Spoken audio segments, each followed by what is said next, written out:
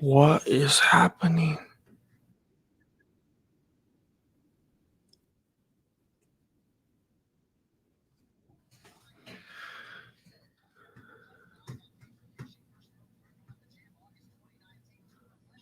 I was streaming for like 30 minutes and apparently you guys couldn't even see me. That was the best content I ever put out. 30 minutes.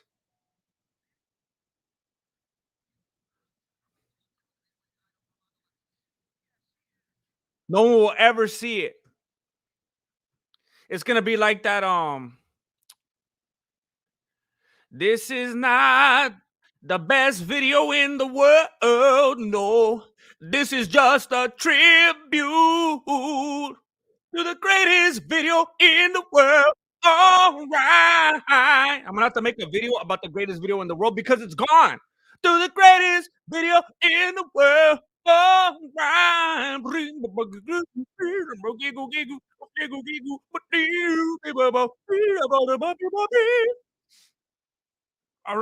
We're here. Do you guys know what I'm talking about? Yeah, sweet. There we go, Gabriel. He knows what's up. Can I get 20 chicken nuggets, junior bacon cheese, spicy chicken sandwich, some onion rings, sourdough patty melt, and a diet coke because I'm trying to watch my weight. Um, hey, I want to say thank you to Uncle Bob Reacts. I want to say thank you very much for giving me $2 when I wasn't even here. No, I'm just playing. I was not streaming.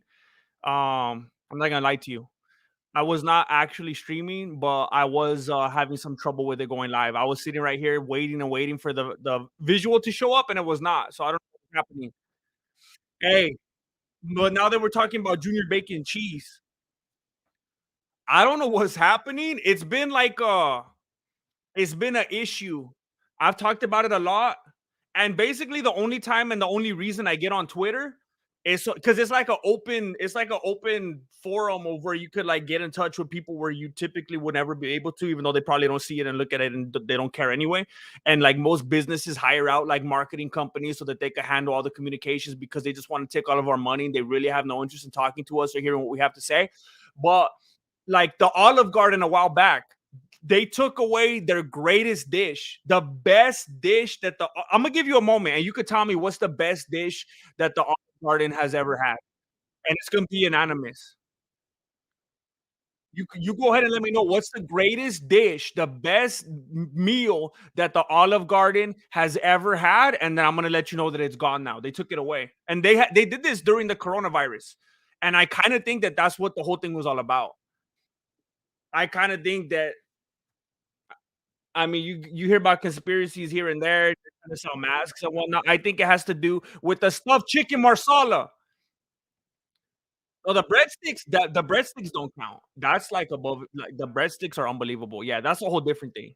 I'll tell you, I'll go just to have the soup salad and breadsticks. That's amazing. The olives, that's nasty. The stuffed chicken marsala meal, the best thing that they ever. Oh my gosh, stuffed chicken marsala. They got rid of it, and I'm always tweeting them, and I'm like, "Hey, what's up? It's over. The thing is over, right?" I hear they're trying to start it up again. I don't know if that's true. If they started up, they'll never stop. They're trying to get somebody else in there now or something, so they're starting it up again. I'm not sure. They're trying to get the fall ratings up on NBC, so they're starting it up again. Um, but I'm always tweeting them talking about the stuffed chicken marsala and if they could bring it back. Oh, it was unbelievable. It was unbelievable. You're kind of lucky that you never tried it because now you don't know that you're missing it. What, Lena? Hey, maybe it's where you're at. It might be your hometown because I just had some like a week ago. Whoo! I thought they got even better. But anyway, I went to Jack in the Box like last week, right? And I was working hard on this video that I just put out that nobody watched. And I pulled an all-nighter and I was really tired and I needed some energy. And I went to Jack in the Box and I ordered I think it was called the Grande sausage burrito. I think that's what it was called. Grande burrito. Yeah, it wasn't the meat lovers, that one's nasty.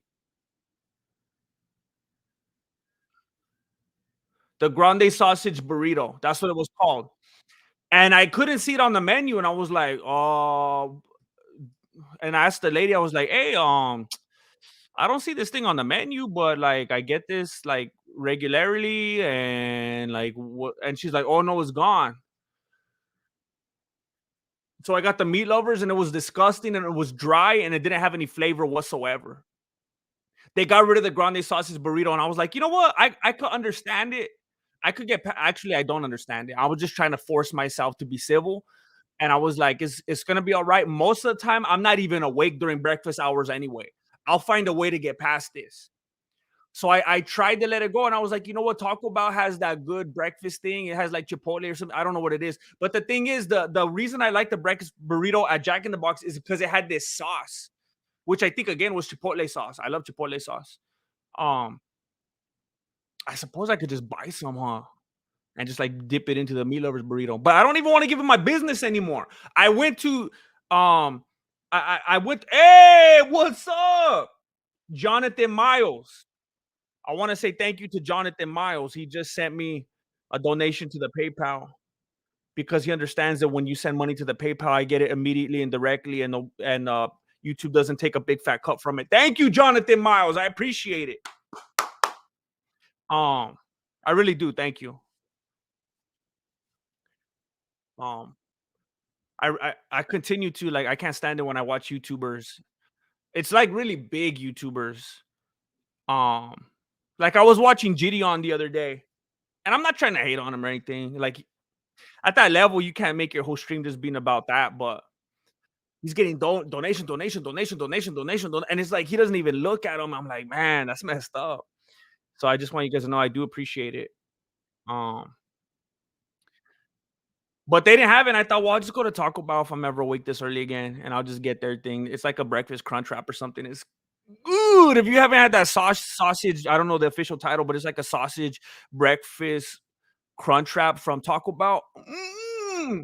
But then, so last night I went to sleep. Well, last night I went to sleep this morning. That's how I want to start this story. Last night I went to sleep this morning. The last time I looked at the time was 6:14 in the morning. I went to sleep because, oh, I remember why. It wasn't even because I was working. I was kind of working on something. I was doing some research. I was watching some stuff and I was taking some notes and I was planning some stuff. But the real reason I was up so late was because somebody was supposed to come over to my house today. And have you ever seen that movie Animal House? That's what my house looked like last night. And I was like, "Oh, snap." Like, I gotta keep up appearances and whatnot, like, give the impression that I don't live like a meth addict or something. So then I was cleaning and cleaning and cleaning, and I was listening to some podcasts and stuff, so it was all right. And then I went to sleep at 6:15, and then I woke up at, like, 2:30 or something, and then, there was, like, no food at the pad. So I went to Jack in the Box because I needed some carbohydrates for the stream, and I was gonna order a junior bacon cheeseburger, and I couldn't find it on the menu. When I say Jack in the Box, besides, like, the Jumbo Yak, besides the classic, the Jumbo Jack, everybody knows about the Jumbo Jack.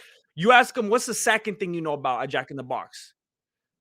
They're gonna say, besides very rude employees, they're gonna say the junior bacon cheeseburger. That's like Taco Bell getting rid of tacos. They got rid of the junior bacon cheeseburger. And I asked her, I was like, "Hey, I'm not seeing it, but I'm just like, I forgot my glasses at home, and I help me out here. Is it like the animal fries at In and Out? Like it's on the secret menu or now or what? Like how do I?" And she's like, "Nah, nah, it's gone." And I was like, "What are you talking about? It's gone." And I was like, "Hold up, I'm sorry, I'll lower my voice. I just woke up. I had a long night because I thought someone was coming over to my house. Oh, and they didn't even come over.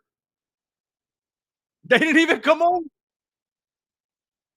And she said it's gone. The junior bacon cheeseburger is gone.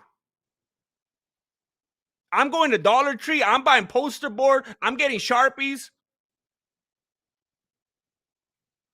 If Sean O'Malley wasn't fighting Aljamain Sterling tonight, I will be picketing outside of the Jack in the Box. It's gone. It's gone. The Junior Bacon Cheeseburger is gone. It's gone.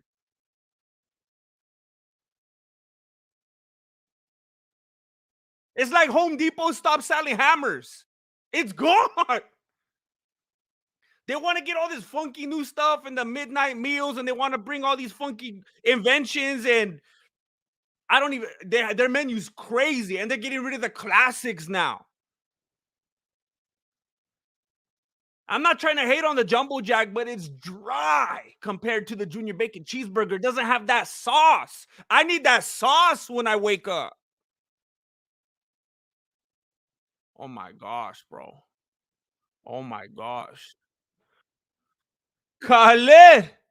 Khaled Hawasli. Kawar Hawasli. Unbelievable. Unbelievable. Unbelievable. It's been like a year since I got a donation like this. You are a man among men. Khaled Hawasli. Unbelievable. There you go, sir. Keep posting. Love your content. Do another Ridge Wallet ad. Those were hilarious. um, I wonder if I could do a Ridge Wallet ad if I'm not officially being sponsored anymore. Remember, I used to do those back in the day. I remember I did ads for like Tahin and Fabuloso and stuff like that, and they weren't even sponsoring me. Um, I that would be interesting. That would be interesting. Ironically, I actually did do a couple that I let's move on. But thank you, Khaled. Thank you very much. Um, that's that's very, very, very generous of you. I really appreciate it. And you helped me to keep doing. Look, I made this video last. When did I upload it? Yesterday, I think. I don't know, but um, it's not fun. It's not fun. It's demoralizing. It's discouraging. Um, it didn't do well. So just doing the work itself and being on YouTube and the way the platform works itself is very discouraging and makes me want to quit. But then you rolling up through like this and showing that that's how much you appreciate the channel, that you're willing to throw down like that is like, oh snap! Like maybe I shouldn't just walk away. I can't now. I feel bad. So thank you. I really appreciate it. And it's dumb when people are like, "Oh, well, just work on this or make a better thumbnail or make a better title or just nah." That's not what happened. I looked at the analytics. It has a over 11% click through rate. Over 11%. If you get to 10, if you get a 10% click through rate, you're basically Mr. Beast. A 10% click through rate is outstanding. This one's over 11, and the watch time is 85%. It's killing it analytically, but YouTube just ain't pushing it.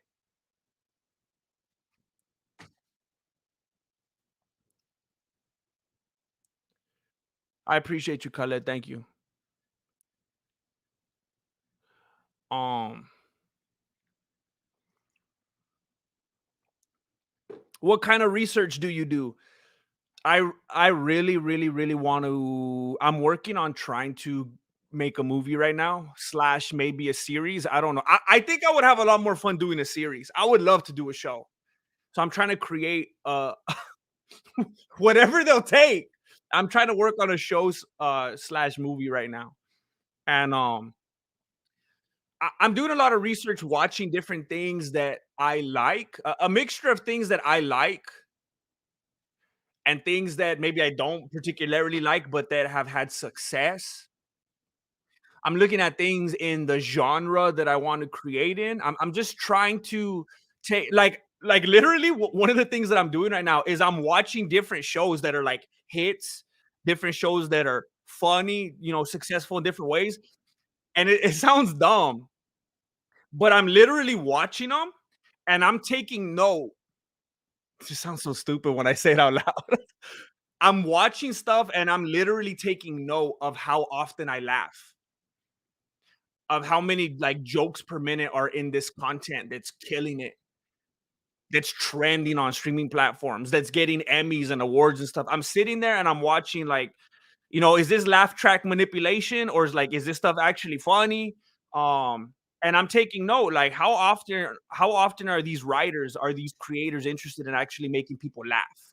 Or is it just about the topic or the agenda or the message they're trying to get across and the things they're trying to convey? I just want to make people laugh. I want to be like a cartoon, you know? I just want to make people get an escape and have a good time and take their mind off stuff. I almost died right now. But that's one of the big things that I'm doing. I'm looking at the pacing. I'm looking at how they structure their scenes and mix up their locations and stuff like that. I'm doing that kind of stuff. Um, yes, I am working on getting another piano right now. I Yeah, there was a song that I was working on that just didn't have, like, the right sound that I was going for, and, I was looking on Craigslist, but, I don't know, the way that the dude worded the listing about the piano, it made me think that it wasn't actually about a piano, so I was like, "Nah, it's a little sketchy." Um,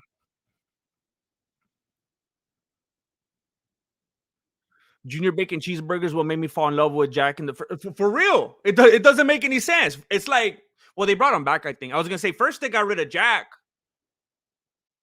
but I think he's back. He's like a different dude or something. He sounds different.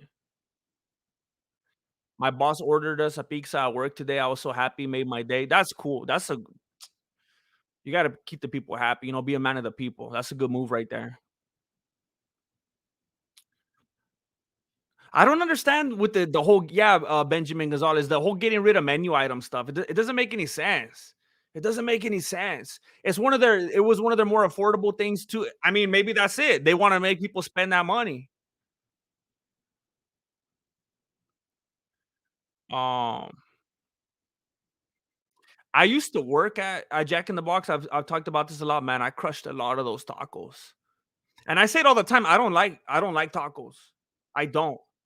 Sometimes people will get in the comment section if they're like a first time viewer and they're trying to be racist or whatever, and they're like, go eat a taco. And I'm like, fool, I don't even like Mexican food. But it's funny, like I like Mexican food that's not actually Mexican, Like I like I will eat like, man, during a shift, I'll probably eat like 12 of those tacos from Jack in the Box. I mean, you could down those easy with some soda. Those things go down real easy. Um, I'm real behind on the chat, so hold on, let me catch up. Benjamin Vega, you finally got off work. Our favorites may be gone, but I'm still here. El Guapo, I appreciate you. I appreciate you, Benjamin Vega. Long time no nothing. They gave you the evening off, huh? The team leader came through. I don't know. There's something about Target. Like when I'm in Walmart, I feel like kind of depressed. Like I gotta get out of here. Like something's about to go down. There's like a funny smile and like people looking at you sideways, and like everyone's a little bit paranoid. You got anxiety going through the roof. But when I'm at Target, I feel like I'm doing something. Like I'm basically like I feel like I'm at the shopping centers or something. I feel like we made it. It's like a whole different atmosphere. And I know they do stuff too, like how they do at Disneyland. Like they pump stuff into the atmosphere, into the air, like smells and like lights, and so I know it's probably some manipulation going on right there. Whatever they're doing is worth it. I didn't have phone or Wi-Fi for a week. I seriously had withdrawals from your videos. Oh, my main your main phone died. I was like, man, wait, can I say that? My main phone. Oh no, Mearshart's gonna die again. Come on, Mearshart. Come on, Mearshart. Mearshart looked like he probably didn't have a good weight cut or something too, because his body came in looking a little different. He doesn't. I don't know. He's not looking toy. He's not looking toy like a toiga. Spent 1,500 trying to sa 1,500! Oh, snap. So I had to not pay bills. Some bills, your videos help oh my gosh, I'm sorry that you went through all that, Lena. 1,500, what kind of phone do you have? I feel like the phone itself doesn't even cost 1,500. Oh, man.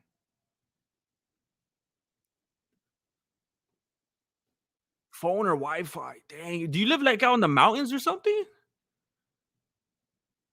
I really appreciate the kind words. See, that's kinda like that's why when I'm here, I wanna do my best and, provide that service, provide some giggles, provide some smiles, make everything a good time, and that way when you're able to come through and you need that little moment like last night when I was cleaning the pad and I just wanted to hear some stuff to laugh at. I just wanted to have a good time, I just wanted to listen to some silliness, and I know how valuable that escape is, that relief, so whenever I'm up at bat, I just wanna take my swings. Aw. Maybe if you started a new channel, get a green screen, and I thought it said 2 fams. I was like, "Wait." I was like, "You're probably right." Um, 2 ferns, you could get around the algorithm. I was actually thinking about starting sometimes I don't know how much I wanna talk about. Sometimes I just, like I'm not being, like, superstitious about it or anything, I just don't I just kinda wanna do things, and then when it's doing okay, then I'll bring it up, but then it's like, well, maybe if I don't bring it up, it's not gonna do okay. I don't know, but, I, uh I was thinking about starting another like, it matters, I already have another channel, and it's not wait, what? Okay, okay, okay. Oh, I'm angry right now. Oh, I'm angry right now.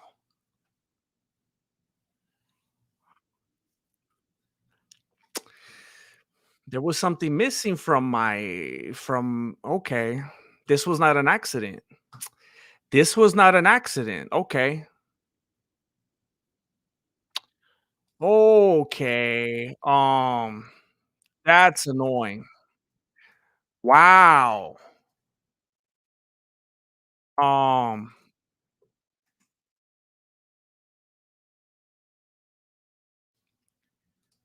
wow, that is annoying. Wow. Um, okay, let me fill you in. L short lo long story short,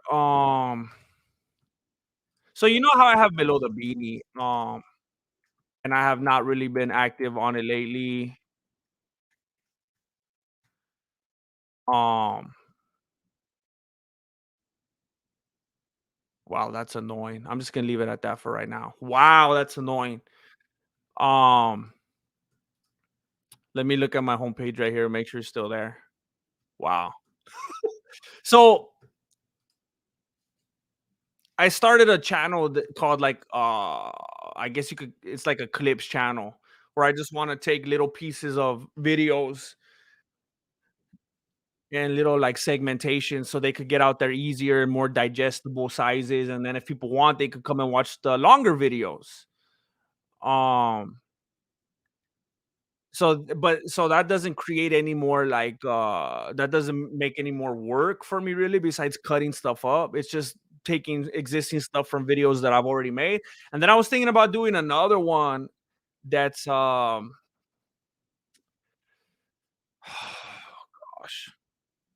I don't know if I want to talk about it right here.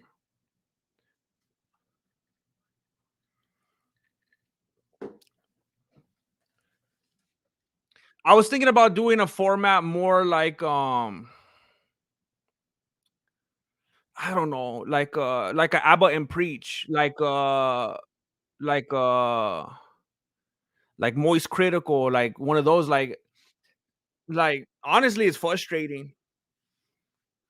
when I see those channels having the success that they have because they seem so low effort, but it's like, what am I gonna do? Like for my whole YouTube career or whatever, just be like this starving artist and be like, oh, my stuff is, I work so hard on it. And they're like, good for you. We're making millions, homie. Keep working hard. Keep working hard for 10,000 views. So it's like, I think I might start a channel to start doing content like that on, because I have a feeling if I do it on here, people are gonna be like, how come it's different? I don't like when you don't do the breakdown. When you do them, I don't watch them. So I think I might do it on a different. That was a beautiful choke that Mearshart just got out of. He's showing some heart right now.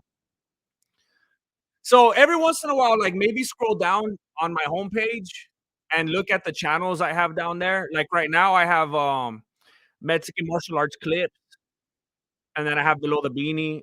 And below the beanie, it's hard. It's hard to I think I want that to be a channel that I just get on and just do more longer form content on, but it's just hard to commit. It's hard to commit to anything because like nothing ever does well enough to stay committed to it. And I know that you have to be consistent for a decent amount of time for it to work, but I've been doing this for like 7 years and I'm a little burned out. Oh, thank you, Miss Chuck Almighty. I'm working hard on it behind the scenes, putting a lot of time and thought into it.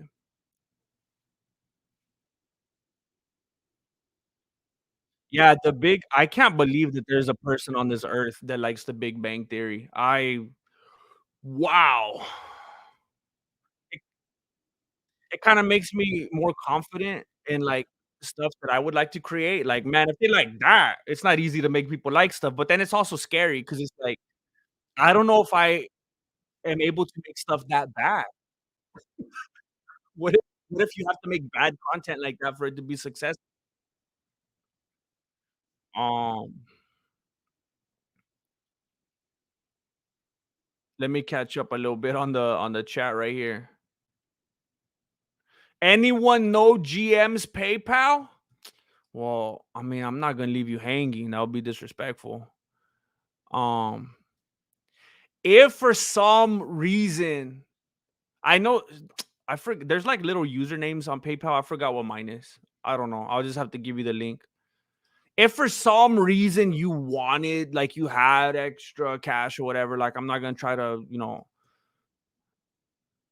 manipulate you or anything. But if you had it and you just wanted to donate in a way that I could have the money immediately and YouTube wouldn't take a big old fat gigantic cut, there's the link and you could give on the PayPal if you felt so inclined. Um oh wow, it's not letting me go further back.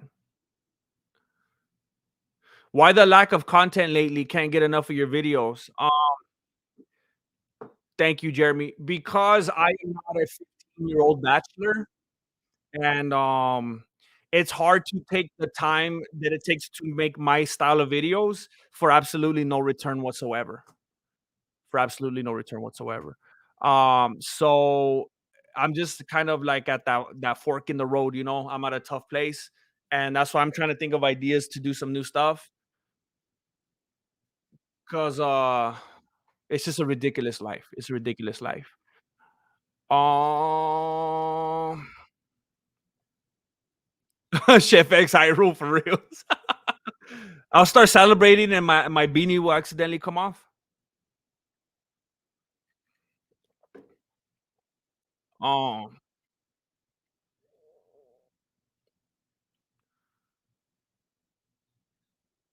um, you watch Abba and Preach? A decent amount. The other thing with those kinds of videos, because they're so low effort, they're so easy to make and put out, it's kinda hard to watch them all. Because if they're uploading, like, every day, it's like, well, I'm trying to make my own videos. I can't really just sit there and watch all these videos. Like, the people that make content like that, like Moist Critical, like Abba and Preach, like The Quartering, like I can't even think of all their names. There's all these names. You know those dudes that just sit there and they're like on they're like a little square in the corner and they're just talking about stuff. Um, they upload like every day. And it seems like, as a viewer, it's like I can't watch all those every single day. There's too much content. But as the creator, you're casting a wider net and overall you get more exposure. So even though as a content creator, it feels like, man, what are you guys doing? You're like oversaturating. Um, as a creator, it could work out in the long run. Uh, I'm not Mexican. Can I join MMA? Absolutely. I've been saying it forever. Uh, Ironically, the Mexican martial arts can work even like especially in the favor of non-Mexicans because they have that like ninja like factor. Like people will never expect it because they're not Mexican. I just want to say thank you to April Moore. April Moore just sent some money to the PayPal. Thank you very much, April Moore. Thank you very much. I appreciate you. And I feel like I have a special connection with you because my birthday's in April. So thank you very much. I'm an April Fool. April Fools in the house, rise up. April Fools. Thank you very much, April. Um,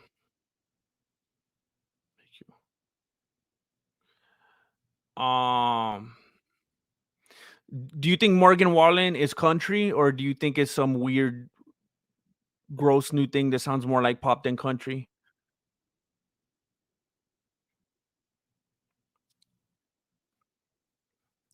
Young Sheldon sounds even worse. Yeah, yeah, I think so. It's not like I'm the biggest country fan in the world, but whenever I hear like this new country, it's like, how in the world do they call that country? Give me some Willie Nelson, homie. Don't use a laugh track. That'd be funny if I made a show with a laugh track. Am I the only one predicting an O'Malley win? I know you guys watch a lot of the MMA channels. I don't.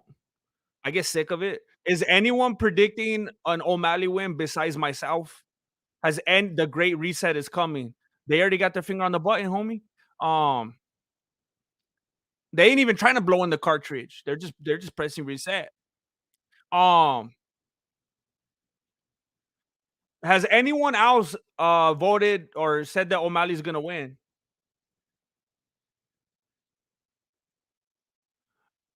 Uh well, that's like a backhanded compliment, Inferno. I don't know why people do that. It's like they're either like really dense or they're trying to be insulting on purpose. Like it's not fair because he covers everything. I put myself in the corner. All I talk about is MMA, so it does get frustrating because I feel like I'm trapped, and it could be really easy to resent it sometimes, and it can affect the content. Uh,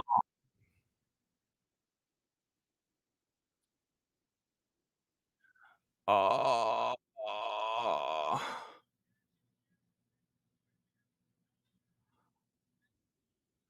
Combining having kids with YouTube must be so frustrating. Yeah, yeah. I remember even when I was like a kid, like I always liked the idea of, like, having a family, like, being a family man, you know? Some people, they grow up and they're just so, like, career-minded and oriented, and all they wanna do is still live their life. I always wanted to have a family and just be, like, a good dad, good husband, and all that.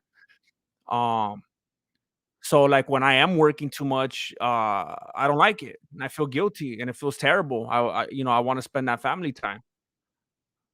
Just like Vito said, a man that doesn't spend time with his family could never really be a man. So it's frustrating. If I've thought about it before. If I was like a bachelor and I went like when I was a bachelor, how hard I would go on things when I was like passionate about it. If I was doing that now, woo! But I'm not gonna sacrifice my family for that. So I just have to make choices along the way. Moist Critical is trash. So I used him as an example. To be honest, I don't really like Moist Critical. Um, I I think I think he's kind of annoying. Um, I really can't stand his voice. And I know it sounds just like an envious, jealous thing that I probably shouldn't even. It's not even worth saying, but like I do tend to like be resentful toward creators like him because it's so low effort. And I don't know if viewers don't understand that or what. Because I know a lot of people love him. Maybe they just love the personality. I don't know, but as someone who does what I do, unfortunately, it's very easy to be resentful of stuff like that, and I need to get over that. It's not right, but I know the workflow of doing something like what he's doing, and compared to what I'm doing, it's like I, there's a lot of anger there. It doesn't add up. It doesn't add up. All your all your base belong to us or belong to us. What's up? I love the content. Ese. Mira, do you really think it's about to be the sugar era?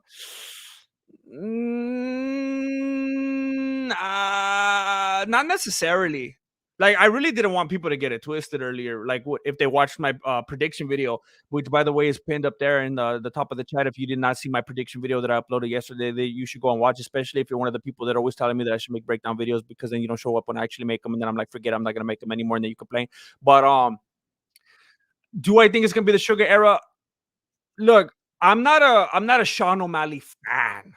And anytime I've ever talked about Sean O'Malley or made a video about him or whatever, um,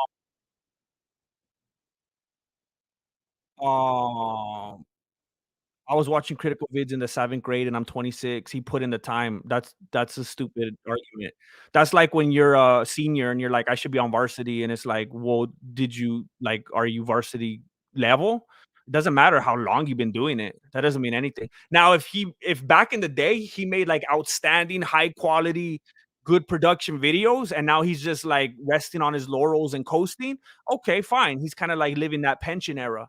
But I mean, I haven't been watching him that long. If he's just been doing about the same thing, kind of at that quality, then it's like, well, then apparently he's like made people love him along the way and his personality. So if you like his personality, cool. Like, okay.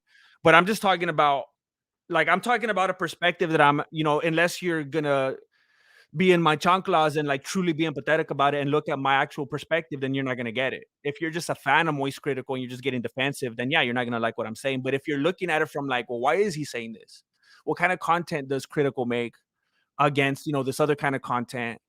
And when you're a creator and you see that thriving, it's like if you were, let's say you had an Instagram channel and you did like really cool research and you talked about really educational stuff um, stuff that you put a lot of thought and editing into, or maybe you did like really artistic stuff and did like really cool animations and stuff that took hours, and you were a really great artist and stuff like that. And then there's a girl on there shaking her butt, and she gets 50 million views, and you get 10 views. That's how I feel about people like Moist Critical. If you can't understand that, I can't talk to you. If you're just a Moist Critical fan and you can't listen to logic and reason, I don't know what to say to you. But that's exactly how it feels with people that make content like him. It's like there's this format and then there's other format and then it thrives and you're like, I hate the world. I don't know what to do with myself. So I'm just being honest. I don't think it's gonna be the sugar era. I made that video because I'm an MMA truther and I was looking at things black and white. I did the MMA science. I've seen what O'Malley has done, how he's done it, what he hasn't done, what O'Malley has done. Look, something very interesting that I screenshotted this because I wanted to bring this up to you guys, and I'm glad I thought of it right now. Somebody posted this. Oh, it was Bloody Uppercut. I don't know if you guys follow Bloody Uppercut on Instagram. If you do not, go follow him. Bloody Uppercut. There was a photo of Sean O'Malley, and it said, and it's showing the people he beat. It said, not in the UFC, Terry on Ware, not in the UFC, Andre Sukma, not in the UFC, Jose Quinones, not in the UFC, Eddie Wineland, not in the UFC, Thomas Almeida, not in the UFC, Chris Montino, not in the UFC, Raleigh Paiva, number 5, Peter Yan. So they're basically saying like Yo, all these people that he beat, they ain't even UFC caliber anymore. They're already gone. They're out. And then I'm not gonna take the credit for it. Oh, snap. Well, you could go look at it if you want. I only screenshotted this part, I guess. But someone in one of the top comments was like, "Hey, fool, so you're basically telling us that Sean O'Malley's out here retiring fools like every single time he fights."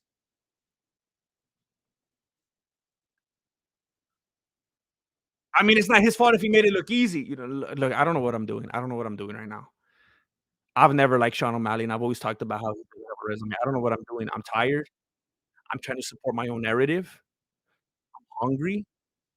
I'm upset that they got rid of the junior bacon cheeseburger and the grande sausage burrito, and it's bringing back trauma because of Olive Garden getting rid of the stuffed chicken marsala. So I'm in a tough place right now. All right, I'm all over the place, and I'm being inconsistent and contradictorial. Okay, I don't really know how I feel right now. I'm kind of on the fence, and I feel like I fell off the fence, and it hit, and you know, like when you're standing on the fence and you go, I feel like I got hit right there. That's how I feel like emotionally. I just thought it was a funny post because they're talking about all these people that aren't in the UFC, and it's like, "Yeah, because he slept them, fool. He made them leave. He sent those fools back to amateur." But look, I don't think it's gonna be the O'Malley era. I just think he could beat Sterling because Sterling, when you look, it's easy to look at names on the Wikipedia, but when you look at what Sterling did and how he did it, um, it was stuff that he can't really get away with anymore if the UFC is gonna honor the new rule set. He's not gonna be able to just hug him against the cage. He's not gonna be able to just hug him on the ground. And either way, Sean O'Malley grapples for funsies. If you saw my prediction video, you already know what I'm talking about. He's a grappler. He knows what he's doing. He knows how to he's never been subbed. And look, I'm not gonna lie to you, all right? He got subbed as an amateur. And a lot of people don't know that because a lot of people didn't do the research that I did. But he got subbed as an amateur. Okay?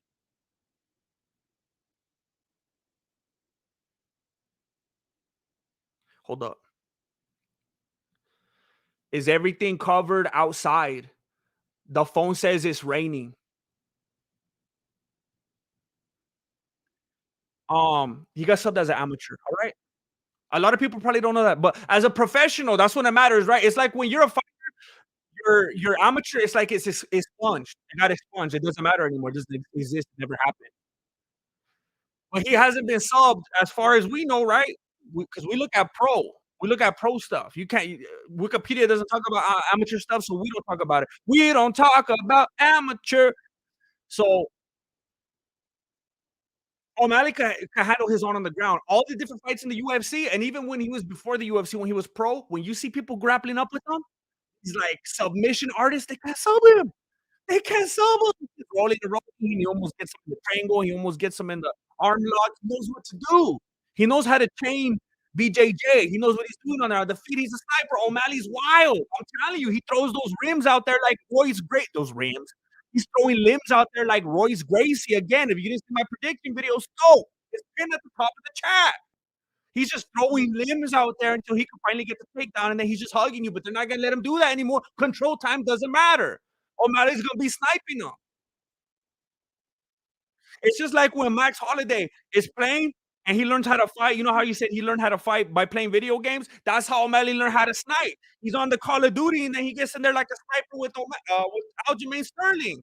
Aljamain Sterling has really, really, really sloppy striking. All So I think he could beat Sterling because okay, it took me like 30 minutes to answer this question. Here's what I'm getting to. I don't think it's the Sugar era. I think he beats Sterling, and then I think he gets beat by Marab. That's what I think happens. So I do not think it's the Sugar era. I think Aljamain's gonna feel that sugar. I think Aljamain's gonna feel it like so bad they're gonna have to cut off that dude's big toe. I think O'Malley's gonna make Aljamain feel that sugar so bad he's gonna put that fool on dialysis. He's gonna make Aljamain feel that sugar, but as far as it being the sugar era, as far as the UFC as a whole getting that diabetes, chale, it's gonna be Marab right after.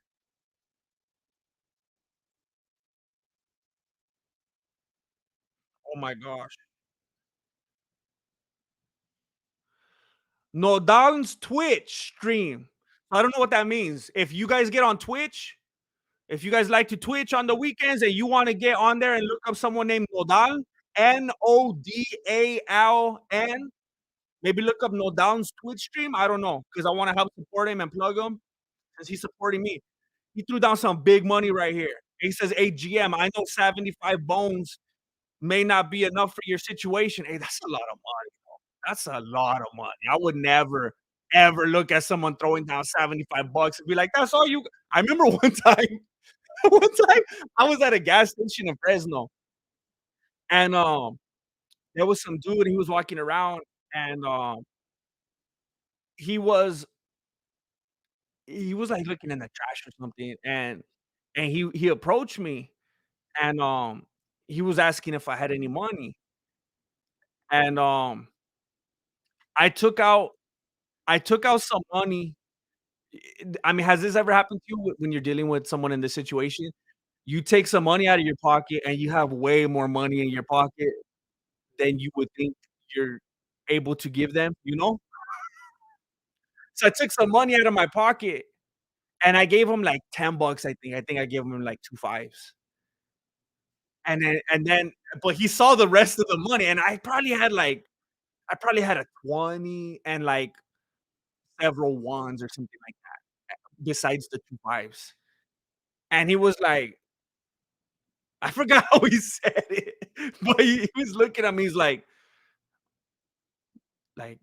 "You think you could down with some more?" Like, he was just like, "More, please? Please, sir, I'd like some more."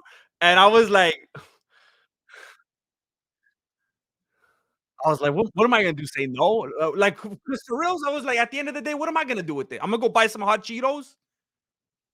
Like, for real, think about it. I know it's easy for you right now in the chat to be like, "Fool, tell that fool get out. Time to go get on Indeed.com and get a job." I know it's easy to think like that, but in the more like in the 4 seconds I thought about it, I was like, "What for real, what am I gonna do? I'm gonna go buy a soda? Imma buy Little Caesars or whatever, and then it's gone anyway?" I was like, "It's gonna affect his life way more than it has, than it's gonna change mine." Like, it's more of an impression, this way than this way, like so, like, to that fool, that was like the world, in that moment. And, like, to me, like, you ain't gonna give me 75 big ones, and I'm gonna be like, "Hey, well, you couldn't kick down with, like, 5 more bucks or what?" Like, I'm not gonna think that way. $75 is a lot of money, for real. May not be enough for your situation, but I hope it helps out to reach your goals and that this trash platform starts to spread out the word of the MMA truth. Grandmaster Jesse, keep up the hard work, homie. Nodan, again, if you're so reclined, please consider checking out the homie Nodan, Nodaln. Nodan's Twitch stream. I appreciate that very much, Nodan. It really does make a difference. It really is a big help. It really is a big help. Believe me. Um, um,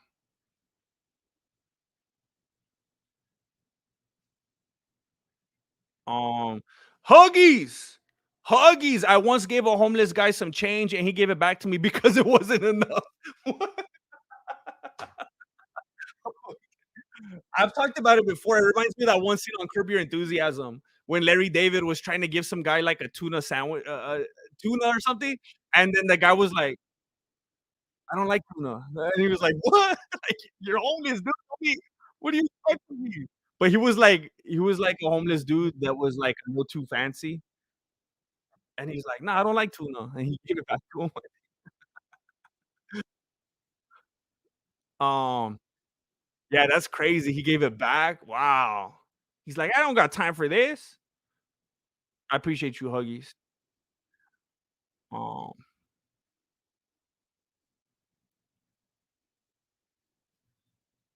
the Cheetos do. The Cheetos are made of like I don't know. It's like the back of the bag, it says like carbs and dopamine or something. Like it makes you feel so good. It makes you feel so good.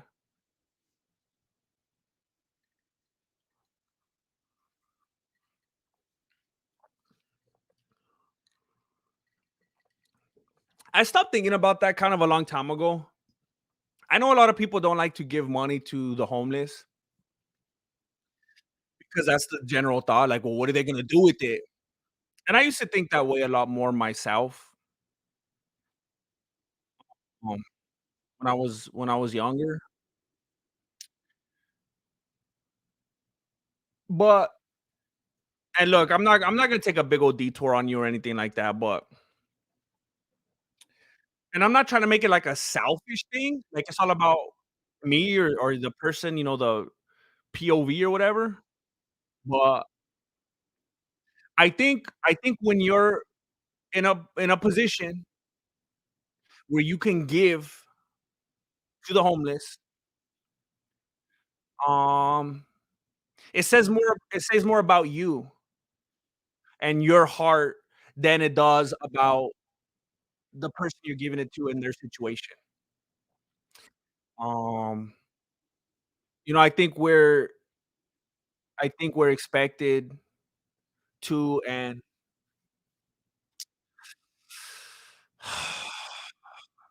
I'm just gonna say real general like that. I think it's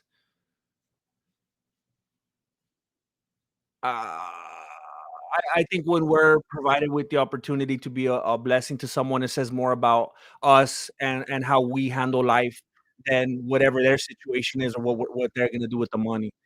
Um, and I know several people. I don't know if I should say unfortunately, but I know several people, and a lot of us probably do, that are or have been homeless. And, I absolutely know that a lot of them absolutely did it to themselves, and they're monsters, and they did terrible things, and they hurt a lot of people, and that's why they're homeless. I understand that.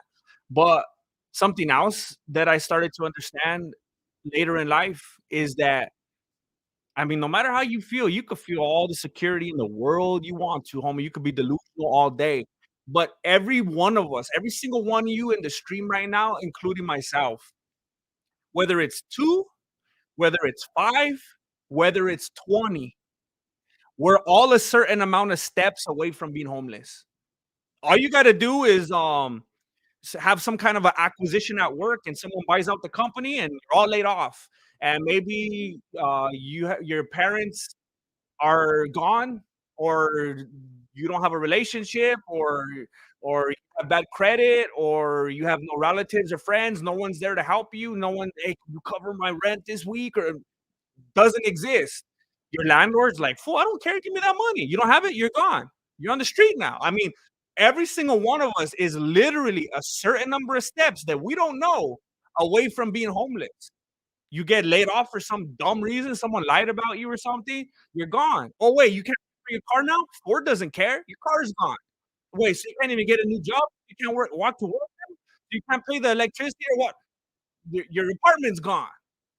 You worked so hard and did so much schooling, and you kind of, like, left all your friends and family behind and didn't communicate with anyone. Now you have no relationships with anyone, no one to fall back on, no one to take you with, you're on the street now. So I don't know, I got to this place where it's like, "Hey, I don't know their situation. I don't know what they're gonna do with it." And I remember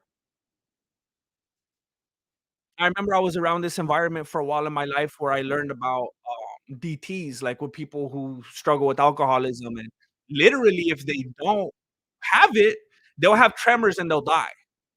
So, like, sometimes I'm not gonna judge him if he has to go buy some beer or something like that, because it's like, well, this fool might be on the brink of death. So, it's not up to me to sit there and think about what they're gonna do with it. It's just, what am I gonna do with my resources? Am I gonna be a good steward? Am I gonna be a blessing to someone in need? That's really all I could do. I can't follow him around like a secret Asian man. There's not enough time in the day.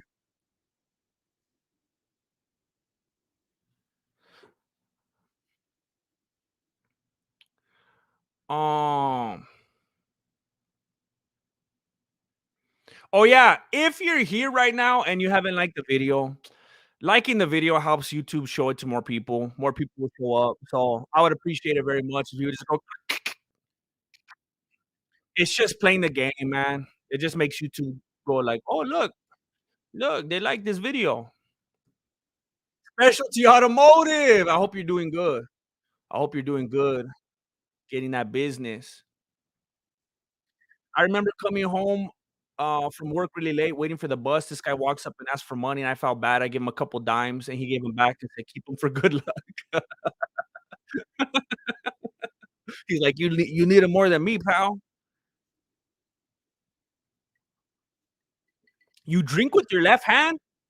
I'm ambidextrous when it comes to, green tea matcha lemonade. I think that's the only that might be the only thing I'm ambidextrous in.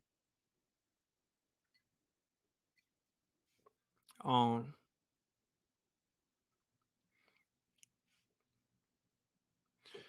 Ernie B is right. Stop homelessness with showers and free service laundromats. You know, one of the things that I wanna do,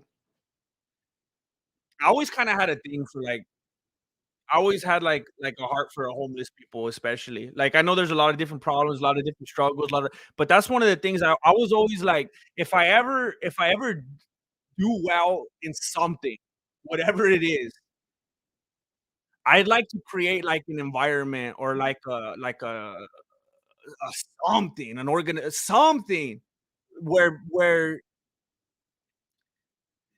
where they could do something like that to help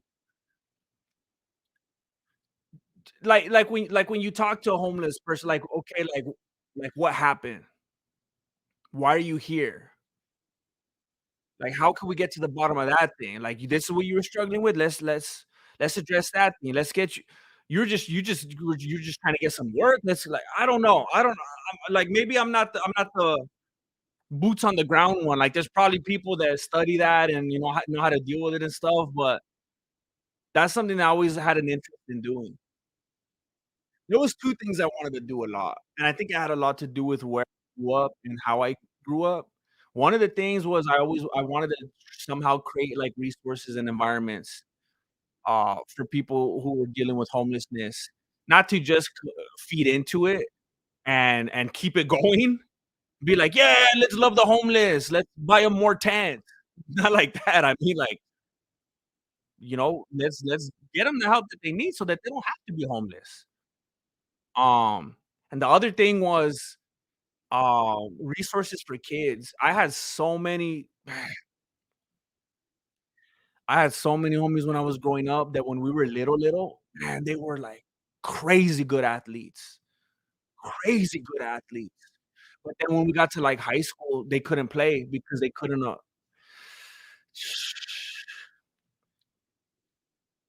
couldn't afford, like, the uniforms and, the equipment and all the stuff that they had to do, and, like, a lot of them started doing drugs, and they just dropped out. Some of them got killed, some of them went to jail, um, 'cause a lot of 'em's parents came from, like, Mexico or whatever, and they didn't have the resources. They couldn't buy them clothes, and they couldn't buy them shoes, and they couldn't buy them just all the dumb stuff that you need to do it. And I remember having homies that were, like, the best three-point shooters I ever seen, the best running backs I ever played with, super fast dudes, crazy soccer dudes. And then in high school, I was like, what's going on?" And they're just like you just get hard, you know? It kinda changes your personality. Just saw a lot of homies fall by the wayside because of dumb stuff like that. They just weren't able to just do what a lot of us take for granted and consider, like, the most basic things. And I remember them being, like, embarrassed about it.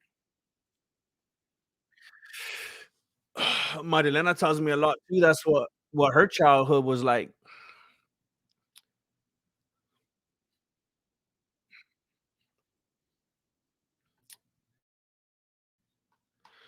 Um, Cura Diaz. I remember a homeless man in Paradise, Califas, used to be successful, great job, great house, but he basically lost everything. He gave me a photo he took of Paradise as it was burning. Oh, that was that thing that happened a few years ago, right? Man, if I remember correctly, people were, like, hating on that situation, and they were, like, making fun of him basically, because they were like, "Oh, these rich people, that's what they get, like, who cares about the rich people?" I think that's it, right? It happened like a few years ago or something? Gosh. Yeah, people never know. They never ever I remember I remember a few years ago, well, it was longer ago now, it was like 2013? Oh my gosh. I didn't realize it was that long ago. No, it was 2015, 2 years later. I had a I I had a really good job. I had a really good job. I used to get paid pretty good money, and for real, I was convinced. I was con and the people around me convinced me that I was indispensable. Man, I had no idea that that wouldn't last that long.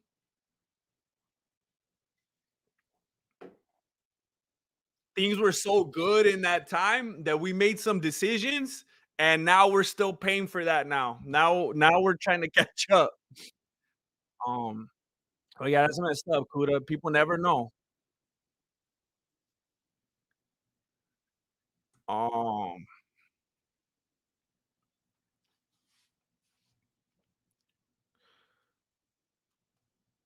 um,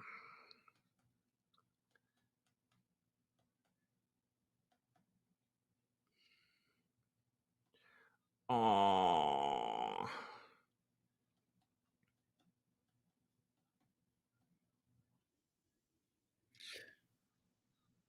you are right. I could tolerate them if they were clean. Like like when I was at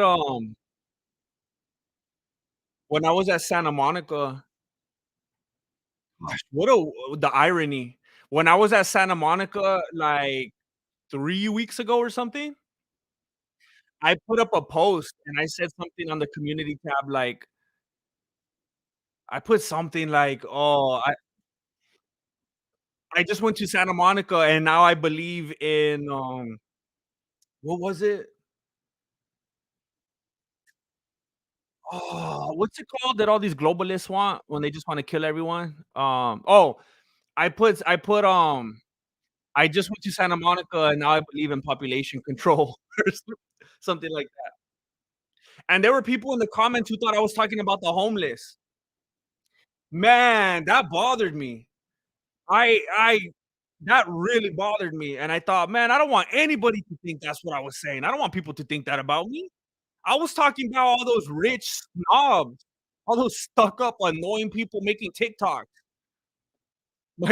My daughter, she got all embarrassed because we were on the boardwalk, and I was going like this, and she's like, "Stop it!" 'Cause, that's like what everybody was doing. It's like it's so pathetic. And just like the way everybody treats each other and the way man, it took us like 2 hours to get out of that parking lot because everyone was cutting in front of each other and honking at each other and giving each other gestures and just people in line at the snack bars and just oh man, like people are just terrible. And I saw like homeless people there and they're just chilling. They're just kind of like minding their own and just happy to eat a little hot dog here and there, and it's like, man, I'd rather sit down and talk to this dude than these I don't know, this TikTok brain society, just like, man, people are just like they just all feel like a bunch of brainless NPCs.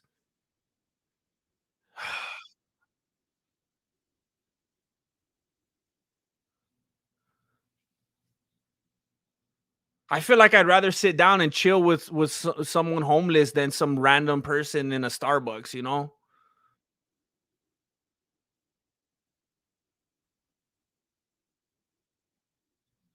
A child is a product of their environment, bless your parents, definitely. There's some girl that, my daughter's age that we were like, "What's up with this kid, man?" And then we were around her mom the other day and we're like, "Oh, okay. Thank you, Turbo. I appreciate you." Thank you for the kind words. Yeah, absolutely right, Lena. Last week, I was at Burger King, and this homeless went inside and was browsing the trash cans. Then he walked toward me and asked if I could buy him some food. Well, what happened? How did the story end? Last week, I was at Burger King. Oh, this dude won the Ultimate Fighter trophy. Connor's team finally won something. What's his name? Brad Katona. Last week, I was at Burger King, and this homeless man went inside and was browsing the trash can. Then he walked toward me and asked if I could buy him some food. Maybe there was none in there. Jesse Lee Peterson hates homeless people. Amazing. Ay, ay, ay. I don't think I've heard him talk about homeless people. That's unfortunate.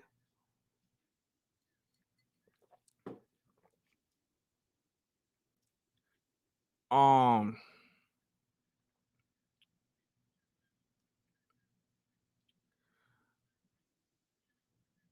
Gibson looks like an in shape Darren Till. He does. um,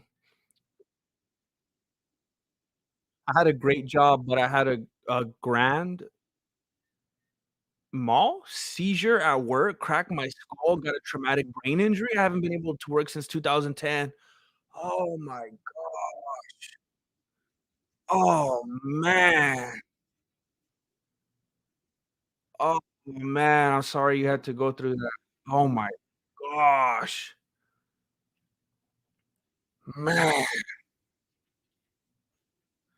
I hope you've been able to, cultivate a new reality for yourself that you're liking, you know? Just make the best of what you're working with right now. Man. Um,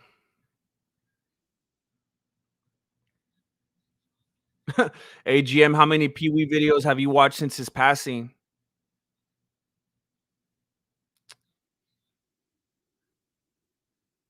Uh,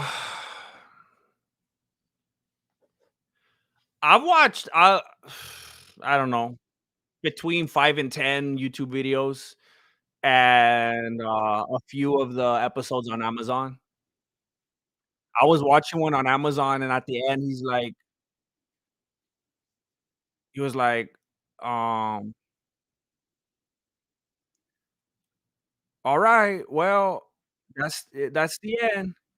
I wish I could stay, but we gotta say bye now," and I was like, man, I was getting choked up. I was like, "Oh," it felt like, he was saying goodbye, like, because of his passing and everything. He's like, "I wish I could stay longer, but it's time to say bye," and then he got on his little scooter and took off, and then he's waving and everything. I was like, "Man, this is too much right now."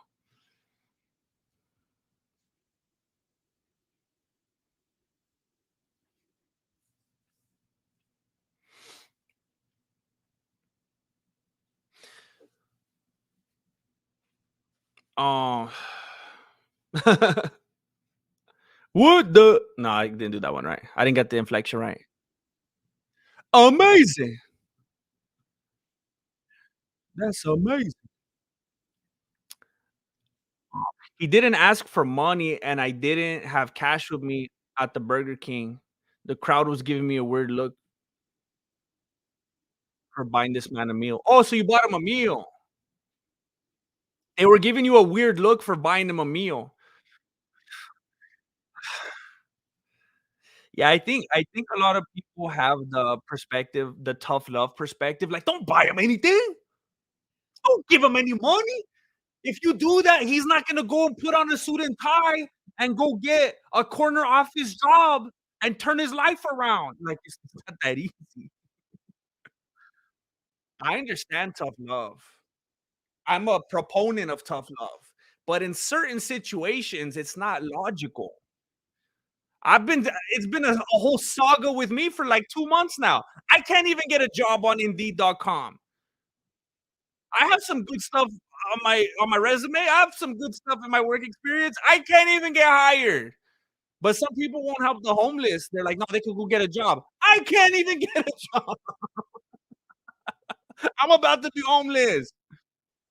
Imma be looking for Victor and Burger King. Oh, man. Oh. Righteous Ron. I feel like a bad fan. Oh, you're a homie. Of GMs for asking this, but what do we as martial arts fans call ourselves? I feel like I'm disgracing the membership someone gifted me. Not at all, not at all. We've talked about this in the past because someone brought it up.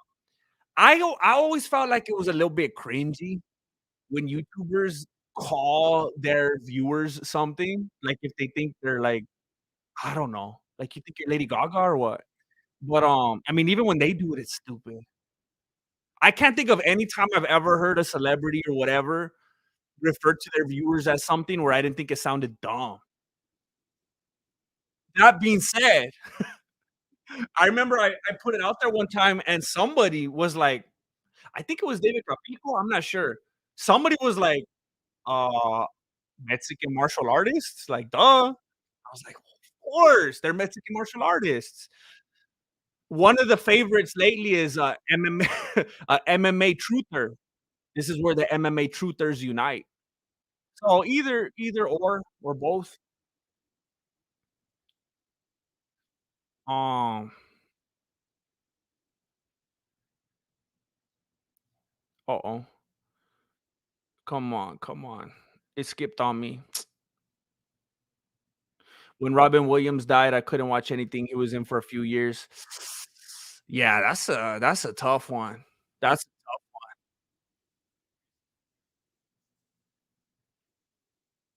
that's a tough one, and I think he got out just in time. I think he got out just in time, or else, I mean, imagine everyone trying to cancel him for Miss Doubtfire. Imagine if they woulda tried to cancel him and then that woulda happened, that woulda been so I mean, it was already tragic enough as it was, but imagine that and then, like, his whole legacy, like that. But yeah, man, that fool dipped out in time.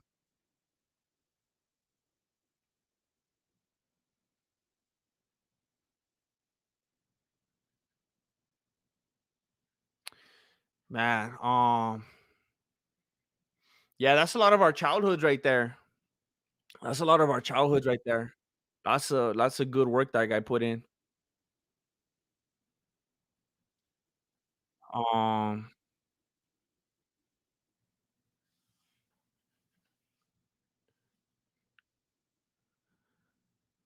I hope you donate some of your donations to the homeless.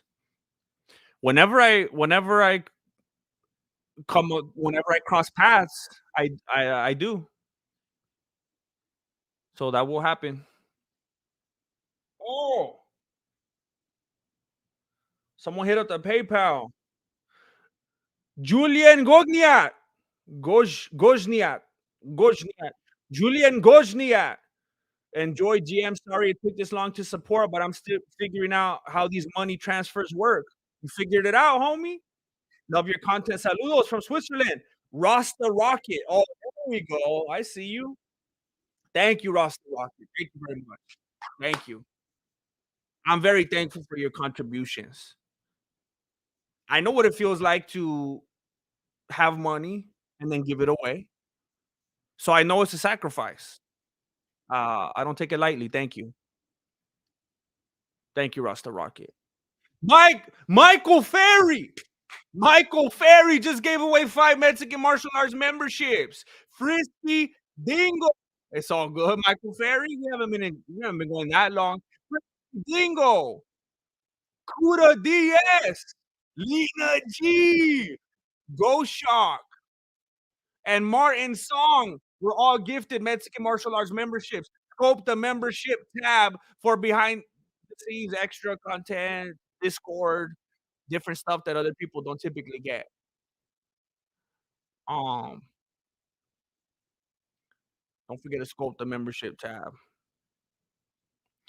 I start my job Monday. I'm currently 2 months clean off of drug addiction, opioids, since I was 15. Turned 31 in August 30th. I have to be out of the place. I'm in my September 5th, currently saving. See, that's like what I'm talking about right here. You're, like, trying to get your life together, being clean, trying to work. Like, some people, they don't wanna work. They ain't trying to work. They're trying to ask their homies, "Hey, what do I have to do to not have to work?" And they just send me money. What do I have to do so I don't ever have to get a job?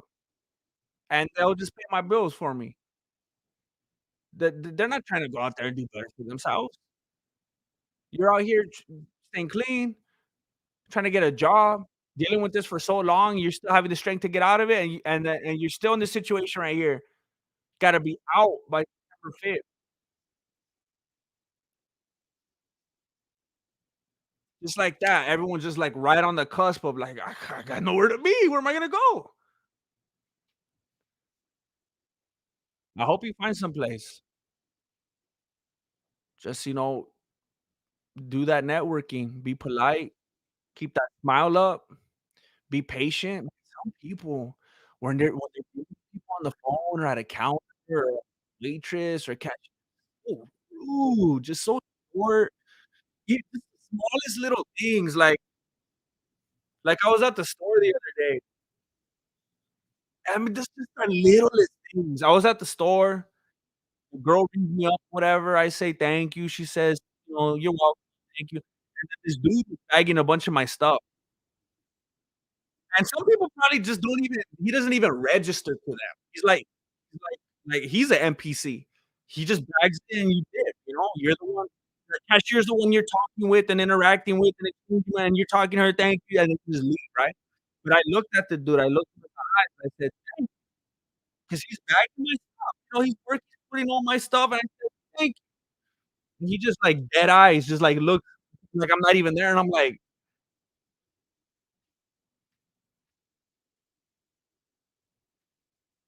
I think it's not like I, said anything vulgar, but I think I just out loud, I just said, "Okay." Like, I couldn't I was stuck for a moment. I was like, "Okay." I just walked away, like, I'm trying and this happened before with the same dude. I did it again after that. When I got in that line, I was like and I walked by and I didn't have anything behind it. I wasn't being passive aggressive or nothing. I thought maybe he didn't see me the first time. He did it again! It's like, what's the point, man? Just be cool too. Just say, "Oh, you're welcome." And the strange thing is I've seen this guy enough at this store because I go there, like, once, twice a week, and he's always talking. He never stops talking. He's talking to the coworkers, he's talking to the whatever.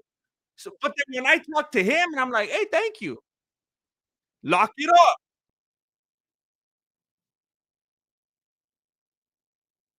Oh, we're not doing this again.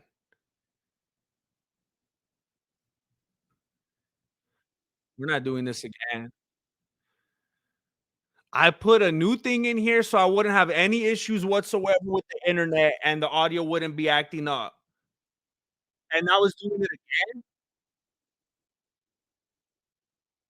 Oh, this is frustrating. Oh, this is annoying.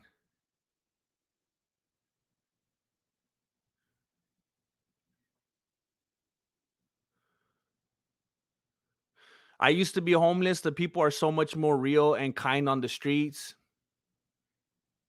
It's like they're not all caught up in the dare I say matrix? They're not all caught up in the whole game of everything, you know? I feel like the homeless are like the closest thing to like the old fashioned like the cowboys, like when they're just out there, campfire, hunt for your own food. You got, like, no resources, you don't got electricity, you just got each other, and you just warm each other up, you just got your blanket, air conditioning, heating. I feel like the homeless are modern day cowboys. So they're just like, bare bones.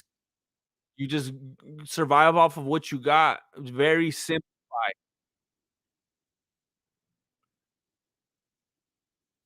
Oh,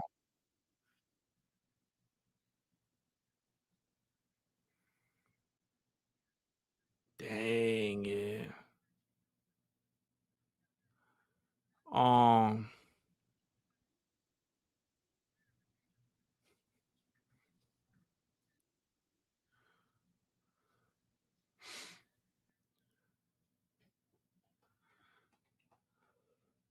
yes, Bobby Lewis. Thank you. Is yeah, it's difficult to just be that blessing, not sit there and decipher what everyone's gonna do with that blessing.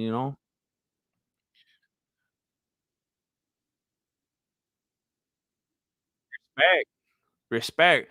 I respect anyone that could use a forklift. That's a skilled forklift.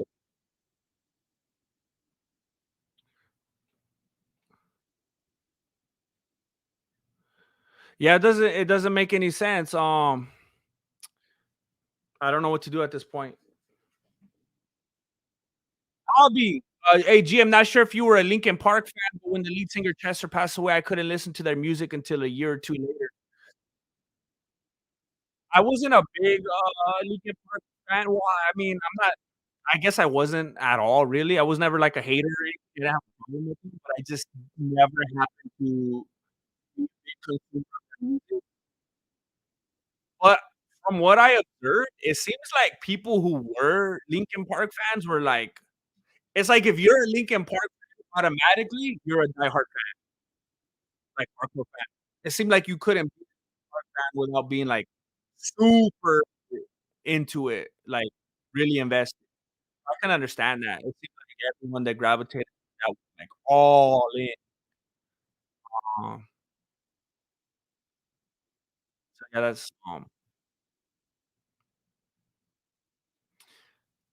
it seems like a lot of the music that I have always liked the most and has always meant so much to me is like oldies and, music from people who pass away, like, long before I was ever born.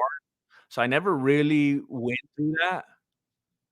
But yeah, that's gonna be heavy because music is a thing that we're so like, music is that thing that you can hear over and over and over and over and over. Like, I was listening to a podcast with some comedians recently, and they were talking about how, like, musicians have it they're lucky because they can play the song over and over and over again. That's what you wanna hear. They want to hear their hit.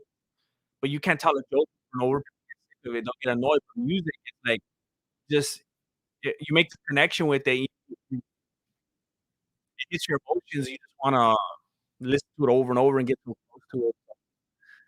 It could be heavy. Le nonsense, le nonsense, le I read that wrong. Le nonsense, le nonsense, le nonsense.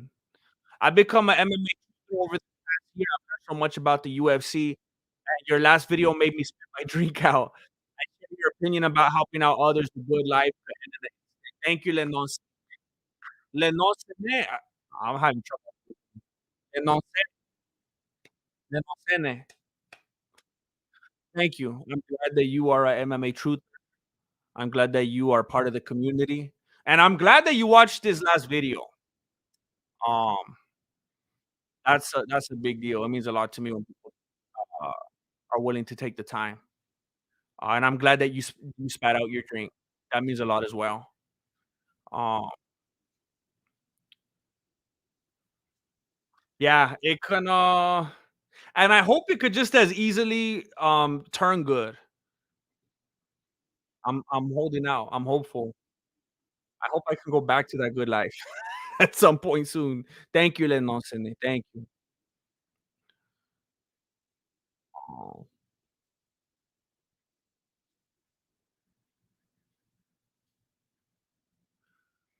D Bear, 5-month member, 5-month member. Oh,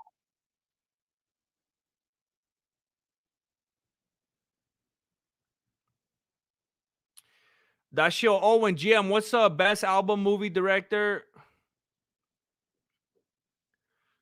What's the best album, movie, and movie director? I'm not into movie directors. I don't a lot of people are like I don't even wanna name them because I don't wanna, like, specifically disrespect any in particular, but a lot of people are always talking about this director, and I'm like, "It's about the writer." That's what makes a movie good, who wrote it. Those are the unsung heroes. I'm always like, "I don't care who directed the movie." The actors are what really bring it to life and portray it and make you feel something. The writers are the one that made this whole story and I'm not trying to disrespect your question. I'm just saying, like, that's never been a thing to me. I'm "Okay, okay, you and then now you say this," and it's like, "Fool, that's in the script. I already know I'm supposed to say that. And then we're gonna do it here, and this is what it's gonna look like," and it's like, "Well, yeah, fool, that's what it says in the script. It's supposed to be in this location, it has that atmosphere and that ambience. Okay, and then I want you to stand here," and well, yeah, fool, where else am I gonna stand? On the other side of the building so we can't see each other? Like, I feel like directors are useless. Um, but my favorite album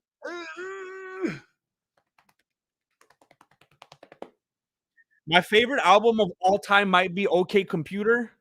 Mm. It might be OK Computer, it might be Abbey Road. Um, ooh,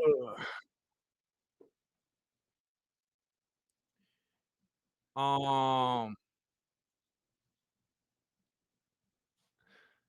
it might be East Side Oldies Greatest Hits Volume 1.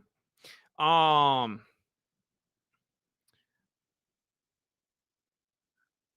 um,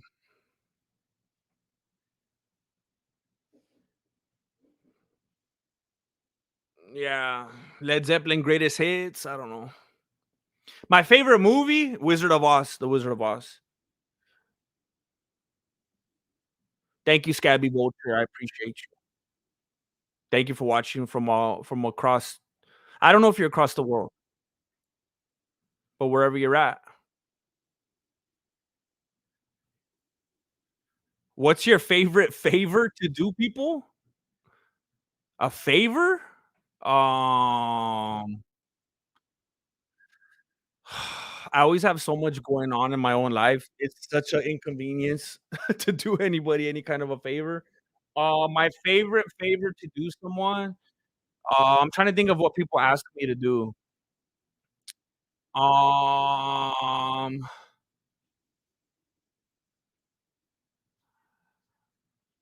uh My favorite favor would be if someone had, like, way too many sodas and they're like, "Hey, could you drink some of these sodas for me?" And then I would drink all the soda. I'll take the sodas off their hands.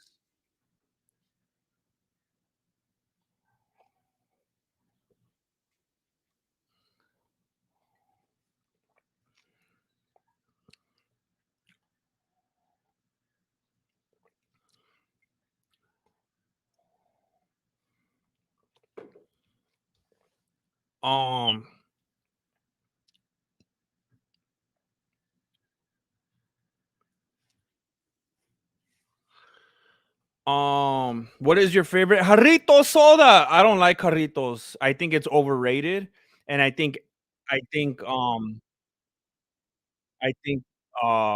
people lying when they act like it's better than, like, drinking Pepsi or Coke. Like, I just don't believe them. They're lying. They're just lying. That's all there is to it. I've had, like, every flavor, and I would rather have a Pepsi or a Coke or dirty water.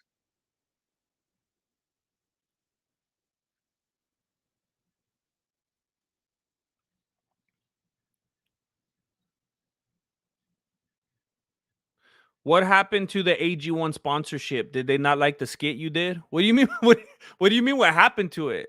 Like, did why did more? Most of the time, sponsorships are one-off. You just do one and then that's it.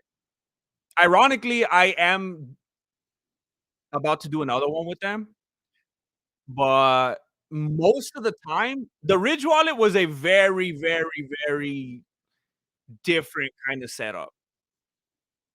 It was a very different kind of setup. Um Most of the time, it's not long term like that. Hingo McRingleberry. What is your favorite toenail polish?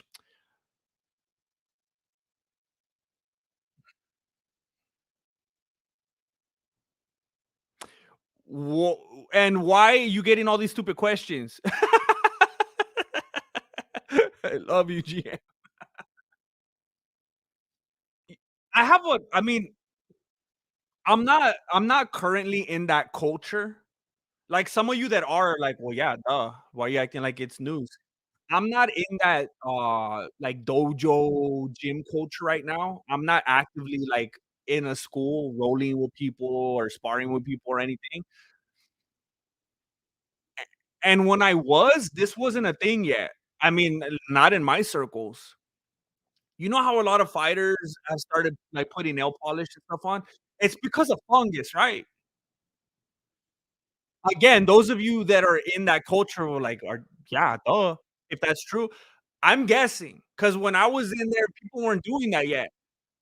Even athletes, okay, because someone says Shaq does it.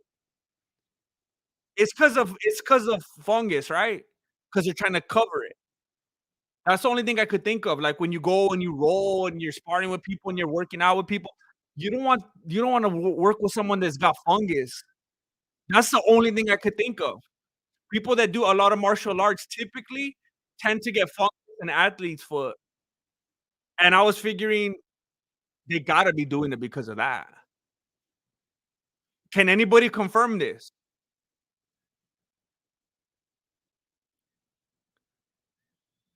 They got that green foot? Shaq is a deceiver. What? What did he do? Ah, makes sense on why I have staff right now. So nobody could confirm this. It's a treatment program, not a cover up. So there Braxton, I could confirm where's nail polish. It it was very passive aggressive the way that you worded that. It's a treatment program. It's not a cover up. Braxton, so okay, so people are doing that then though, right? If a man wears nail polish, take testosterone. We like real men. Imagine Nate Diaz wearing pink. Um, I got toenail fungus from a Vietnamese pedicure spot. I think it was a drug front. Okay, so I guess I'm the only one that has ever thought this. When I started seeing all these BJJ dudes and fighters and MMA dudes painting their nails, the first thing I thought of in like 5 seconds, "Oh, they got foot fungus." That's exactly why they're doing this. I completely thought other people would think that or confirm that because of them being in that community. I can't believe that no one's popping up and being like, "Of course." That's crazy to me. I thought for sure that was it. It seems so obvious. When I would be in that environment and work out with people and spar and roll, everybody had fungus. Everyone had yellow toenails. So then when I started seeing all these people with nail polish, I was like, "That's what's going on." That's crazy. I thought Easy was just being flamboyant. No, he's never had foot fungus. He's just doing it because it's a gender reveal. Um, Oregon Trail oil kills it. What? Nail polish is to show they like to have relationships with other men.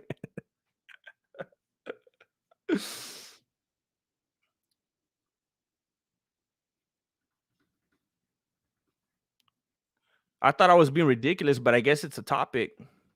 For real, for real. Nail polish could help suffocate the fungus. I knew it. See, I knew it.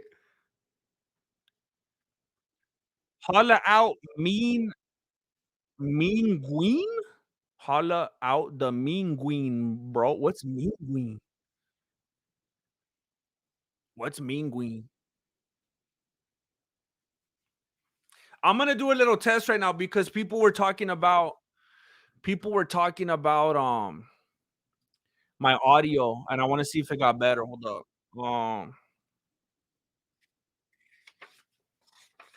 I'm gonna read a little excerpt from this book right here. Um The martial arts have a long tradition emphasizing the wisdom of Asian philosophers such as Sun Tzu and Miyamoto Musashi, who owe much of their longevity to their use of universal principles for fighting. Sun Tzu, in The Art of War, which might be the most widely studied of the Asian military treatises, did not speak of mutually agreed upon code of conduct in battle, but assessed the terrain, weather, and leadership to determine if the conditions favored military success. Although his battle philosophy emphasized quick victory, tactics of trickery and deceptions were elevated and described as virtues of great generals. Relatively little known Relatively little is no that's a weird way to phrase that. Relatively little is known about Sun Tzu, but it's believed that he was a military strategist during China's turbulent Eastern Zhou dynasty. All right.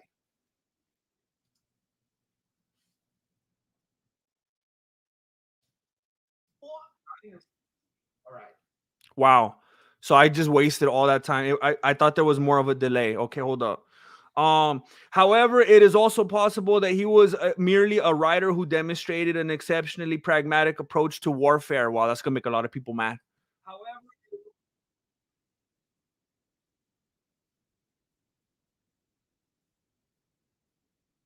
okay, the audio sounds like it got better now. According to some scholars, Sun Tzu's habit of prefacing many of his sayings with the phrase in ancient times is an indication of the timeless nature of his ideas.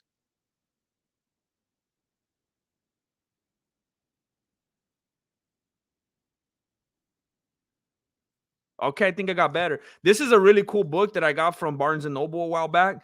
It's not the art of war, it's lessons in the art of war, martial strategies for the successful fighter. It's a cool book. You should scope it out. It's a very, very cool book. It's like applying the art of war mindset to like the martial arts. It's a really cool book. Um, oh my gosh, my fam is going nuts. We're famous, bro. Why are you famous? What happened? Oh, that's my daughter, bro. It rhymes with penguin. Thank you again. Penguin. Menguin. Menguin? Menguin penguin. Menguin. I feel like I said it wrong if it rhymes with penguin. Is it menguin? It's my pleasure. It's my pleasure. I'm glad that I could bring some joy to the evening. Suffocated in flamboyancy. um oh, that's pretty like the nail polish jujitsu's the fungus. Um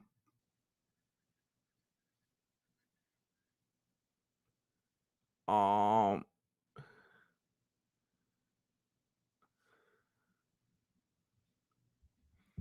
yeah, a while back they were saying it sounds like it was underwater again, which is weird because I thought I fixed my internet problem. I got some thing plug. I did it especially for you guys because I wanted to give you a good smooth stream. And I put something back. I got a new thing that I could plug in directly. I don't have to run my Ethernet cable all the way out of the room anymore. I got one right here, and it's still noise gate. Um,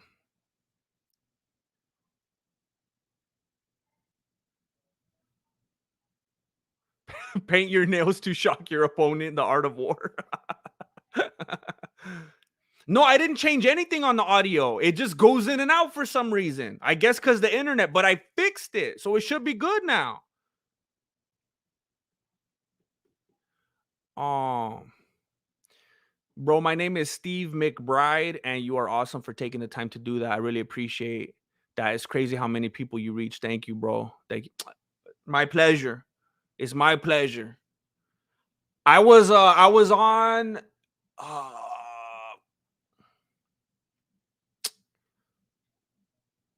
You know, that's not the name of his channel though. What's his? I want to give you the name of his channel. I believe I can't think of it right now. Loft. You know Andrew Hales? He's like a really big YouTuber. I was on one of his streams the other day, and I said something in the chat, and he was reading it and like laughing, and I was all starstruck, you know, because like it felt good, like for him to see it and talk about it, and I can't even wrap my beanie around that. Like on my little level to be able to do anything like that. It's my pleasure. I'm happy that I could, you know, do anything like that. So thank you. Um,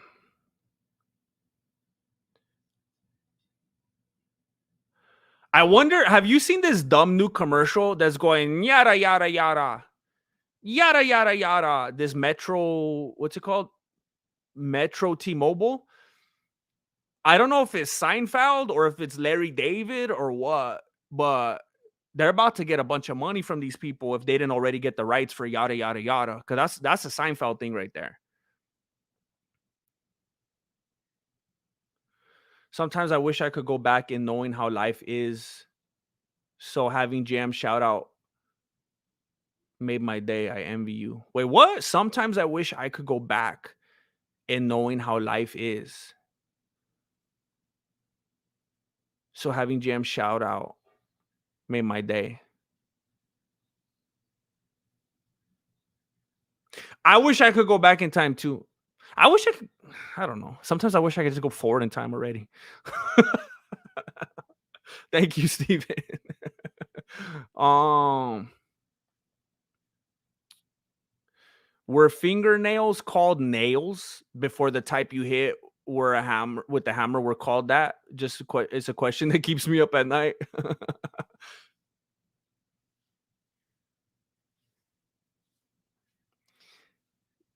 I'm gonna spend too much time on that if I start thinking about that.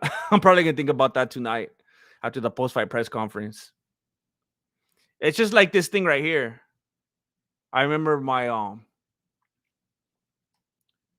tío Beto when I was little. He'd always be like, "Hey, what's this thing for? Did they teach you about that in school?" Because my tío Beto had to drop out of school in like second grade to pick oranges, and they never. He always felt like he always felt like he's dumb, like in an endearing way. Like my tío Beto, he's not a smart man, but it's in an endearing way. That's what makes him lovable. For real, he has the kind of disposition and personality that if he was intelligent, he would be very unlikable. So it's kind of a blessing in disguise that he's not an educated man, because if he was, he would be intolerable.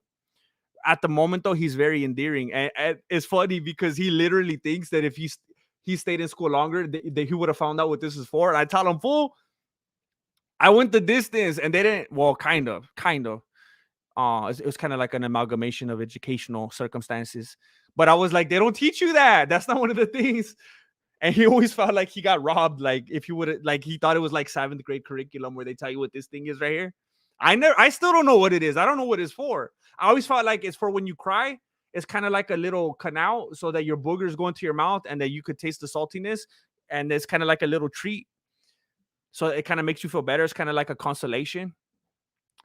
Um, but I still don't know what it is. If there's any nurses or RNs or anything in here that knows what that's for, let me know. Um,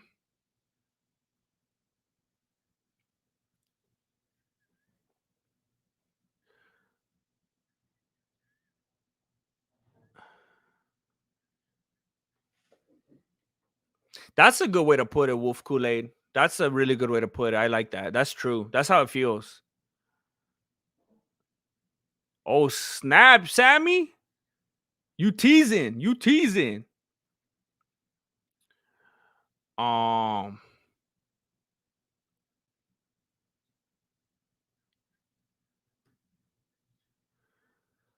yo, GM, say something to the people without a dad. Oh, say something to the people without a dad. I would say, uh, I would want to say, look, keep your eyes open and look to someone that you respect, which is hard, which is a hard thing to say because these days a lot of people have a different idea of what they think is worth having respect for. But I would say look to a dude that you could respect, someone that you could look up to, someone that could be a mentor, someone that's good to his family, good to his wife, good to his kids, someone that's reliable, someone that's mature, um, someone that's patient and kind. I would say just don't go through life with that chip on your shoulder, angry about what you didn't have. I would say rather than being a victim and letting life beat you, just get out there and be a champion. Find someone that you like to model yourself after, someone that's doing good and doing good things, someone that you'd like to be like.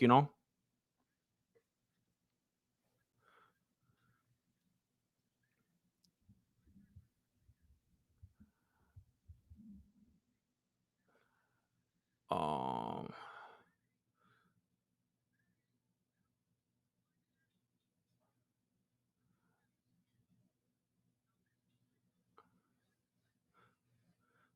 I wish you could go back in time and curse out Bobby Lee when he disrespected you. I admitted it before. I don't know if you guys saw that. I was milking that. I blew it up on purpose. That's Bobby Lee's thing.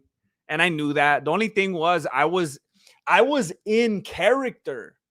When that happened, I was in my character. I call it Vincent. I don't know if you've ever seen it. It's like this nerdy, goofy looking dude. It's just try to like a more mainstream thing. But that was weird. Bruce Buffer just like rubbed that dude's peck right now. That was really weird. He could have like hit him on the shoulder, but he went peck. Um, that was really weird. Um,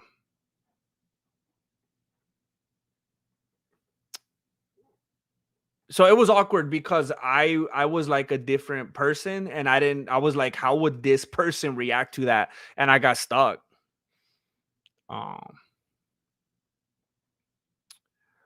uh, no Theo left behind. um, I appreciate that, Ryan. I really appreciate that. I'll do my best to be a good example. It's called a philtrum. That's crazy. There's an actual name for it. I'm gonna text that to myself. Oh snap. Um,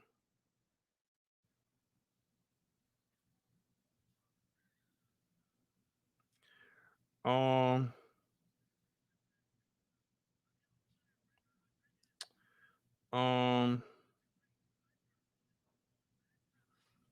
whatever. Um,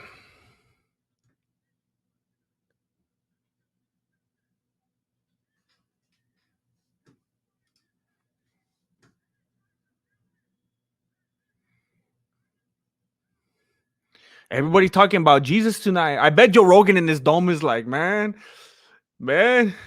Jesus is following me everywhere I go. I don't know if you've been seeing all those clips lately. Joe Rogan's about to get baptized. He's about to get baptized by Nacho. Um, we are very grateful. She smiled so big. You're a good dude, and I really am a day one fan. Good luck tonight on O'Malley by KO, hoping by Aljo by beatdown. More likely, let's go, O'Malley. That makes me very happy. That makes me very happy to hear. I'm glad she got a kick out of it. That's very cool. Thank you for sharing that. Um, I appreciate you being here with me for the long haul. I've had a lot of ups and downs, and I'm shocked that anybody's still here. So thank you very much. I appreciate you and your family. Um,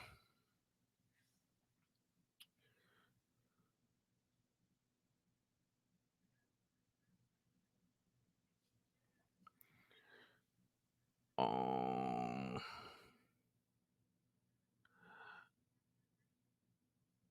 The comedian Bobby Lee. Yeah, I was in a podcast with some homies and they know Bobby Lee, and Bobby Lee came into the podcast for a moment, and they introduced me to him or him to me, and he was like, yuck.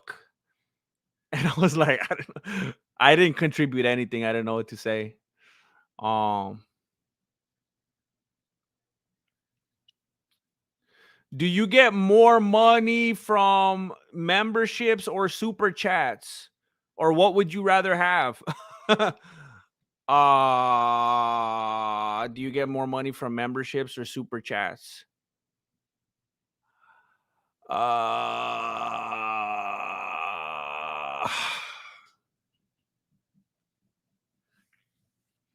I think they take the same percentage. Um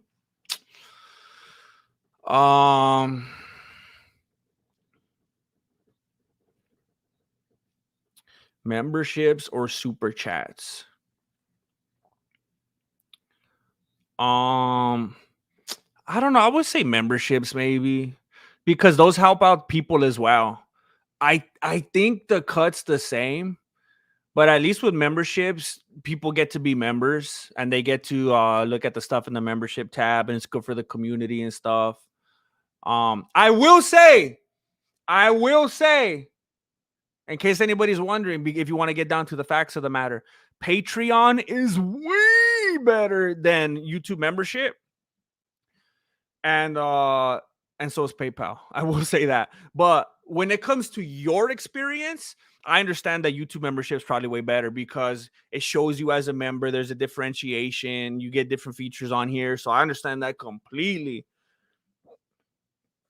I'm just saying for people who don't care about that. Thank you. Goodbye, one, and goodbye. Goodbye. Are you gonna show the fight? I cannot show the fight. No, I cannot do that. What did I miss? When did Bobby Lee talk papas to the GM? I should clip that, huh? Just try to exploit it, make a little clip about it. It was on a podcast a long time ago I did with the homies from We Out Here MMA. The channel is since deceased. They wrapped it up. I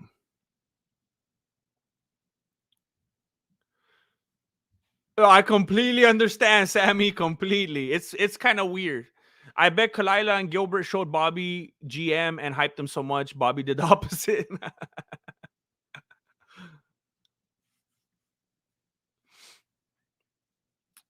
I remember they told me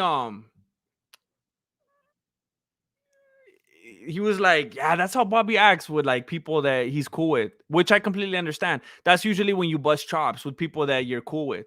You don't typically bust chops to people that you don't like and don't want to have nothing to do with, you know?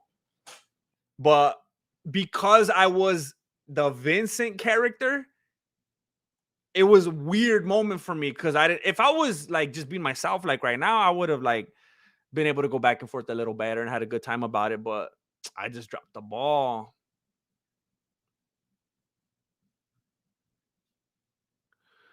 Um,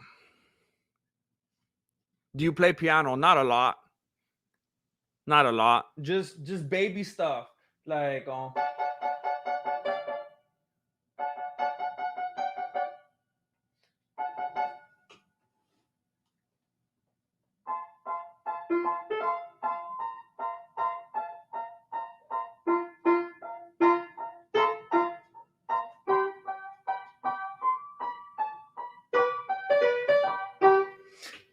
I can't play like this. I can't play without the pedal. I have to sustain like everything I do. I play ballads, that's it.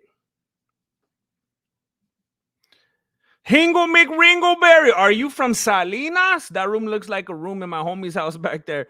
No, I'm not that high up. I'm not that north. Um, I'm a little more central.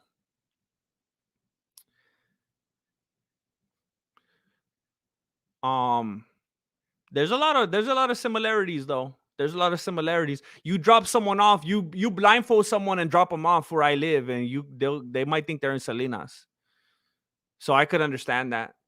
Probably a lot of the same way that they're making stuff and living life and stuff. It's definitely very similar influences and culture.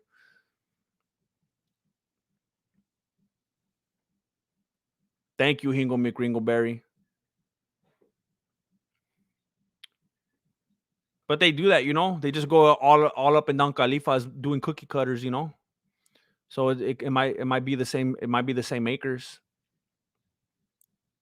Beta, stay safe out there. Stay safe. Anything for Salinas.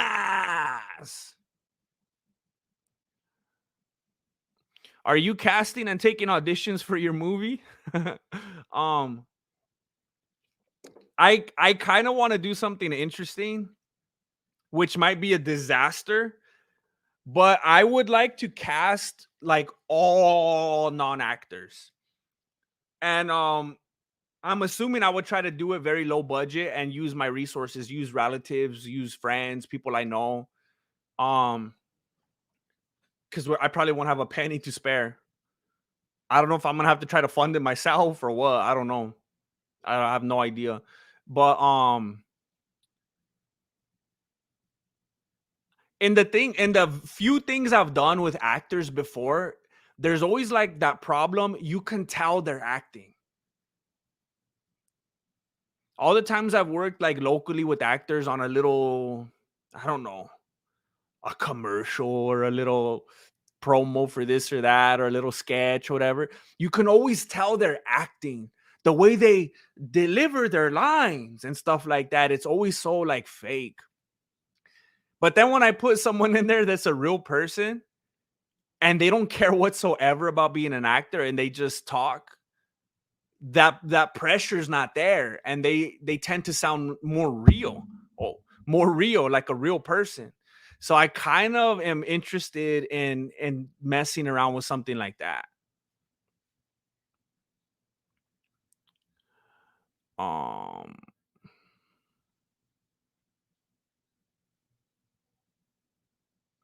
Netzer, what's up? Oh, you're from Salinas, Beto? When did you create the character Vincent? Ooh, I kind of feel like it's something that's always been within me, that I kind of just like. It's kind of like how they say like an exaggerated version of yourself. It's kind of like a de-exaggeration of me. It's kind of like a watered down version of me that's just been with me my entire life. How do I donate to your channel? I mean, I don't there's a thing called PayPal that I like to use sometimes, and if you want to use that link, it's just like a little click away. That's what I'm the most familiar with. That's what that gives me the most benefit. I could cash it out like with the quickness. No one takes a big fat cut. Um, you breaking the third wall constantly, like you in the office.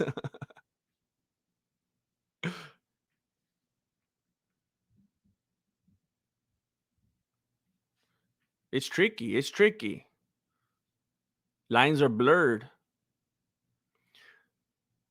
Um, D Bear, GM, you the best. Amazing. But what is a man? It's whatever. It's sometimes it's a dog.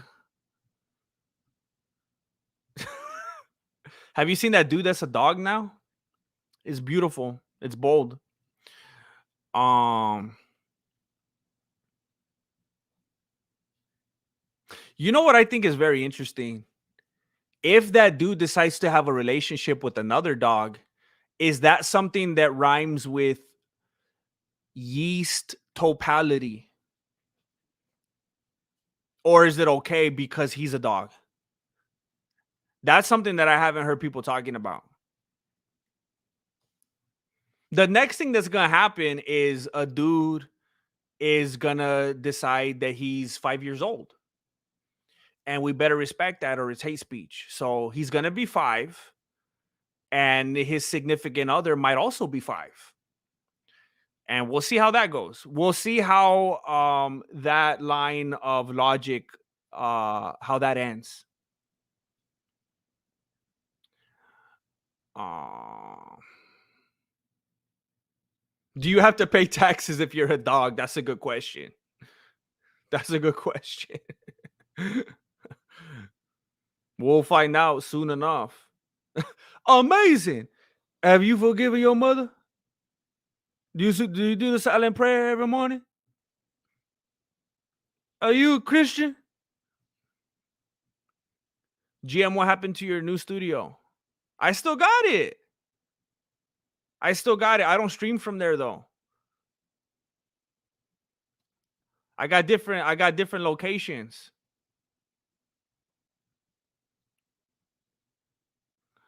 Um Remember when they used to say that all that leads to beast and pedo and people said that was ridiculous? Yeah, I remember. Now if I see a border collie, I think a Japanese man is hiding in it. Is inside it. Now if I see a border collie, I think a Japanese man is inside it. Is that pun attended? Are you talking about Are you saying what I think you're saying? um I appreciate you, Chase man. God bless you, Chase man. No forget.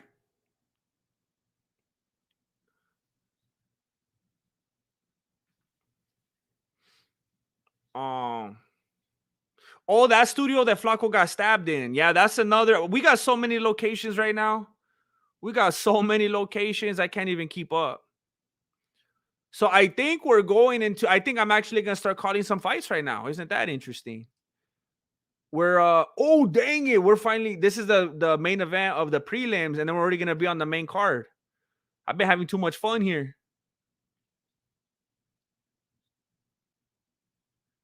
Um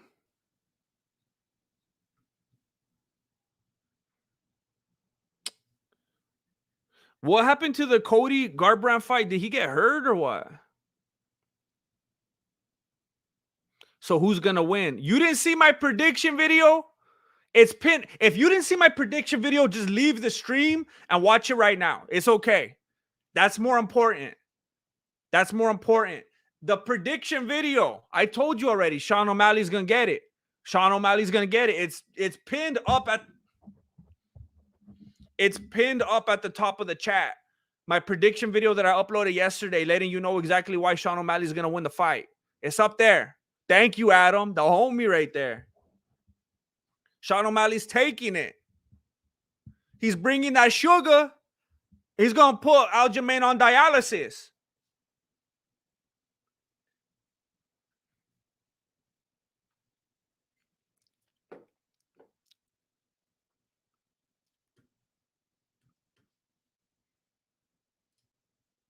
I need to go get a refill. So I will be right back. I will be right back. Talk amongst yourselves, make some friends.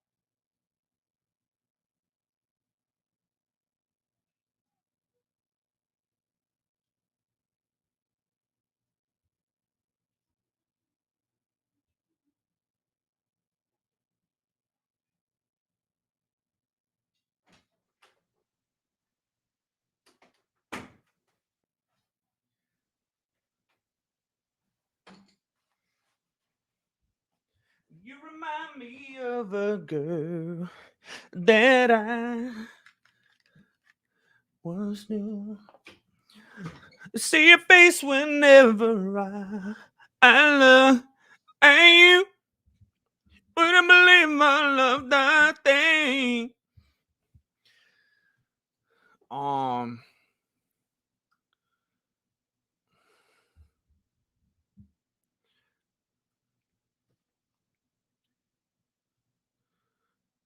John Cena's in another movie?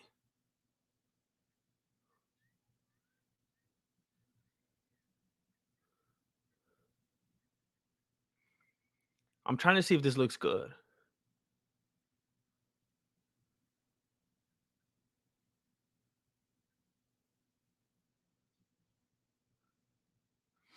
I was watching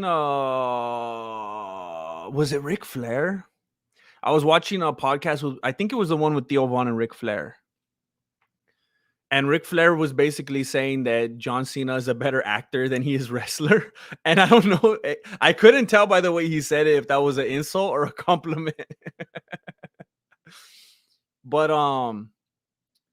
that's what I mean. Like when I watch John Cena acting, I feel like he's acting, which shouldn't be the case.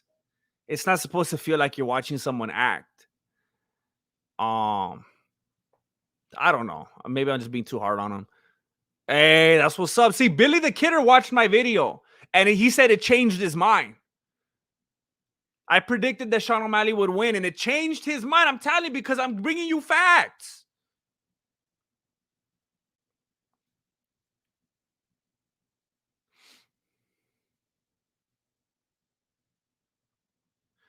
No, back down. Oh, Juice Box, that's actually not my house.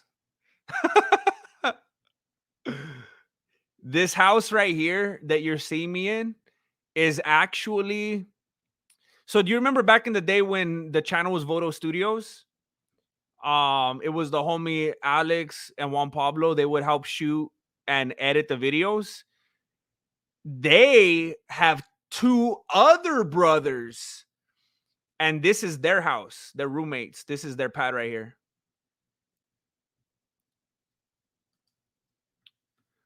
But I don't even think they have solar panels. Maybe they just have the hookups. Because I don't remember seeing solar panels on top of their house. I don't remember. I didn't look for them, so I don't know.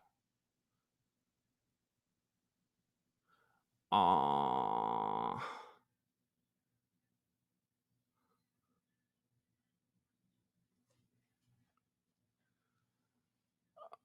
oh my gosh. All right. I was gone for a little while, and now the chat is let me catch up.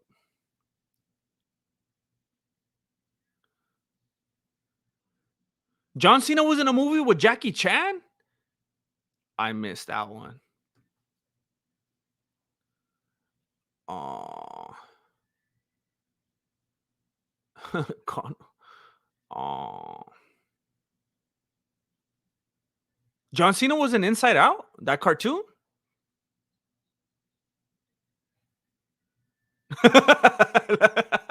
I like the way. What emotion did he play? That's a good way to put it. Steve McBride just joined the membership. Don't forget to scope the membership tab. Get in the Discord, chat with the homies.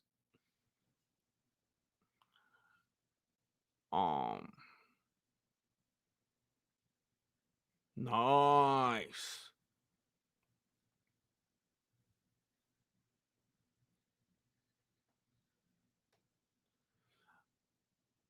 The actors, they're just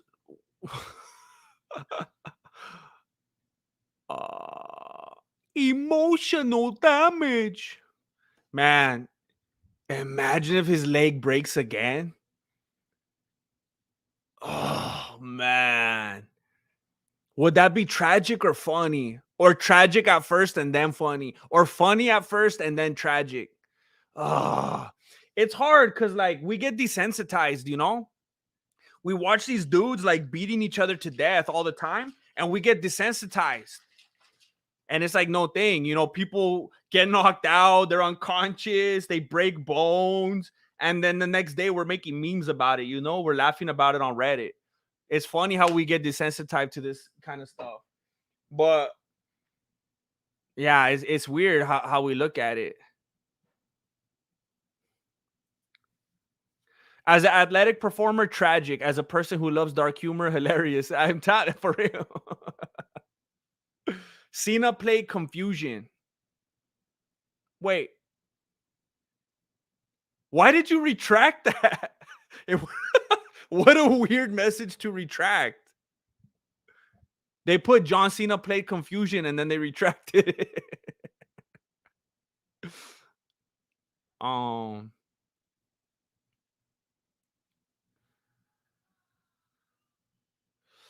Here we go.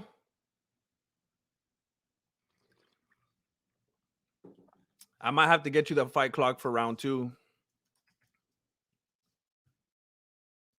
I don't know if there's gonna be a round 2 though.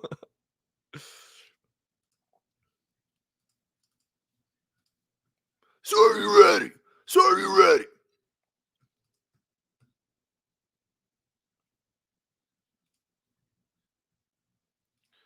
I'm trying to watch for the moment the leg gets broken, but I'm trying to put this. The cameraman's even focusing on his leg. Dirty. All right. They're both in the orthodox stance. Weidman's trying to stalk him a little bit. Tavares is backing up toward the cage. Weidman wants to hunt him. He wants to take that head off. He's got that real wide stance. It looks like he's looking for that leg kick already. Weidman has a really really wide stance, like he wants to throw that white leg. Tavares gives him a 1-2 to the dome and backs him up a little bit for a moment, but now he's right back at it, moving forward. Oh man, slow left hand. Weidman has a slow jab going. Weidman went for the takedown with no setup whatsoever. He did kind of a slow head fake, but he did not get it. That got stuffed. Which leg got broken of Weidman's? Was it the right leg? Because it looks funky right now, the way he's resting on it. Weidman took another 1-2 to the face and backed up and had to reset a little bit. Tavares is touching him in an impactful way every time. You could tell it's affecting Weidman. He's not just, it's not bouncing off of him and he continues to move forward. Every time he gets touched, he has to reset. He caught a big left on the nose right now, too. He's trying to fake level changes to get the reaction from Tavares. He's going for the takedown again. Tavares with his back against the cage, doing his best to stuff it. It does not look like Weidman's going to get this. Tavares turns out of it and moves back toward that monster logo. He wants to go toe-to-toe. Man, which leg was it? Weidman's right leg looks weird right now, the way he's resting on it. It's kind of turned out weird. It was the right leg. Okay, yeah, his right leg is the one that's looking funny right now. It's kind of turned out at a weird angle, and the way he's resting on it is awkward. Weidman is claiming groin shot. It looks like Tavares is saying, yeah, I'm sorry, I did do it. Oh, no, he broke his groin now. He broke his groin. It can't end like this now. Oh, no.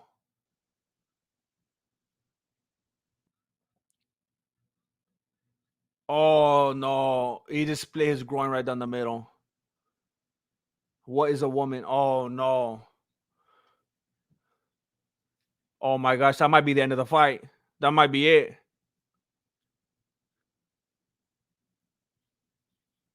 That might be it.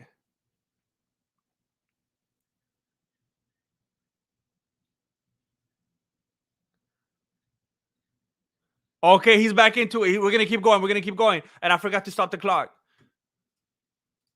I'll have to catch up when it gets there.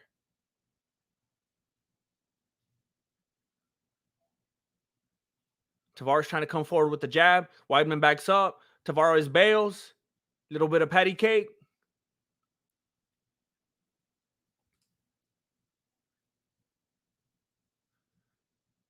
Lots of apprehension from both individuals. Nobody really wants to overcommit. Respecting each other a little bit. Weidman comes forward with a sneaky right hand. Goes down the middle of the guard. Oh, Tavares is saying that Weidman I poked him, but he's saying that's all right. Let's keep going. I just wanted you to know that you did it. Leg kick from Tavares on the left leg of Weidman. Left right from Weidman didn't really do anything. Tavares comes forward with the left hand.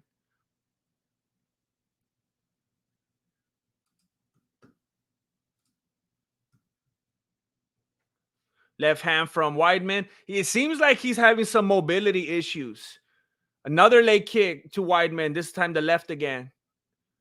He definitely looks like he's having mobility issues. He looks like he has kind of a limp, like he's distributing his weight strangely. It almost looks like if he's still um being careful with that. It's kind of bowed in. Like for those of you watching, doesn't the knee look like it's kind of bowing in at a weird angle, his right leg?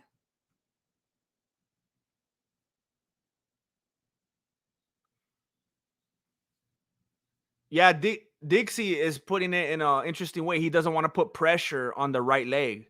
That's a good way to put it, like based on how it looks. Nice left hand from Weidman. Tavares with his back against the cage, gets teeped by Weidman.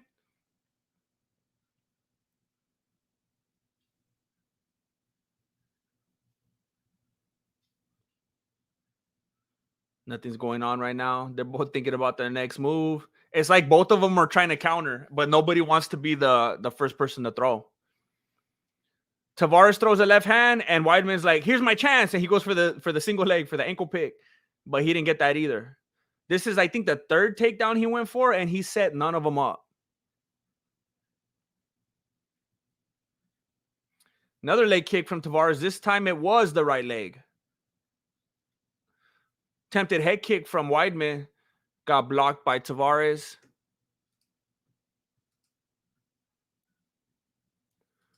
Tavares lands a uppercut, and that's going to be it. They kind of exchange leg kicks at the end. That's going to be the end of the round. And at this moment, Weidman's like, "Oh, this isn't going how I thought it was going to go. I don't know about this anymore." Um,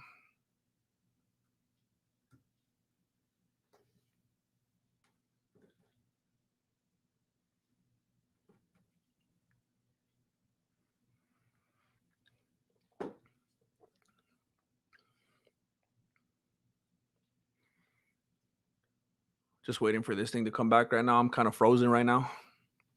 How many do you think Strickland's going to beat Adesanya?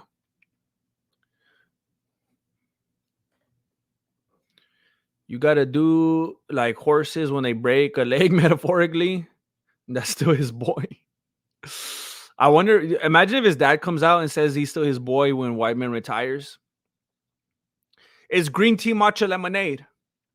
Weidman by punching a hole in Tavares' chest. Oh, man. You keeping that faith like Billy Joel in here. Strickland all day. Strickland all day. We underdogs in here. I think I might become a gambler just to become a thousandaire when Strickland wins.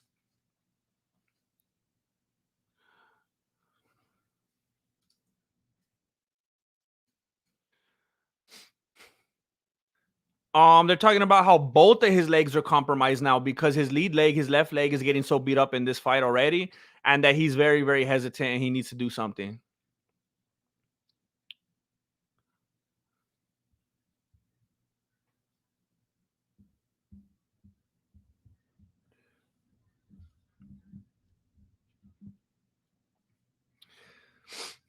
They each exchange a jab, basically at the same time. Another left hand from Tavares, and Weidman countered that one with the left hand. Oh, Weidman's leg is hurt. Weidman's leg is hurt. Oh, no. You could see it on his face. You feel bad for him. He has his look on his face like, come on, man. Come on. Not my leg. Man, unless you're just like an awful person, you get kind of sad for him a little bit. He had this genuine look on his face like, I can't believe in my career.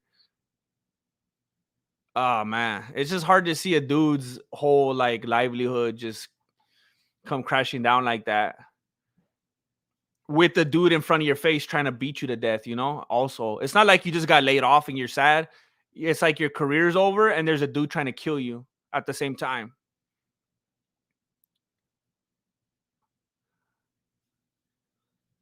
So he's actually in the southpaw right now. His leg is hurting so bad he went to southpaw and put his broken leg out there. Now Tavares is just kicking it. Weidman tries to teep with the left leg. He's like wobbly. He goes for a head kick again, no setup. Tavares sees it coming a mile away. He blocks it.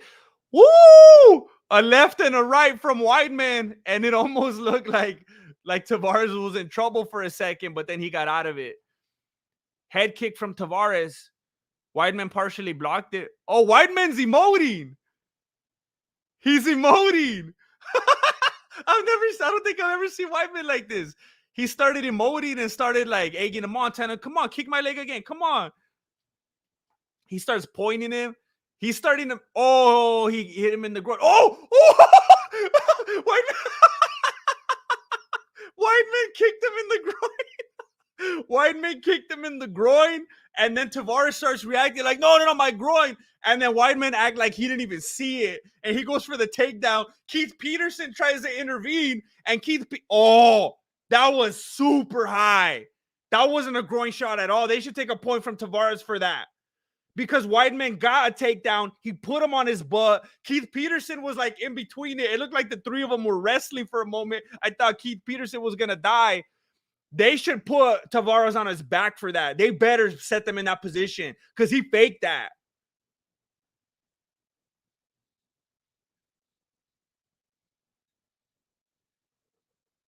Wow. That was dirty. The judges are looking at it. They have some questions about whether or not it was low. That's dirty.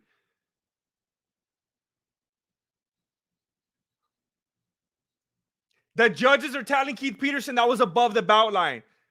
That was, he put his heel, he put his foot into that fool's belly button.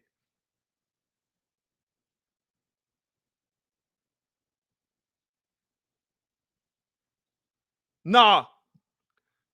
Okay, good. I thought Joe Rogan was going to try to wow, they should have sat Tavares down. That was dirty. I thought there was this new rule thing where if something like that happens, some kind of funny business, they're going to start it where it should be in the favor of the one that they did dirty. Wow, that's dumb.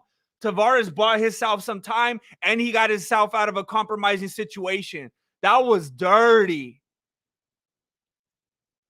Oh, man, this is messed up. It's almost as messed up as my time clock right now. Hold up. I got to pause it now. We're like 2 minutes behind. Teep from Weidman. Tavares hanging out with his back against the cage. Chris Weidman staying in that southpaw. He hits him with a big left hand. I don't know if it landed. He threw a big left hand, but he was feinting so he could get that takedown. Tavares is fighting the takedown. You want to fake another groin shot or what? You want to fake another groin shot so he can't take you down again? Come on, Weidman. I'm going for Weidman now. Get him down. Use your leg. Trip him. Oh, come on. Tavares gets out of it. They're going back toward the center with a minute and a half left in the round. Oh, I can't believe they didn't sit that fool down after that. That was disgusting.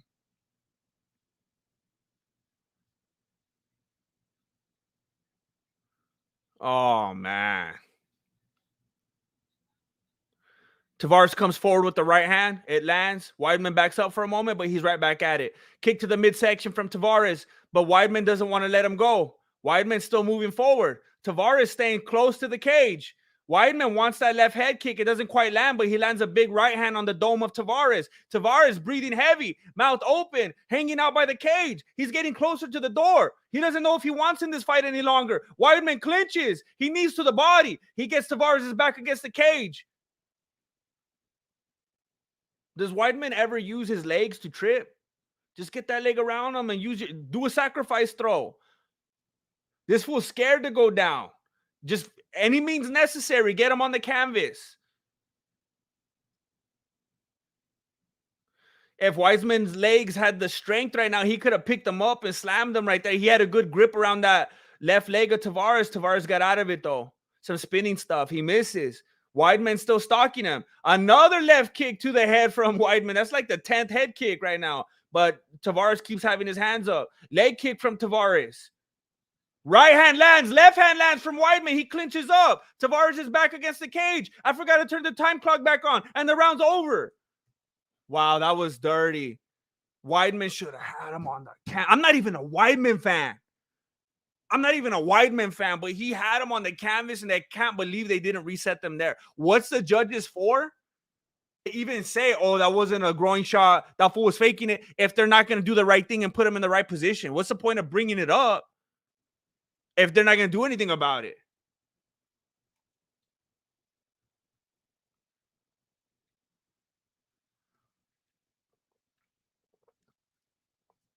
Weidman does want it more. Veteran mindset, veterano. Tavares is corner spamming the left track right now. Zhang and Sugar both get the job done. I think so. Weidman's a soldier. Oh, yeah. I mean, I guess I keep just thinking about the finish, but Weidman definitely seemed to have, he definitely seemed to. Did you catch that? He definitely seemed to have won that round. Sir, you ready? Sir, you ready? All right, here we go.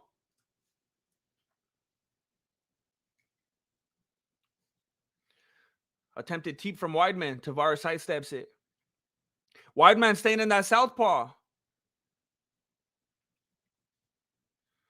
Head kick from Tavares. Weidman has the hands up. Tempted body kick from Tavares. Weidman kind of looked at his groin. He's like, hey, fool, I think you grazed me a little bit. Another leg kick from Tavares. Makes Weidman switch stances. He was back in the orthodox for a moment. He said, Chale. He's back in the southpaw. They kind of check each other with leg kicks, but this time it looks like Tavares landed on the groin again. And Weidman don't fake groin shots. Weidman don't fake groin shots. Hey, I say you take the win, homie. I say you say that you can't go on. He wanted to do you dirty like that. You lost your good position. Oh, he hit him like in the with the shin. His whole shin got it.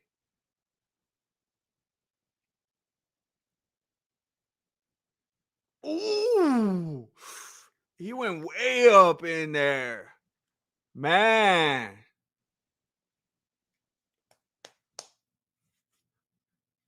I think Weidman should take a little more time.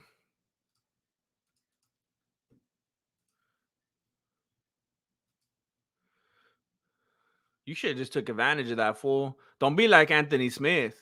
Anthony Smith could have been the light heavyweight champion for like 2 days.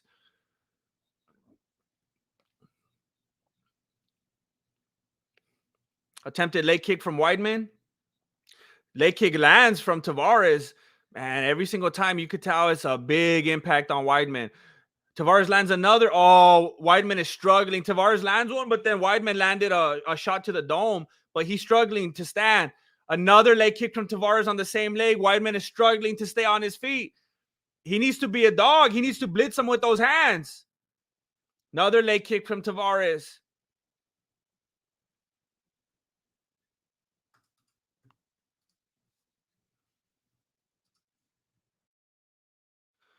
Nice big hand from Weidman. Kind of got Tavares stunned against the cage for a moment. Weidman tries to capitalize, goes for the takedown, but Tavares stuffs it.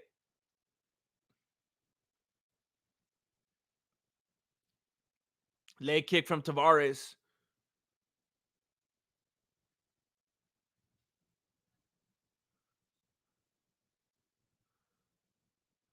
DC's talking about how phenomenal Tavares is at takedown defense, and that Weidman's gonna have to be real specific about how he positions his head when he goes for the takedown.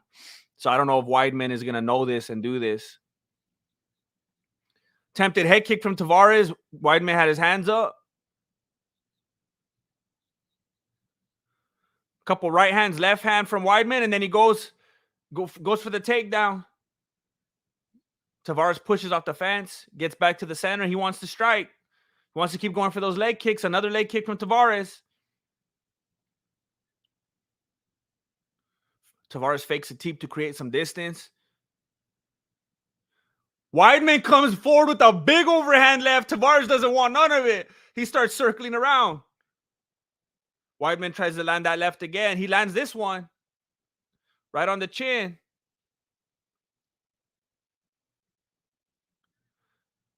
Right hand landed on the chin of Weidman. Leg kick from Tavares landed. Weidman looks like he's just looking for that big left. He's just walking around like Derek Lewis or Francis Ngannou, just waiting for that big shot to land. Attempted head kick from Tavares gets blocked. Tavares tries to come forward with the 1-2, nothing lands. His left hand doesn't land. His leg kick lands. Throws a left to the head. Leg kick again from Tavares. He might be winning this round off leg kicks alone. Another leg kick from Tavares. Weidman is limping, walking gingerly across the ring. Weidman wants that big left hand. The way that Tavares is circling, he could walk right into that left hand too if Weidman just steps forward and times it. Leg kick from Tavares. Leg kick from Tavares.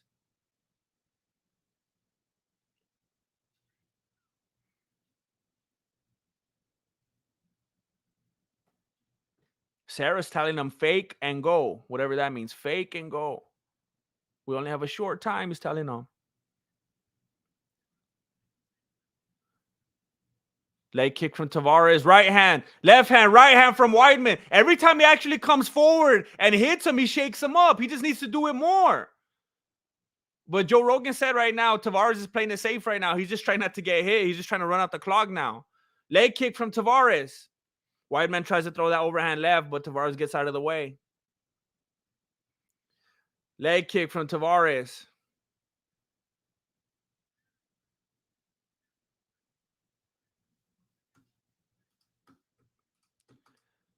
And that's going to be the end of it. It looks like Tavares probably got 1 and 3 and Weidman got the second round. That's unfortunate. I mean, is Tavares even ranked?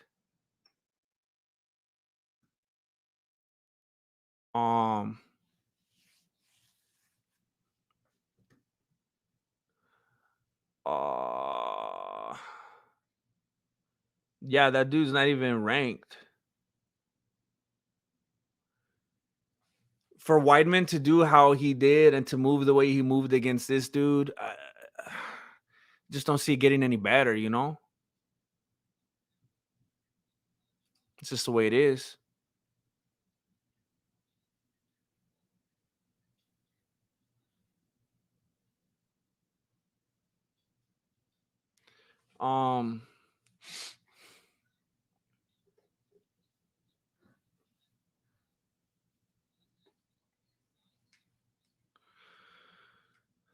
So they're just waiting for the decision right now.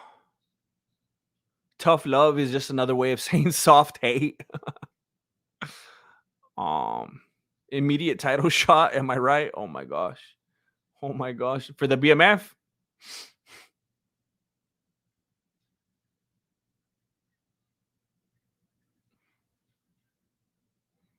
Tavares is a dirty cheater. 30-27. All judges. Unanimous. That's dirty. That's dirty. That's dirty. They should have sat him back down. They should have made him sit on the canvas. He cheated. He didn't get hit in the groin. Weidman took him down, and they should have sat him back down. I'm not even a Weidman fan. Never been a Weidman fan, but that's just the way it is. I'm an MMA truther, and that was dirty what I just saw right now. That was dirty.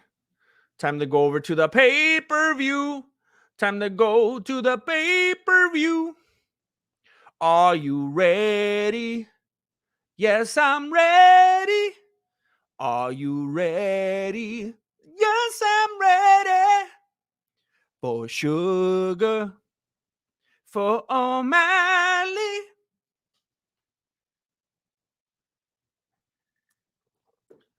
I don't even know how you picked Aljamain. What is wrong with your brain? Are you ready? Sammy Sheriff! Ho ho! Sammy Sheriff just gifted 20. Oh my gosh. I can't even do the math on that. That's a lot of money. That's a lot of money. Sammy Sheriff just gifted 20 Mexican martial arts memberships. 20. Let me get that. Our due. Tyler Durden is a stupid name. Big Pharmacide. Eric Shosted. Jonathan Francis. Swanton Bomber.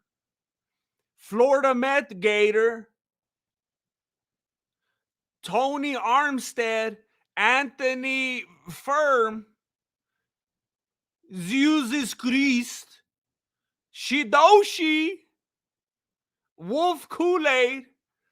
Darko Popovic. Sacrificial Twig. Brian Dunn. FIFA Sock 98. The Great Boppolini. Jennifer Shelton. And Evan Smith. 20 memberships. 20 memberships. Oh my goodness. Sammy Sheriff. Thank you very much. Sammy Sharif. Sammy Sheriff. I can't believe it. 20 memberships. You just changed 20 people's lives. 20 people can now get in the membership. If you don't know what that means go to my page, my channel. You know, when you're watching one of my videos, just click where it says Mexican Martial Arts. It'll take you to my page. Up at the top, click on the membership tab. There's videos there that no one else could see. There's posts there that no one else could see. There's links to the Discord. You could use emojis that no one else could use. I could see your highlighted green name so that I could know that you're a part of the family. You're a member. Thank you so much, Sammy Sheriff. Congratulations, everybody that got a membership. Unbelievable. Unbelievable.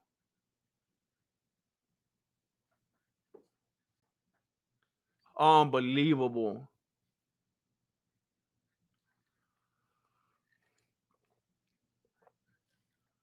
If you care at all to help the video be seen by more people, if you want to help more people to come in here and for YouTube to recommend, please consider liking the video.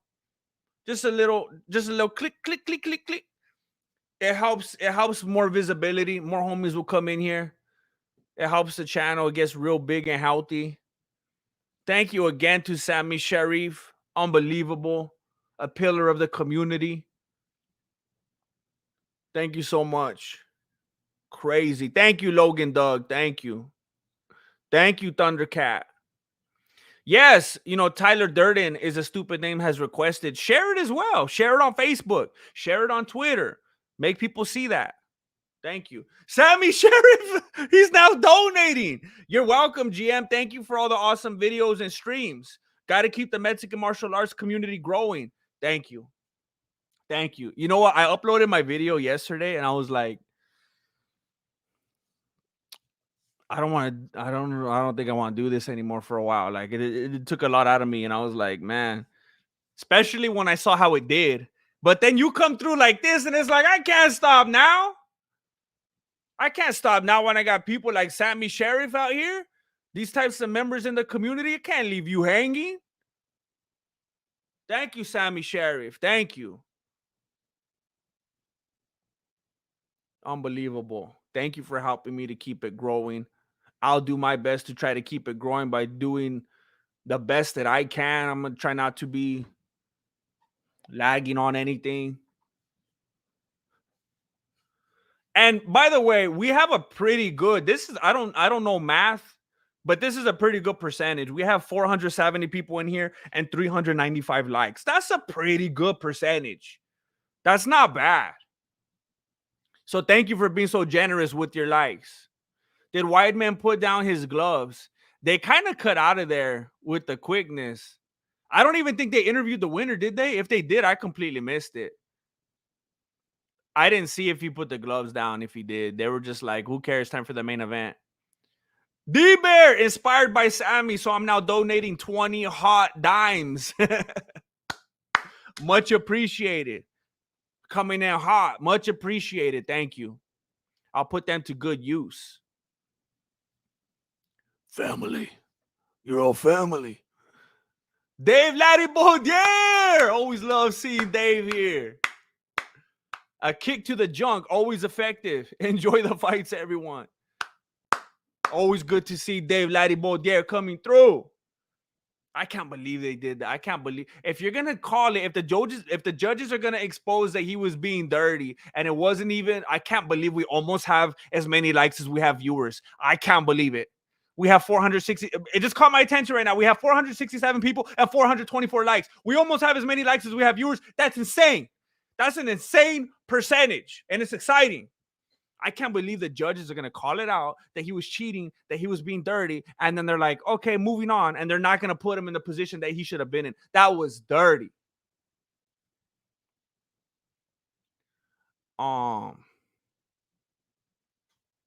We need a Hawani collab.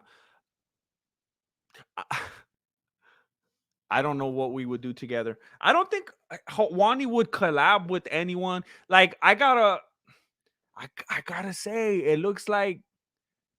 it seems like the Schmo. You know what I should do? I should hit up the Schmo.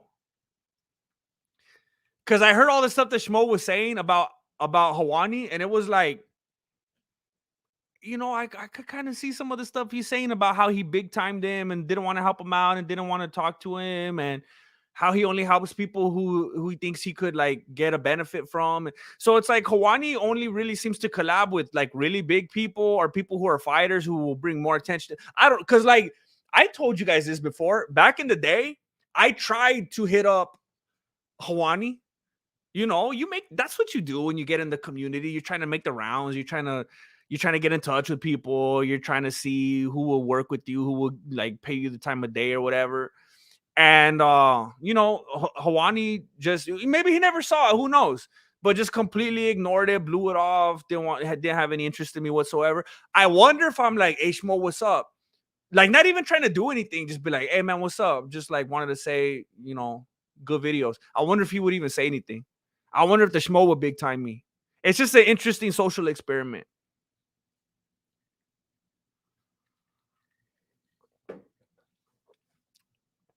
Um, yeah, it does seem like that.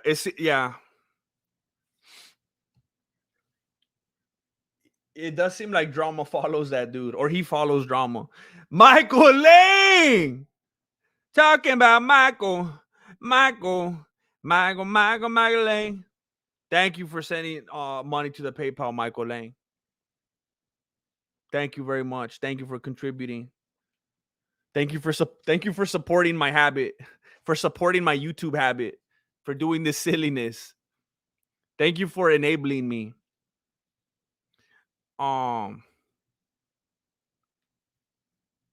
Thank you, King Rex MMA. I appreciate that. I'm getting my degree right now, and the experience will be priceless. I'm getting a degree in media and entertainment studies, and I'm a good musician.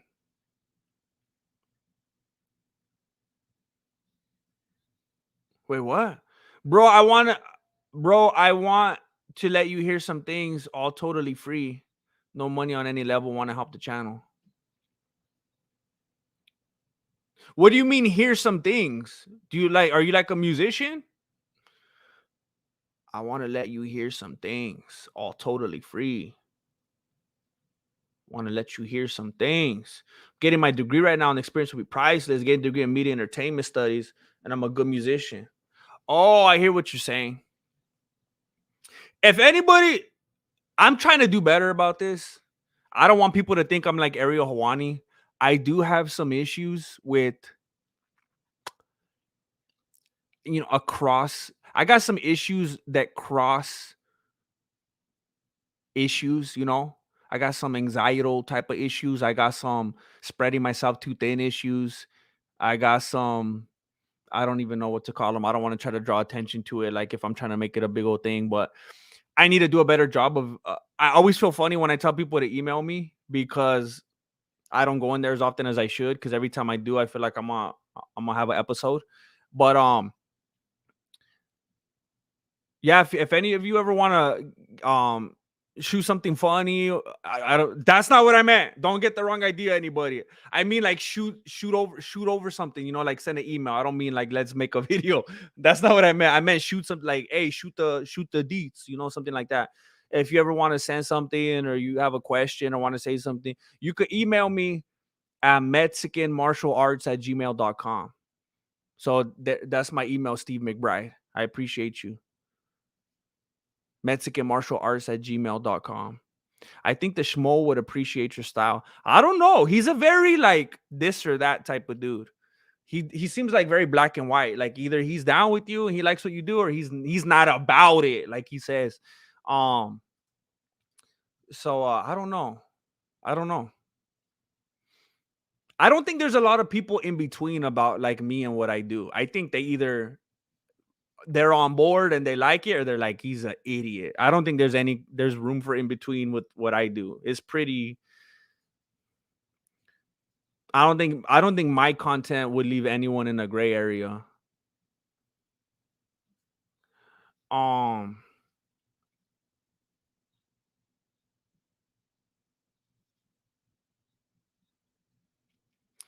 I got my coworker to watch your Aljo Sean breakdown. He was laughing his butt off, his face off. Thank you very much for doing that. Thank you. If I've said this before, if any of you like ever really care about the channel and you were interested in like helping the channel, show a friend, show a homie, shoot a video to the homie. That's like, I mean, word of mouth. You know what I was actually thinking about doing recently? Um,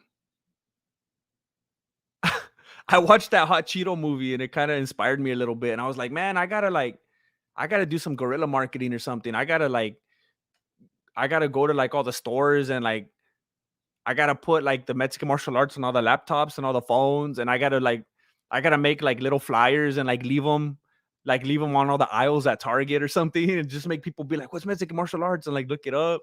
I mean, just getting the word out. I appreciate that. Thank you. Um,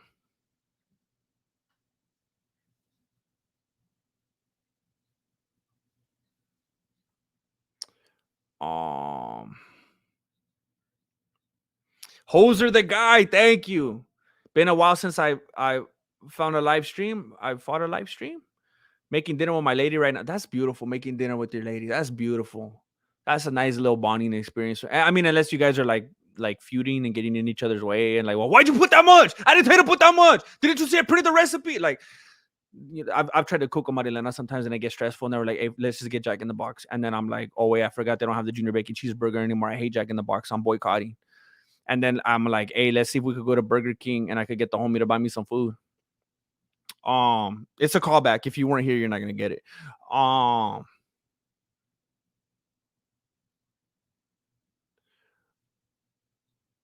uh,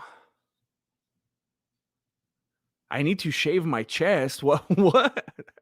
That's random. You're gonna get all itchy. You got any apparel, bro? Ah, I don't really push that a lot. I don't know. It's kind of. I don't know. I don't know. It's kind of a weird. I don't push merch a lot because in order to make money from merch, the you have to make it so expensive, and I don't want to do that. So it's a tough. But I think I have merch right here, isn't it? I can't see it from my perspective, but I thought isn't there merch below right here? It has like shirts and hoodies and stuff. I don't know.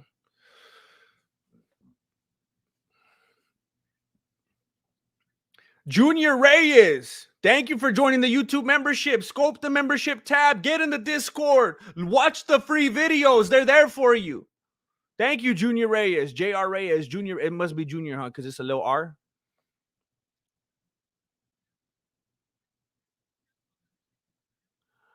Um, Make stickers with your channel name, logo, and channel URL. Make stickers with your channel name, logo, and logo URL and channel URL. Start slapping them on light posts and phone booths and stuff around the city. For real, huh? Because the reason I started thinking about that is because there's this Little Caesars I go to in town, and there's a little pole right there, and they always have a bunch of stickers from like different local bands and stuff. And I was like, why am I not doing that? Um, like I think I could make it like kind of at least intriguing enough looking that people be like, what is that? And they'd want to go like look it up. I should do that. I should do that. Um, that's a good idea.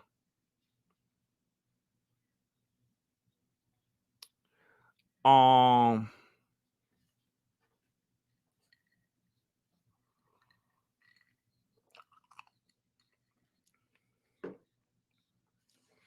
oh, thank you, Logan Doug. Yeah, that's the first thing I thought of when they always call him a sniper. I'm like, well, he kind of has a different kind of look, but I get it. You know what I think it is? It's not showing the merch down here. I think it's because it's a live video at the moment right now. I think after the fact it shows up. I don't know why it would do that. That's dumb. I just reported you for being the dopest channel on YouTube. Well, it's gonna be interesting to see how that plays out. I thank you for doing it. D Bear, Schmo collab sounds great, but are you ready for the Halen Yi challenge? She's undefeated, but to be fair, she's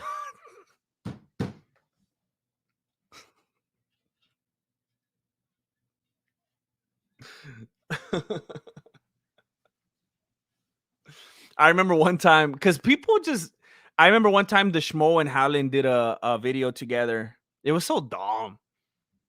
Everyone was like, I don't know. You know how everyone's always like doing that. And I left a comment. I was like, so hot. Like, and then I was like, Howlin. I think he actually liked it. I forgot about that. He uploaded a video with him and Howlin, and I put something like, oh, so hot, or like something dumb like that. And I was like, and Howlin's aight too. And I think he actually liked it. But I was just trying to play into like how everyone's always doing that and making that joke. And I was like, try to flip it, try to be a little bit silly. Um, but it seemed like he appreciated it. D Bear. Um, I always wanted to have the chest hair like Austin Powers. Um, oh my gosh. I'm starting to get hungry. I might have to wait till after this fight. I don't want to. Wait, I forgot I have food right here.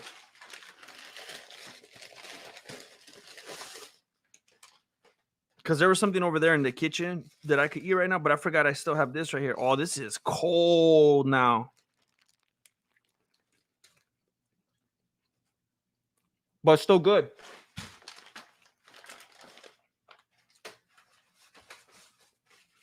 One of the only good things they still have left at Jack in the Box, the chicken sandwich. Mmm. Mmm. Mmm.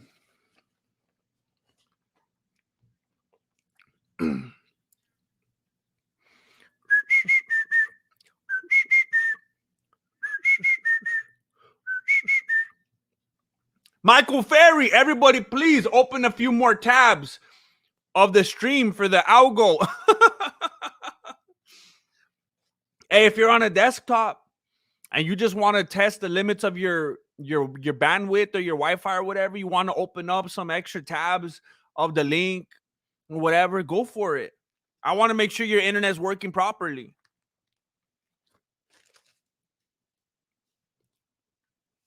Thank you, Michael Ferry.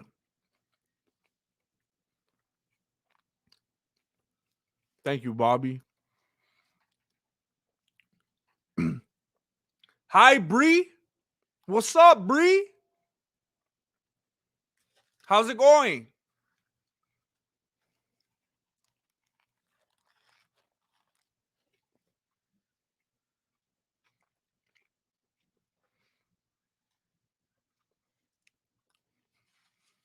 I don't play piano.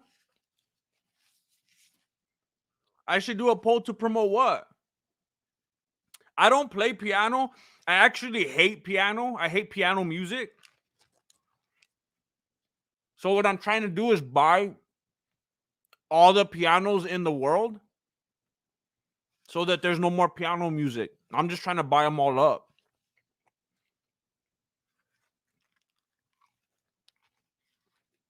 I'm trying to get them all off the market. So if you see any links or anything, send them to me so I could buy them. And please also send me money so I could buy them.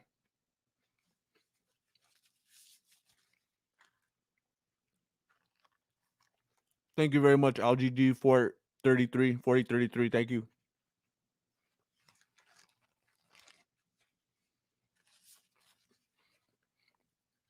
Who do you got, Cheeto or the other guy?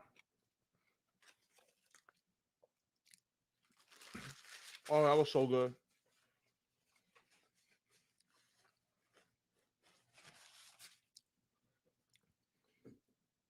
It does, Ziggy. I was just looking at that right now. I was trying to put words to it, and I was like, forget it. It's too weird. And you did it for me.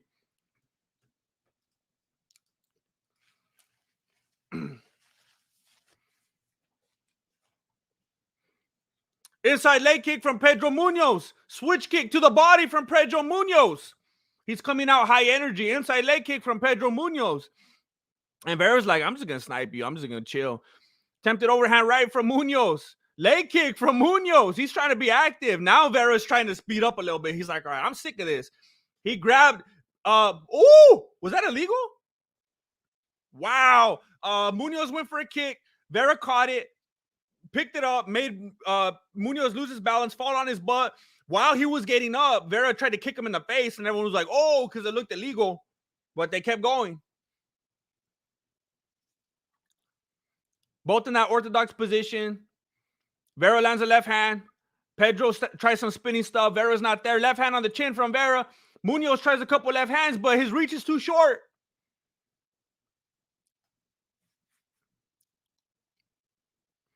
Leg kick from Munoz. Didn't seem to affect. It was like a fly landing on Vera. Teep from Vera. Teep from Munoz. Leg kick from Munoz. Leg kick from Munoz. Teep from Vera. Leg kick from Munoz. You better realize how many leg kicks he's landing, Vera. Teep from Munoz. I mean, if the round ended right now, Munoz is winning. He's just touching him up too much. Vera's just being very, very, very patient. Leg kick from Vera. Wow, that didn't phase Munoz at all. Couple leg kicks from Munoz after. Nice left hand to the nose of Munoz.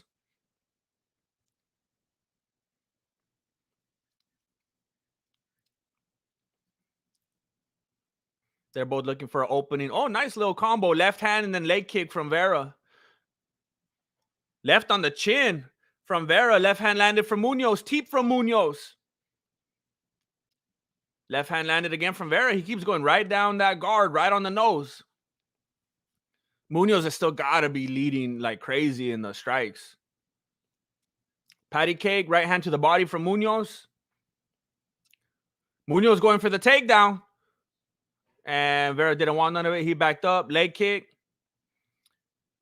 Munoz lands a leg kick while Vera lands a left hand. Left hand from Vera. Right hand from Vera.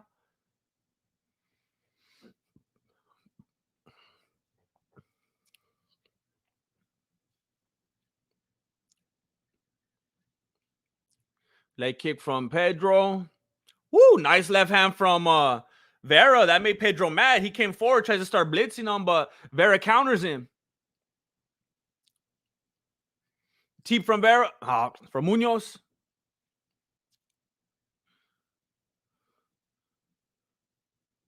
Munoz trying to lunge forward with the left hand, but didn't quite make it. Leg kick from Munoz.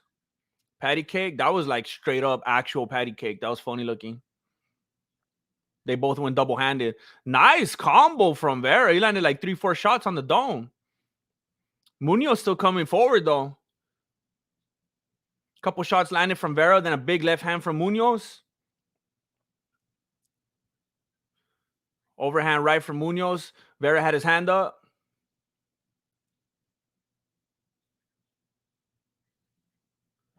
What the heck? I think Vera was thinking about doing like an axe kick. It like just landed on Munoz's shoulder.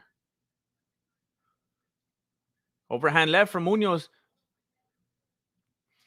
15 Vera, 8 Munoz head strikes, 2 Vera, 4 Munoz body strikes, 6 Vera, 12 Munoz leg strikes.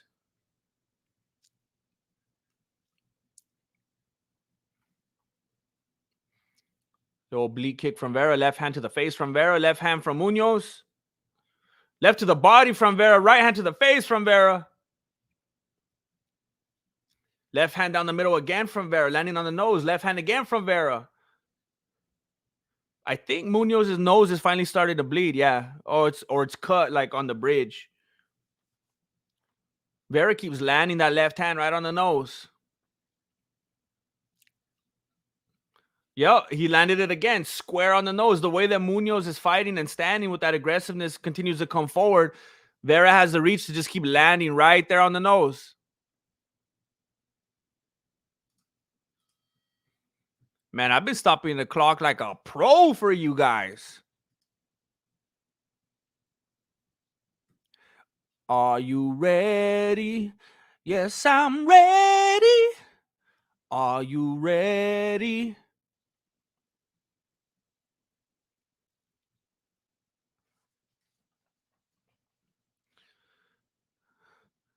I don't even know how you picked Aljamain. What is wrong with your brains? Are you ready for sugar? Are you ready for sugar? To TKO the Aljo right now.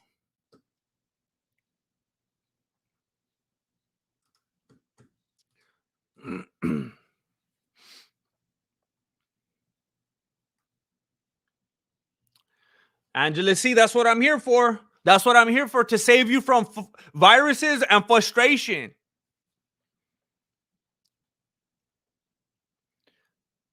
Vera's trying that axe kick again. Why is he trying to get all fancy? Another head kick attempt from Vera. Munoz had his hands up. Right hand down the middle for Vera. They're both in southpaw now. So one, I don't know who went first. They're mirroring each other now. They want to make sure they're doing the same thing. Neither wants to leave that opening. All right, Munoz went back to orthodox.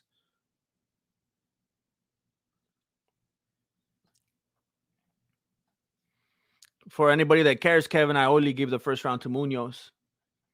I did as well. Right hand from Vera. Body kick, partially blocked from Munoz. Little more of a little feint to the inside leg kick from Vera so he could land the right hand. He's just chopping up Munoz's nose.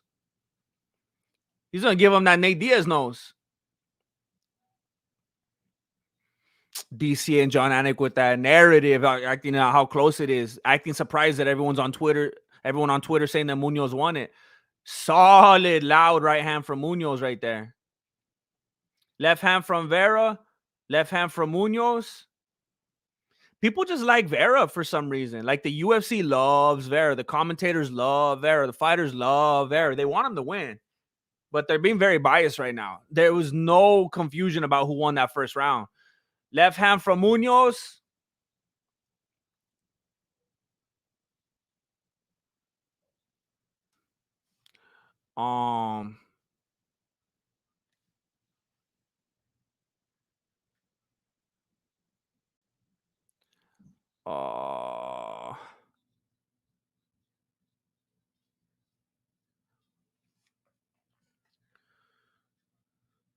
Oh, big right hand from Munoz. Munoz tried some spinning stuff, but he's too small. His legs can't reach.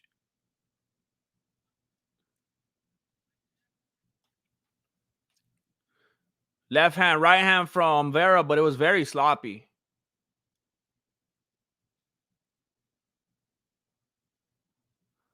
Oblique kick from Munoz. Left hand from Vera. He tries to blitz. Munoz has his hands up. Leg kick from Vera. Right on the chin from Munoz. Leg kick from Munoz. They're both staying in that southpaw. Munoz is dominating. Strike-wise, he's dominating. If Vera doesn't finish him in this round, it's going to be 2-0. And then he has to finish him in the third round. Vera tries to blitz and go forward with a head kick. I don't even think it landed.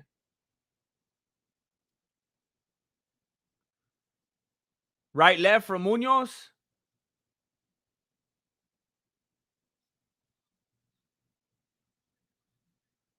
They're like on pause right now. They're kind of glitchy. Big left hand on the chin from Munoz. Vera didn't really react to it though, but that was clean. Leg kick from Munoz. Right hand on the chin from Vera. Left hand from Vera. Left hand from Munoz. Left hand Vera. Right hand Vera. Munoz keeps trying to clean the blood off of his nose. Left hand from Vera. Right hand from Munoz. He kind of grabbed the check hand of Vera so he couldn't use it and then landed the right. Left hand from Munoz. That was a high IQ move right there. Leg kick from Munoz. Both of those were missed by Vera. I bet the judges are going to count those. Straight up landed on the gloves. The crowd's starting to boo, but they're both throwing like nonstop.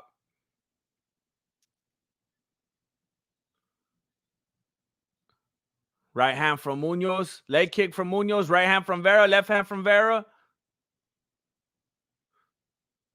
DC said these guys are straight up boxing right now. I wonder if that's why people are getting mad. They want to see them grapple or what? Left hand from Vera. Leg kick from Munoz. Left hand from Vera. Tries to catch that foot on the way out of the kick. Leg kick from Munoz. Left hand from Munoz. He tries to clinch up. He wants to take down in the last second. He's not going to get it. And I messed up. I got cocky. I got a big ego. I was bragging about how I wasn't messing up your ears and how I was on that pro level. And then this is how you do it. This is like those instant karma videos in the MMA community. I got cocky. I started talking a big game, and then I killed your ears in the next round. That's how it goes. That's why you got to stay humble, my friend. Stay humble. I'm a living, breathing example to you. And it's a blessing in disguise. I'm more than happy to fail so that I can help you grow. I will be your example.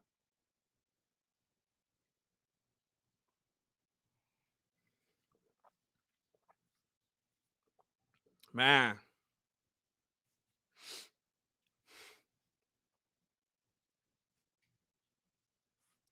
I can't tell whose corner I'm hearing. They're both voiceovers.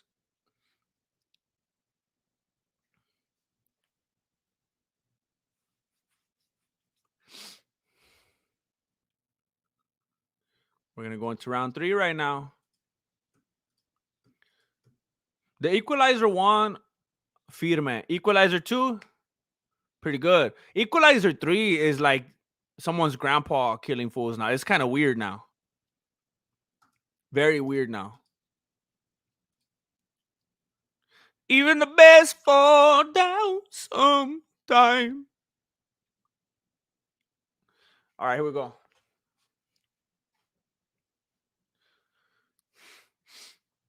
Left hand from Vera as Munoz tries to close the distance. Leg kick from Munoz. It's green tea matcha lemonade.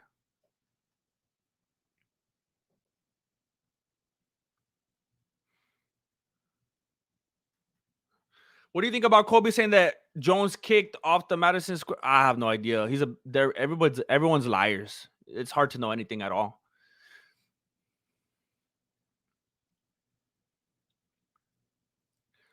Left, right, left from Vera. Left, right from Munoz.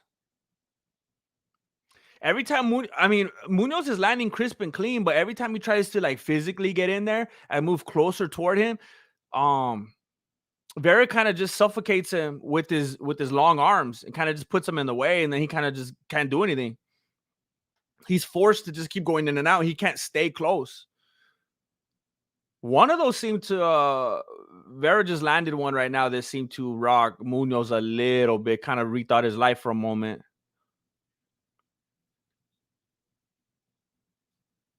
Everyone's in the tweets is saying that Munoz is up 2-0. Left hand down the middle again on the nose of Munoz.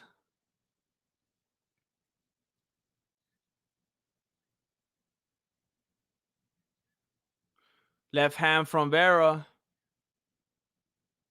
Left hand from Munoz. Left, right from Vera. Left from Vera. Right from Munoz. Right from Vera.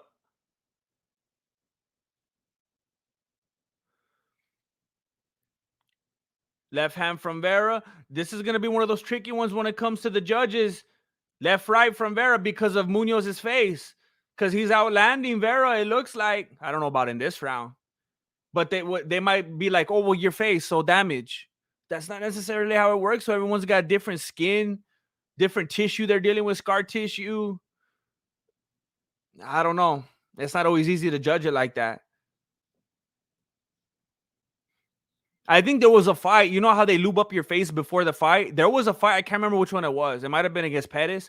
There was a fight where the lube guy, he was lubing Nate Diaz's face, and just the motion of putting the lube on opened up Nate's cut. He started bleeding during the lubrication process. I mean, you can't go by that alone. It doesn't necessarily mean damage inflicted. You just got to consider what you're working with to begin with. There's so many things to think about. Left hand from Munoz. Leg kick from Munoz. Left hand from Munoz.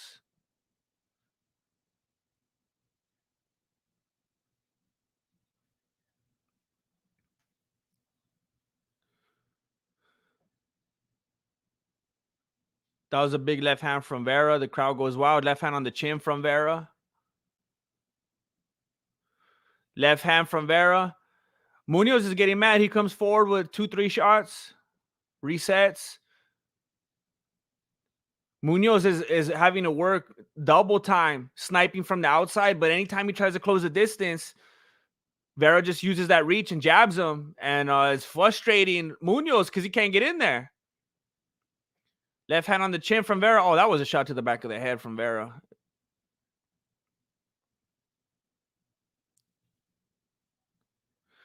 I mean, but unless Vera finishes him, Munoz should win the fight first and second round, and Vera won the third round. So, I mean, if they're going to be consistent, I think that's a stupid way to judge a fight. I think they should judge fights as a whole, not as individual rounds. I think that's ridiculous. But since they judge it that way, if there's no finish, Munoz should be winning the fight. Agree or disagree?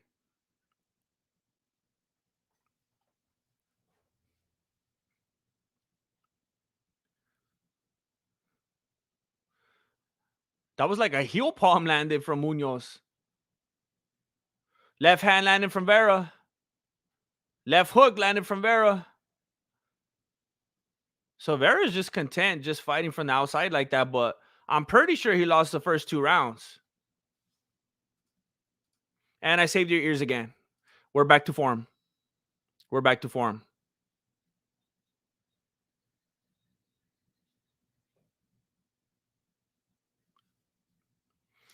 D Bear, he started bleeding during the lubrication process. Are you you're just quoting me? That's it.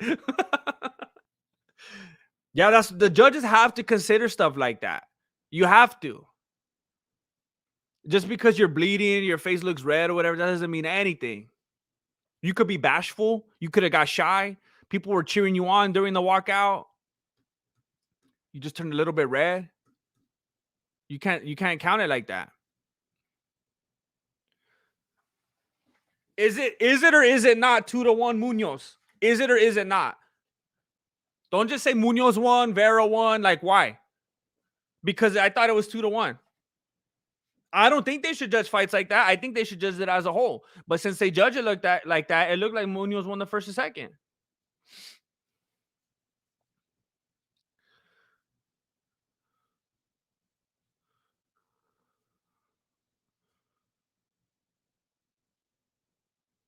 2-1. Some people are okay. So I'm seeing 2-1.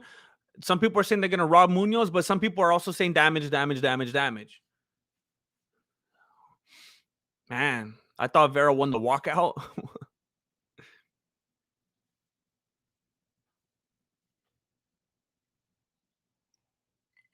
30, 27, 30, 27, 29, 28. Vera's already bowing like he thinks he won. They gave it to Vera. They gave it to Vera. Is that fair? Is that fair? Does that make sense? Vera hit harder and cleaner. I think he did. It seemed like Munoz hit a lot more, but harder and cleaner. It seemed like it. It seemed like it. I'm not gonna lie. It seemed like it. Uh, is that Mackenzie Dern's new boyfriend or what? Who's that dude that she was with? I thought she got divorced. She's already trying to flex a new guy already. Dirty.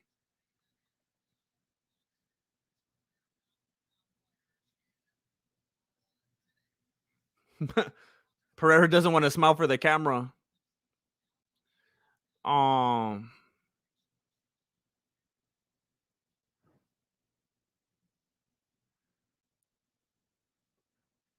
uh, Cheeto put that NES Contra cheat code on him. Uh,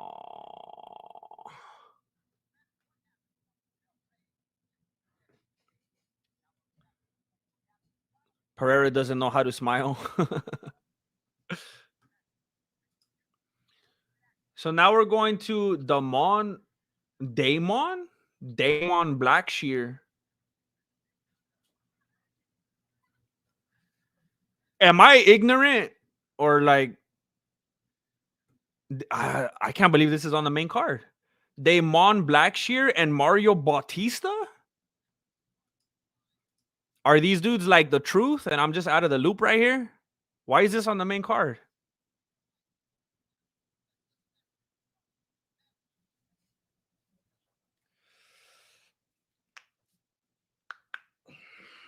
I'm tired. Look, I know it's not a big deal. I know I shouldn't care. I know this shouldn't be a thing, but I'm just asking because we did it a while back and I was excited about it. And I think it would be cool if we could keep doing it. We have 577 people watching right now, 539 likes. It would be super cool if we could get the same amount of likes as we have viewers. I'm just saying, I know it shouldn't be my big focus or anything like that. That's not what the night is about. But I just think it would be really cool if it's like, hey, oh my gosh, how do they have the same amount of likes as they have viewers? That'll be really crazy. So if you're willing to do it, I would appreciate it very much. If you would like the video, it would be crazy. It's just a really cool thing. Everyone is booing the footage of Aljamain walking, and his wife is looking like, why did I marry this dude? Is there something wrong with me? Why did I like him, but everyone else in the world hates him? Does this say something about myself? She just has like such an angry look on her face. They show Omalley and everyone's cheering.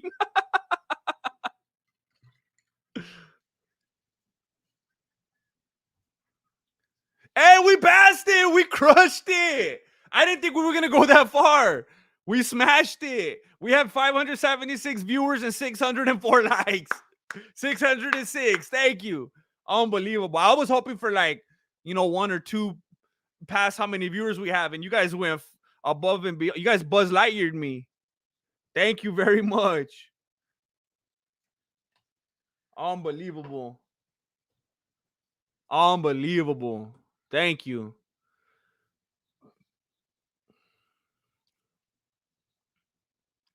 Um, Thank you, Scene Zero X. Thank you. Thank you, Cron Stockton. It's because the card fell apart. Is it because Cody's gone? Um,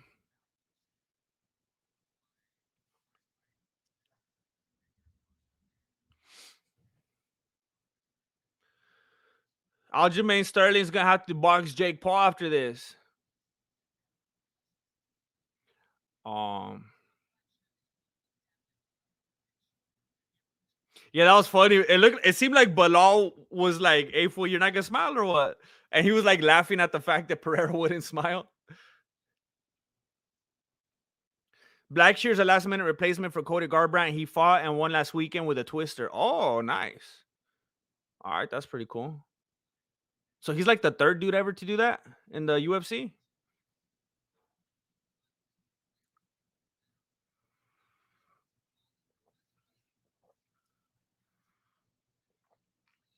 That's good stuff.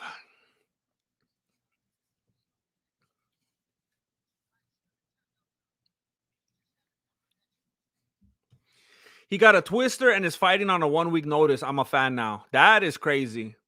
If he could keep this going, that would be bad. That would be bad. I hope he could do it. Be nice for something cool in the community like that, something exciting. Hey, it's starting to get a little bit ridiculous. We're going so far in the likes now. Our likes are so far surpassing our viewers. Now it's starting to get into pathetic territory. Like, why don't we have more viewers? But anyway, go ahead and keep liking the video because I guess it's a good problem to have. Thank you very much.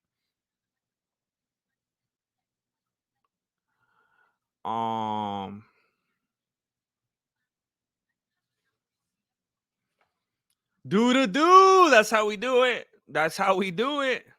No pun intended.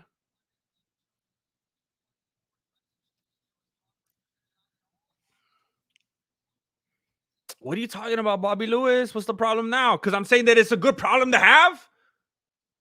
Jeez. I like to have this kind of problem. Ali Ben, $6.99. My bad. Wait, what? I barely got in 15 minutes ago. What? 6.9. I don't understand the 6.99. Thank you very much, Ali Ben. Thank you. Thank you. Oh, snap. I was going to say we barely started, but the time flew. It's been like 3.5 hours. But it's good. You're going to get here for the most important parts. We just been killing time. I know, Bobby Lewis. I know. Wait, what the heck? Did you see Keith Peterson fixing that fool's hair? What was the point of that? What was the point of that? We're just having fun here, Bobby.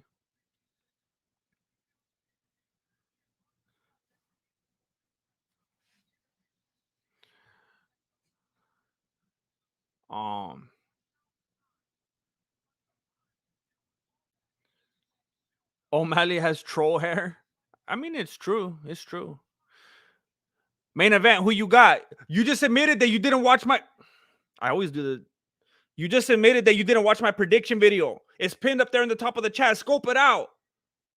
The quick answer is I picked that Sean O'Malley was gonna win. Not because I'm a fanboy. I'm not a fan. I've never been a fan, but I'm an MMA truther. And according to the truth, it looks like that fool's gonna win.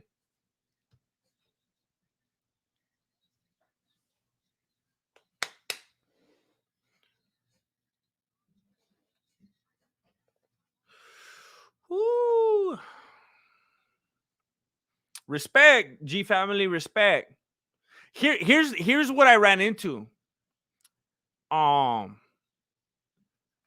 There's been a thing where like people have been needing to put some respect on Sterling's name, right? Where it's like, oh, he's gonna lose this one. He won. Nah, he's not gonna get past this guy, and he won. Well, I don't know. This time he's finally had it, and he won again. And same thing with Sean O'Malley. Yeah, that fool's overhyped. He's gonna get exposed. It's like, oh, okay, well, he got lucky last time. He's gonna lose. Oh, well, this kind of matchup is not good for him. He's gonna lose it, and then he wins again. It's like, okay, so now we got two dudes that have that problem where they need to have respect on their name. They keep proving the doubters wrong. They keep overcoming. They keep winning. It's like they both got that thing about them. So for me this time, it wasn't a matter of that. When I chose O'Malley in my beanie, it wasn't like, oh, that means I'm still not putting respect on Sterling's name. No, because if you pick Sterling, you're not putting respect on O'Malley's name. If you pick O'Malley, you're not putting respect on Sterling. It's one of those tricky ones. So O'Malley's grappling is underrated. I'm telling you, I said in my prediction video. Okay, the way I'm looking at the camera right now, it makes complete sense that I would point this way. But I'm supposed to point that way for it to go the way that I wanted to, apparently. I said Sean O'Malley grapples for funsies. That dude, people think he doesn't know how to grapple. Um. Oh my gosh. I got people over here paying for my pay-per-view. Ali Ben just sent money, big money, big money. Ali Ben just sent big money to the PayPal and says the fight. It's like it's for the fight, covering the fight. Thank you, Ali Ben. Thank you very much. I am always a little bit concerned during the pay-per-views. I'm like, dang it, these things cost a lot of money. I don't even know how this is gonna go, but I appreciate it. Thank you very much. Thank you for covering the event for me.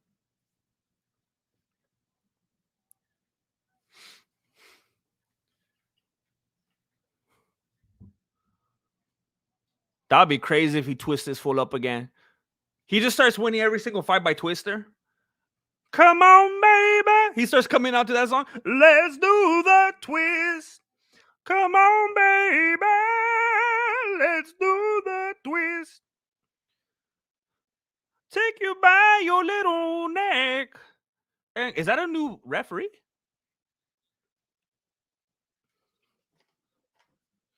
All right. I almost forgot about the fight clock.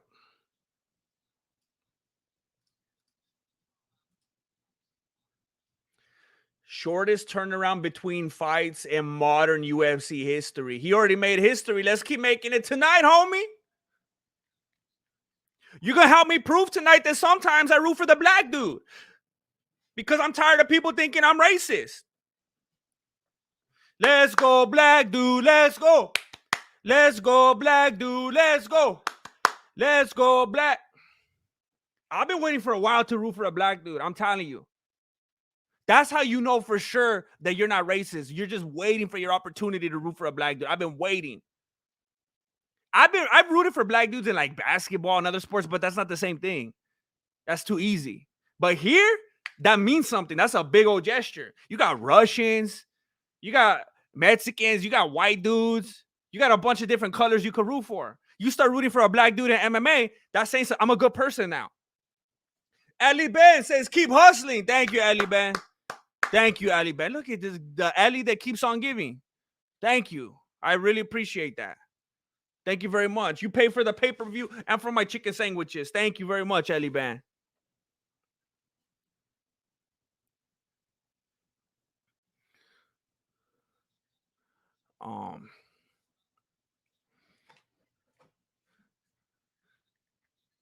So Blackshear got him against the cage. Wait, is I thought Bautista was talking papas. That's the corner.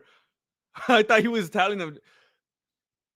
I was trying to hear what he was telling them. Oh, that's actually Blackshear's corner. He's telling them, beautiful, beautiful. Blackshear has Bautista's back against the cage right now. He's trying to inside leg trip him and looks like, oh, hey, this fool knows judo.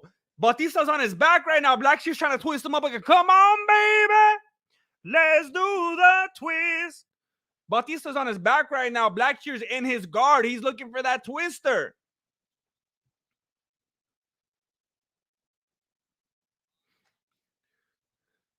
Let's go, Demon. Let's go. I'm gonna be honest. I can't tell what he's trying to do to him right now. Okay, so Bautista was trying to flip out of it like a little fishy out of the water. He's just flopping all over the place. Hey, man, Blackshear knows what he's doing with these limbs. He's holding on to Bautista's leg. He's kneeing him in the gut. Bautista stood up. Blackshear still pressing him against the cage. He's thinking about elbowing him on the break, but he's staying close. He's gonna stay close. He wants to take him. He did elbow him. I could see that elbow coming. I saw it. Bautista got Blackshear against the cage now, and Blackshear's like, fool, I like being right here. They broke it up. Couple jabs landed from Blackshear. Blackshear just wants to clinch up again. He's letting Bautista land a couple. Blackshear gives him an elbow. He wants to clinch up. He wants to take it back down again. Teep from Blackshear.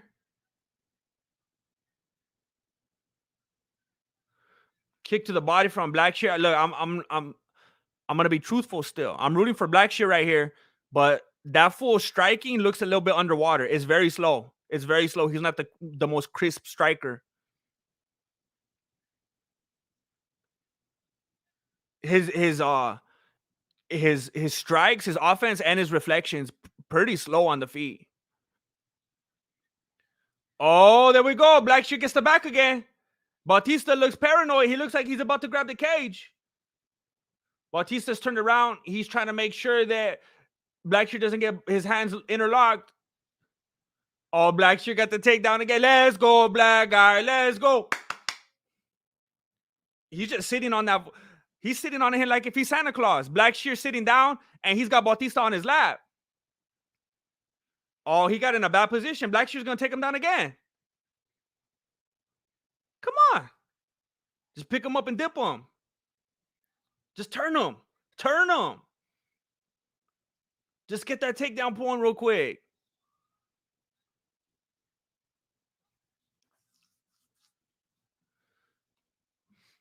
Them on guys, Bautista against the cage. Wait, is that going to be considered that he pulled guard?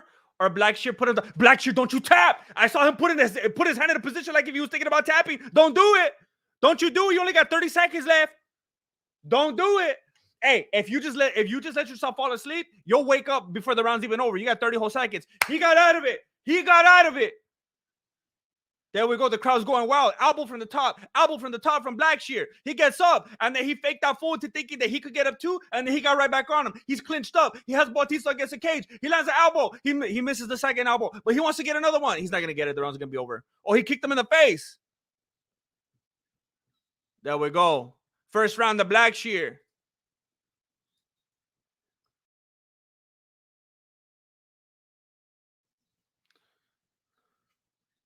Beautiful, beautiful.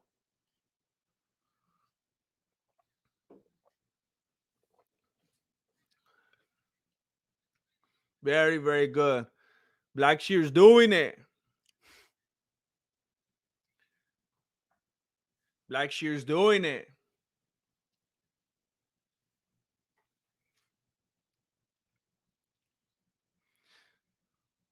See, his coach is telling him your punches need to be faster, dude. His hands are a little bit slow. Just get him on the ground. Get him on the ground and keep throwing those elbows. Blackshear seems to like elbows. He's got a little bump on the top of his right eye. I don't know if he came into the fight with it, but it's there right now.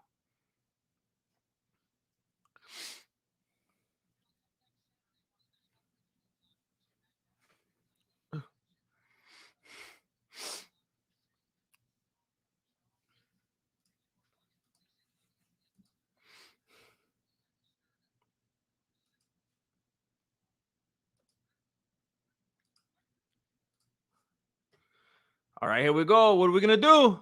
Leg kick from Blackshear. That seems to bother Bautista. Another leg kick from Blackshear. Some sloppy striking from Bautista. Attempted flying stuff from Bautista, but he abandoned it. Body shot landed from Bautista. Blackshear kind of landed a knee to the body at the same time. Caught him on the way coming in. That was attempted left-right from Bautista. I think the right hand landed. They clinch up. Ooh, elbow on the break from Bautista. Blackshear's hunting him down. Oh, Blackshear throws out a teep, and Bautista wants to grab the single leg. But now Blackshear's grabbing him. He's wrapped around the upper body. Looks like he might use the momentum to pick him up and power drive him. Oh, wait, that's illegal. He's not going to power drive him. He's holding on to him right now. Maybe making him expend some energy. Bautista's trying to press the back of Blackshear into the cage. Blackshear gets off of it. Exchanging elbows. Another elbow from Blackshear. That was almost a little bit behind the head. It was behind the ear. I don't know how far behind it was. Right hand down the middle of the guard from Bautista. Left hand miss from Bautista. Leg kick from Bautista. He's just trying to be active. That wasn't going to do anything. That was kind of lazy. Bautista tries to land the right hand to the body. He gets a leg kick from Blackshear. Bautista's trying to get takedowns now. What is he thinking? You trying to get twisted?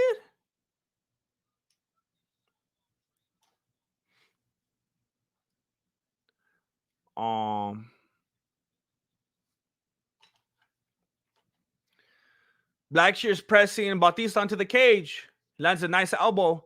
Bautista's trying to get off of the cage. He turns it around. Blackshear is closer to the cage now. Now he pushes off the cage.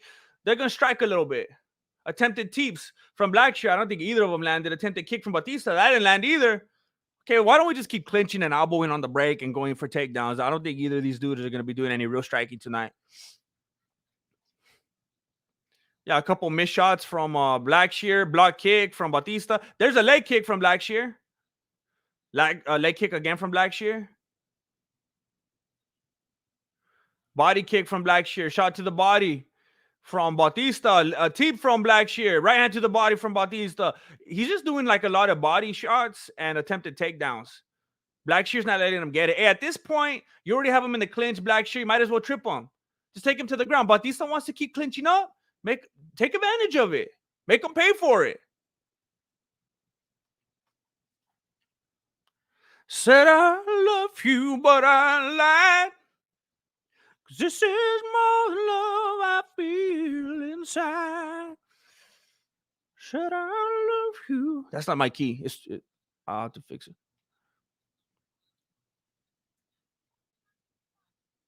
I actually always hated Michael Bolton's rendition of "When a Man Loves a Woman." I like the original version, but I do like "Said I Love You, but I Lied," and I also like what's that other one? You know, everyone knows Michael Bolton has two songs.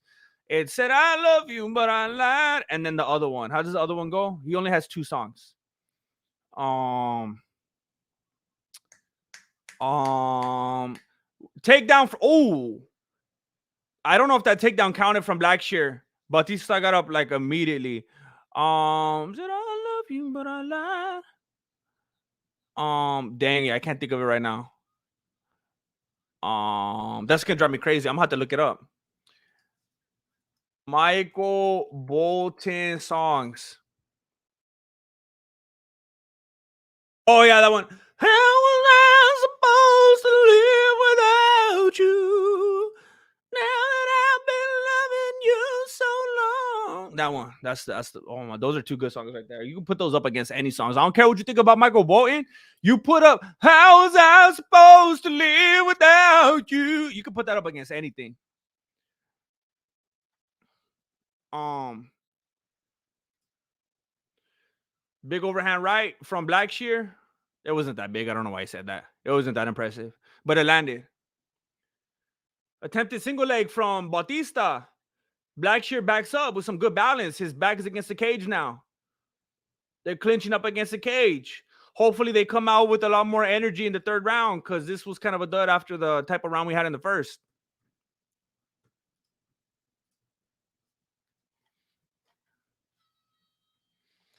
I don't know. Is it tied now? That one, not quite the same as the first round.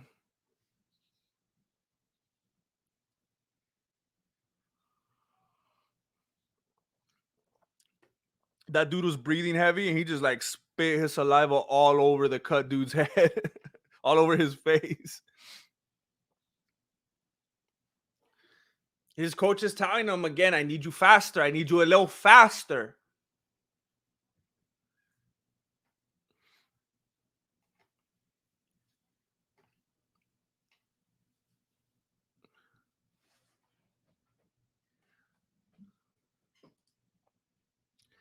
How was I supposed to live without you?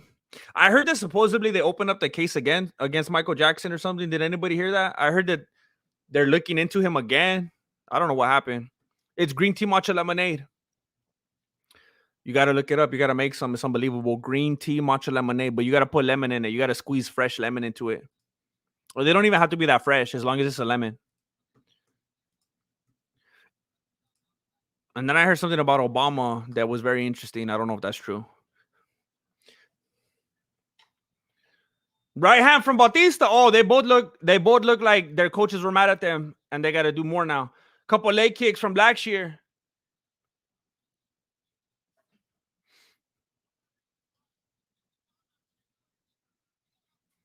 Does Taito Avasa love the oldies? I didn't even know that. Um Leg kick from Bautista, right hand from Blackshear, left hand from Blackshear. I feel like every time I'm rooting for a fighter, um the commentators are like going for the other guy and building a narrative. It seems like it never fails. You need to put your referee shirt on and count Mick Foley, the pinfall behind you. Oh, snap. Mick Foley's trying to tap. He's trying to pin Brutus the Barber Beefcake back there. I didn't even notice. Bautista's getting Blackshear on the cage now, trying to take him down. Hey, he's disrespecting you, Blackshear. Go ahead and let him take you. Oh, no, don't let him, because then that's going to count for him. But take him down. He wants to be on the canvas. Take him down. Tell him, let me see what you got.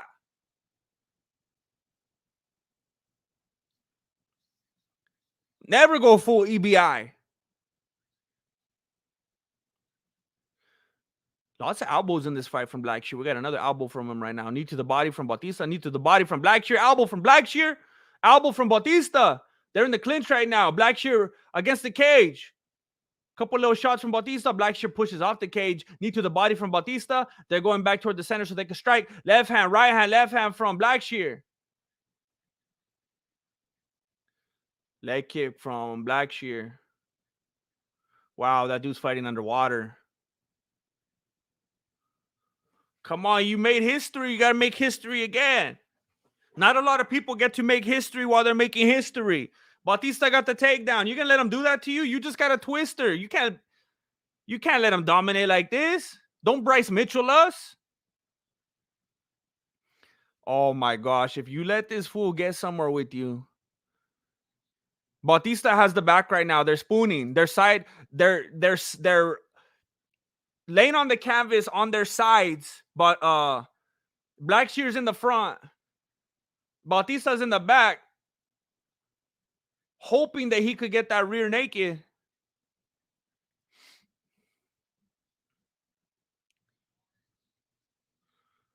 So Bautista apparently has 3 rear naked choke finishes on his resume.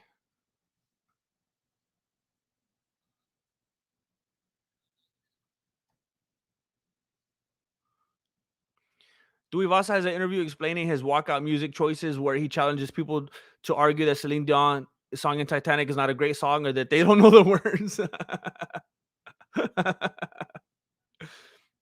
I remember when I was in elementary school, I learned how to play that song on the violin.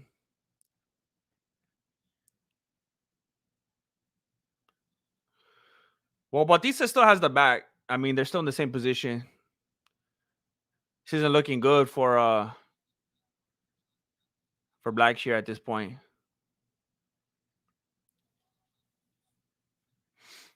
I was just gonna say it, and I didn't want to say it, and then Joe Rogan said it. I was gonna say they're in a position right now that Bautista could get the twister. I didn't want to say it because I got sad, but Bautista could actually get the twister, and that would be hilarious. I don't want it to happen, but that would be hilarious. Blackshear found it within him to get up, to get back to his feet. Why don't you just throw a leg lock on him? Bautista picked up his leg all high. You should have just grabbed it. They're back to their feet right now. They're clinched up. Elbow on the separation from Bautista. Body kick from Blackshear. Switch kick to the head. But Bautista kind of blocked it. Bautista's down. Blackshear's on top. Blackshear's taking the back again. Almost. Blackshear stopped him. Blackshear's putting Bautista on the cage. Bautista turns it around, puts Blackshear on the cage. Oh, was that a sacrifice throw? That was unbelievable. That was a beautiful, clean sacrifice throw from Bautista. That was so smooth. He did a sacrifice throw and got Blackshear on his back. I think Bautista might have got it. I think he might have taken the fight. Was not looking good for him.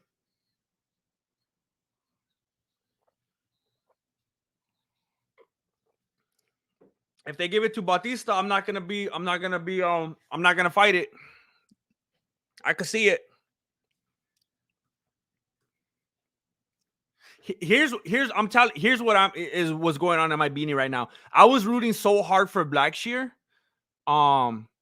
that when he started to not do as well as he was doing in the first round, in my head he was like, "Oh, he lost. I'm so sad now." But maybe he didn't do as bad as I thought. It was such a fall from the first round. I just started to get paranoid, and I'm like, "Oh, that's how things always go. My guy's gonna lose now." But hopefully Blackshear got it. But I'm just saying, if they give it to Bautista, I'm not even gonna be tripping now because that third round was so good, and he did work in the second round. Some people are saying that he got the first two rounds though, Blackshear though.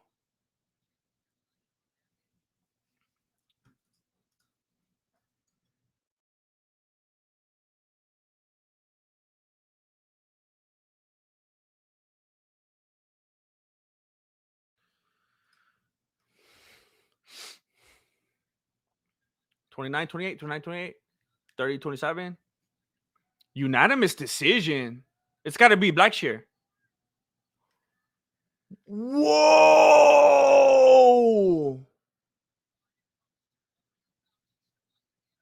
Wow. Even Anik is saying it's questionable. 30-27, he's saying questionable. I don't know about that. I don't know about that. At first, I was like, I'm not even gonna trip, but the discrepancy here is sketchy. Sketchy. Joe Rogan just said 30-27 is bananas. Wow. That's ridiculous. That's ridiculous.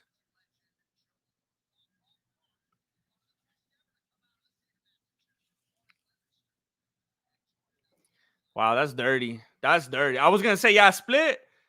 Unanimous is crazy. I could take a split, but I'm mad now. Yeah, that would. It's like when they want to give it to a certain guy anyway, why not at least make it like not so like so you don't anger all the fans and just disrespect and insult everybody? At least make it a split. Wow. Bautista bomb. Bananas. That's bananas. No, that's more like Joey Diaz, huh? I can't hear myself. Bananas. I can't do Joe Rogan. I don't know. I'm not an impressionist.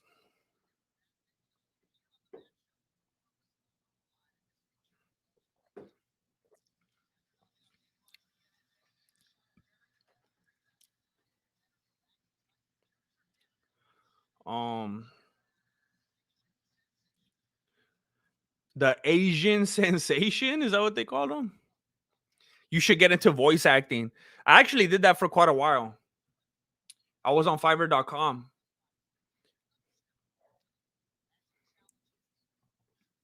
Um, yeah, I did that for quite a bit. I hate it though because I'm a perfectionist and it would take me forever. I would do it over and over and over again just till it sounded perfect, and it was annoying. Man, Ian Gary is annoying.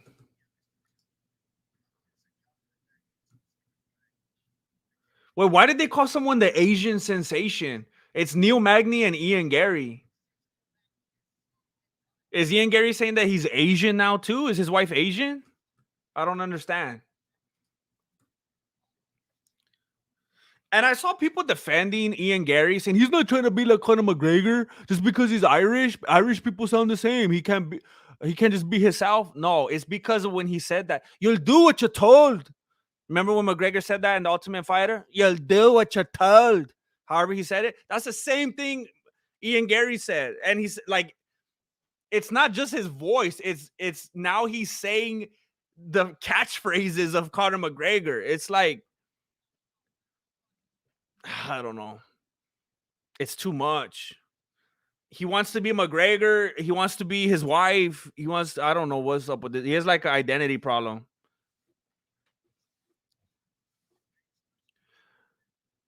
Yeah, that and that arm thing is so I don't know.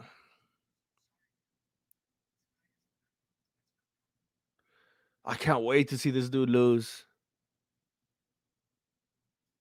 Hey, I get to root for two black guys today. Hey, I don't think I've ever done that. I'm rooting for two black fighters in the same event. I don't think we're making history today. I don't think that's ever happened before. I'm coming out. I want the world to know I root for black dudes too. I'm telling you, for years already, every time there's a black dude fighting a white dude, they're always like, you're racist. You always go for the white dude. Yo, how come you don't like black people? We're doing it. We're doing it.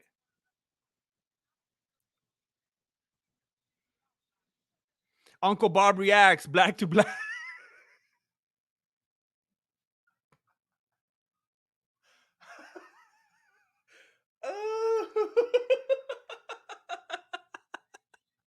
Black to black fights. We're doing it. We're doing it. Oh man, that's good. Uncle Bob reacts. Black to black fights. That's how we do it. Oh, look at this, Bob. Oh, wait. Oh, wait. So you don't like black? I mean, you don't like white people now? You don't like white people now? Oh man.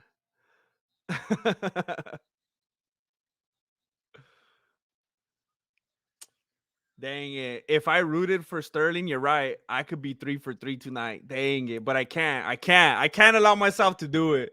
I can't. Two's good. Two's good. It's a good start. I don't want to overdo it. Then you get into that place where you're like, where it's like, what do they call it? Reverse racism, where you like you try so hard not to be racist, then now you seem even more racist. Now it's like patronizing.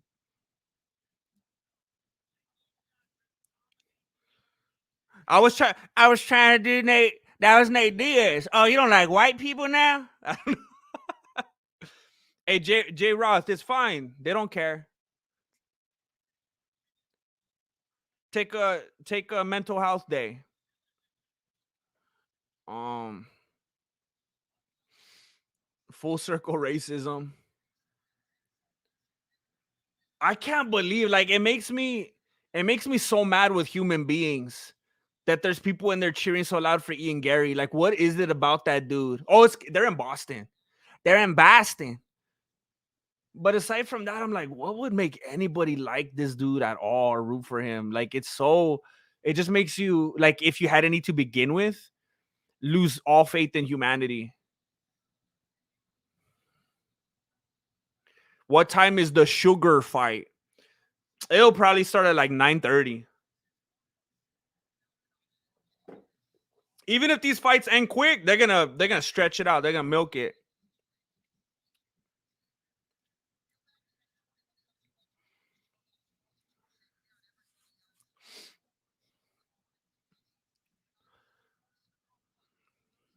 We never said goodbye with words. I go black to black.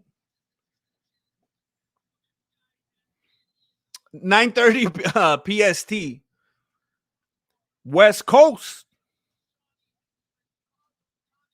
What happened to the sound effects? What sound effects? My air horn?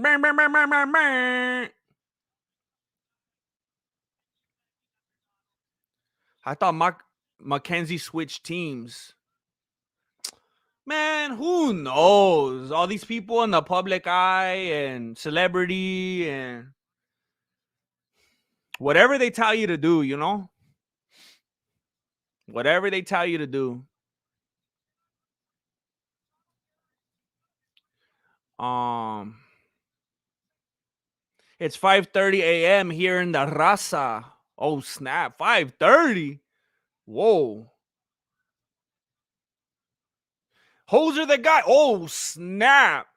Big old spender. Hoser the guy. You get your money's worth in that membership tab. Go get in the Discord. Go scope out all the private videos that nobody else could see if they're not a member. Go. Oh man. Go scope all those posts and stuff. Thank you so much. That's crazy generous. Thank you, Hoser the guy. Unbelievable.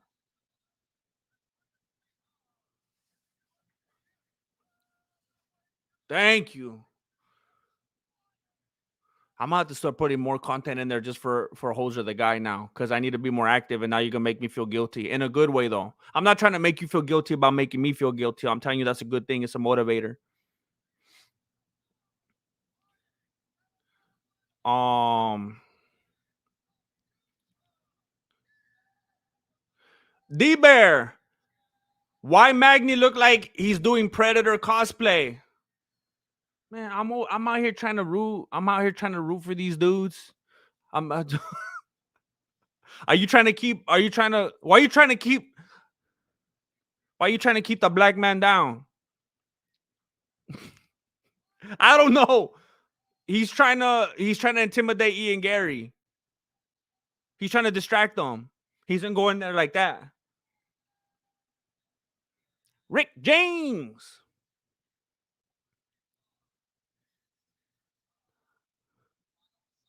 All right, here we go. Here we go.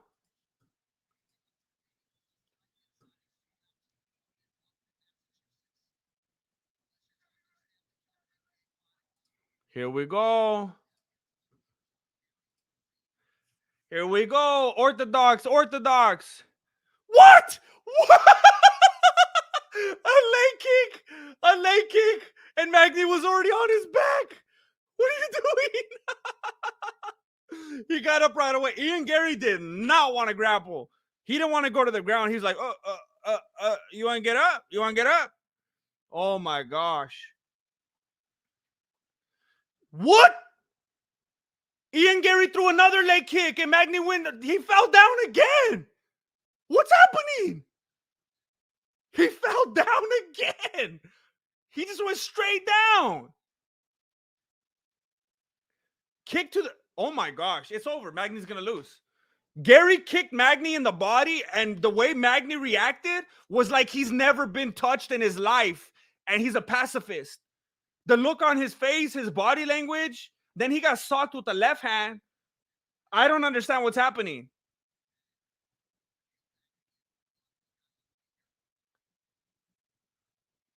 Magny's doing that weird thing like when you're sparring and you turn your back like you don't want to get hit. It's like he's scared. Left hand looked like it landed from Gary. Magny's trying to take advantage of that and grab it and come in. He wants to clinch. He wants to grapple. Attempted head kick from Gary, blocked. Leg kick from Gary. Magny, at least he stays on his feet. Oblique kick from Gary. Oh, man. Magny's biting on everything. Attempted Superman punch. Well, it was a feint from Gary, and Magny just bit on that. Leg kick from Gary. Leg kick from Magny. Attempted head kick from Magny. Block. Teep from Magny. Right hand miss from Magny. Magny trying to change levels. It looked like he was thinking about maybe going for the takedown, but Gary was long out of there before Magny even got close.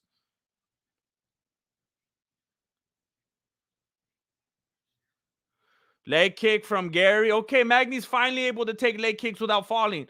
I don't know. Wow. Magny, he's throwing his limbs around like if he has weighted limbs, like if he has like 20-pound weights on each limb. Gary was hooking the top of the cage right now. And then he did it again when he thought Keith Peterson wasn't looking. He's doing it again. What do you... Just don't even let him put his arm up there. He's trying to get away with the technicality. He's doing it again. Keith Peterson, what are you doing? He's doing it right in front of your face. Even the commentators are talking about it, and you know that they want this fool to win. Even Anik said that's a blatant foul. He's using it to pull himself closer to the cage. Keith Peterson's from Boston or what? Magny's on his back. I don't even know if that was a takedown. Magny looked like he just fell down like a little glob of slime. That didn't even look like a takedown. It looked like he was standing and then he just like dissolved into the canvas. Oh my gosh. Magny doesn't even look like a fighter.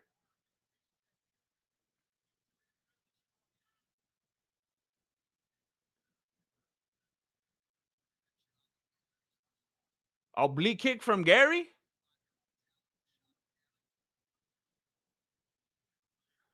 Kick check by Magny.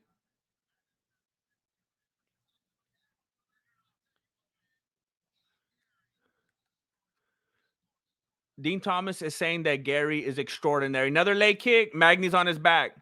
Is he doing it on purpose? Is he trying to make... it's almost comical how he's going down and then he's immediately butt scooting. It seems like maybe he's using that as an excuse to go down to the ground. I'm starting to think it was on purpose now.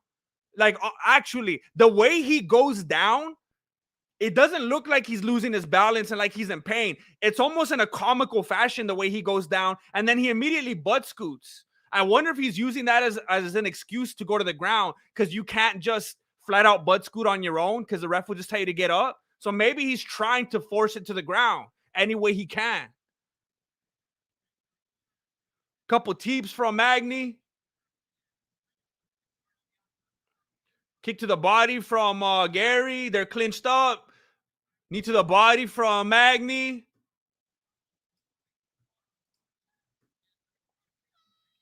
Aaron Suarez, I want to say thank you very much. Aaron Suarez, thank you. That's a big donation right there. And a big appreciation from me. Thank you, Aaron Suarez.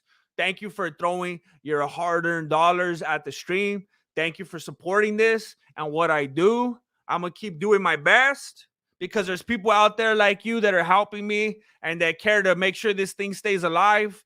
I always tell you, the Mexican martial arts is supported by viewers like you. I'm not an employee of YouTube. I'm not trending. I'm not Mr. Beast. So you guys keep me going. Thank you very much, Aaron Suarez. I appreciate you. And I want to say I'm very sad now because we have 744 viewers and 727 likes. We got out of balance again. So if any of you are willing, I would appreciate it very much if you would click on that, because we kind of got a thing going tonight. We're trying to keep the likes ahead of the viewers, and we were doing it for a while, and now we got off the rails. I appreciate it very much if you help me get back there. And help yourself get back there. This is all of us right here. Halas, he said Haitian sensation. Shout out Haiti. Oh, I thought he said Asian. He's a Haitian sensation. Oh my gosh. I take back the shout out to Asia, to the land of Asia. Thank you, Halas, for clearing that up. Head kick from Gary.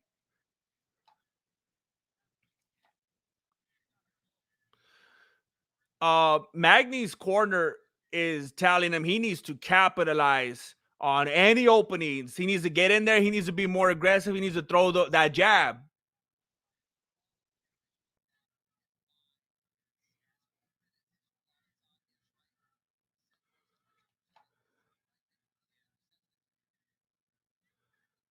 Oblique kick from Gary.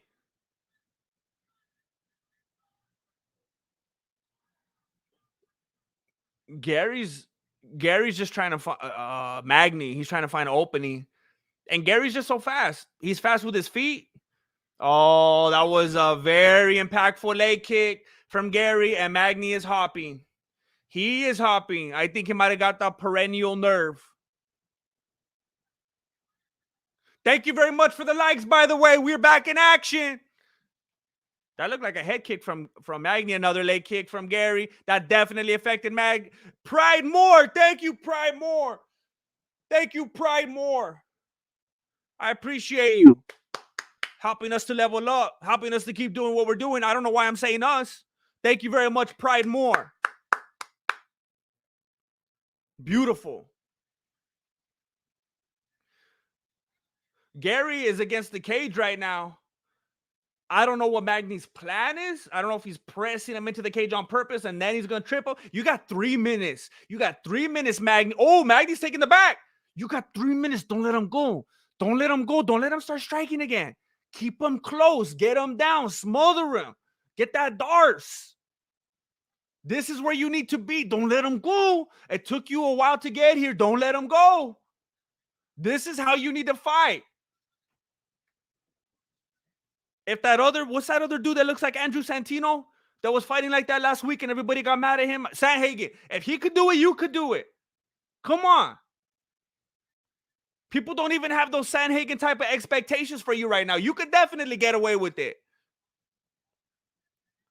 Oh, people are booing now. Don't boo. Let the man do what he needs to do. You guys are racist. He did it again. He grabbed the top of the cage again. It's because Keith Peterson's too short to see that Ian Gary's pulling. They need a taller ref in there. I think that's going to be something going forward that the UFC is going to have to correct. They're going to need to have taller refs for the taller fighters because Keith Peterson's too short to see that Ian Gary's pulling on the top of the cage. They're going to have to get that full little stool in there. Ian Gary just kicked his mouthpiece out of Magny's mouth. But that wasn't a Magny's like, no, let me get back. He wasn't trying to do it on purpose. He's not trying to waste any time. Tip from Magny. Oblique kick from Gary. He's really trying to mess up that left leg. Magny straight up hopping like he's about to throw the crane kick. He's straight up hopping. Gary is attacking that left leg even more now. No mercy. Magny tries to use the cage to kick off of it, throw a Superman punch, and that didn't do anything. Ian Gary brought that little kryptonite. Those little green shorts, kryptonite. Yeah, that's dirty. First, you got that fool doing it to Weidman, cheating with that fake groin shot. Now you got Gary pulling on the cage.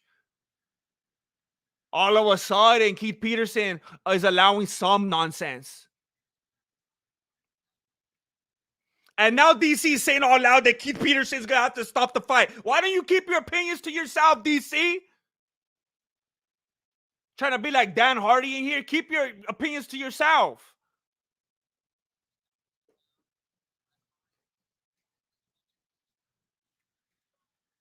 Don't you do it, Keith Peterson. You don't want to stop that fool from grabbing the top of the cage. You want to stop this fight? He's still in it.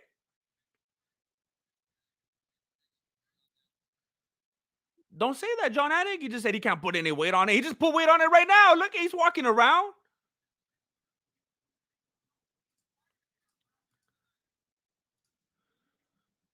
Big right hand from Gary. End of the second round.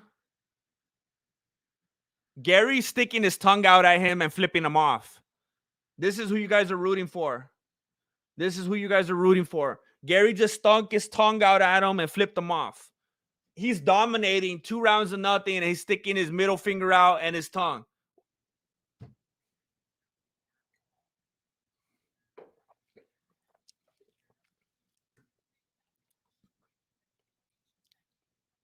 Man. Oh, man. Is that Dan Hooker coaching Magny?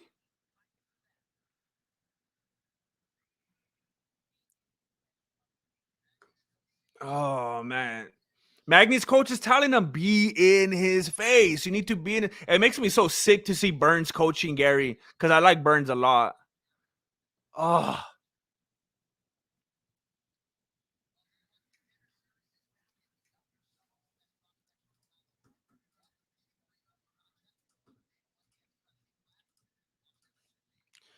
Gary with the left right. Magny trying to hit a teep, but he doesn't quite reach.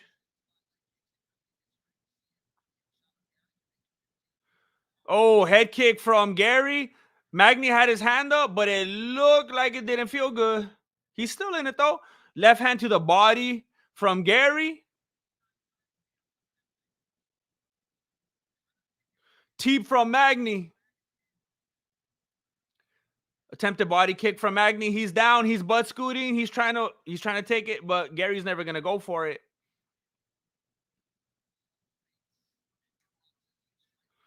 Another kick to the left leg of Magny. He's hopping again. Attempted teep to the face from Gary, but it kind of slid off. Leg kick from Magny. Left hand landed on the face of Magny. He tries to come forward, but bails. Nothing's happening. Head kick from Gary, blocked, but then he lands a leg kick right after. Magny's having a hard time standing. Gary's blitzing him. He kicks that leg. Magny goes down. Magny's sitting there. He's hoping he comes down into his guard. He's butt scooting. Gary's looking at the ref and telling him standing up. I mean, I want to call him a big chicken, but at the same time, you don't want to just be baited into someone else's fight.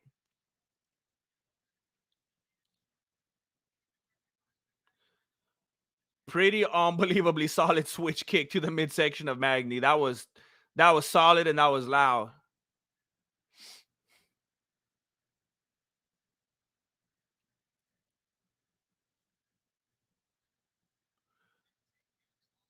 Gary throwing some funny looking feints right now. I think he's basically trolling Magny right now. And then he landed a pretty solid leg kick.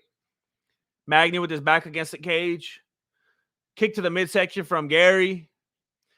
Kick to the left leg of Magny again. He's hopping. Attempted head kick from Magny.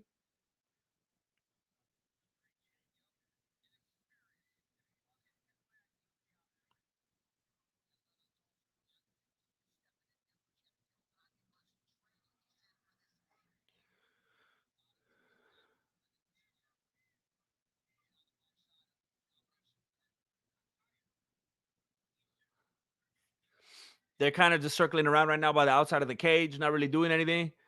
Left hand, right hand from Gary to the dome. Magny's trying to circle around, find some space.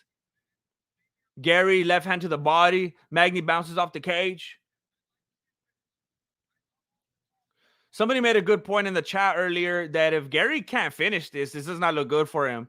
You look at Magny, you look at how old he is, you look at how hurt he is, the way he's fighting, short notice. If Gary can't finish him, I mean, I know it's trying to take away from him. It's like, hey, he's winning, he's winning, he's winning. Look at his record, he won, right?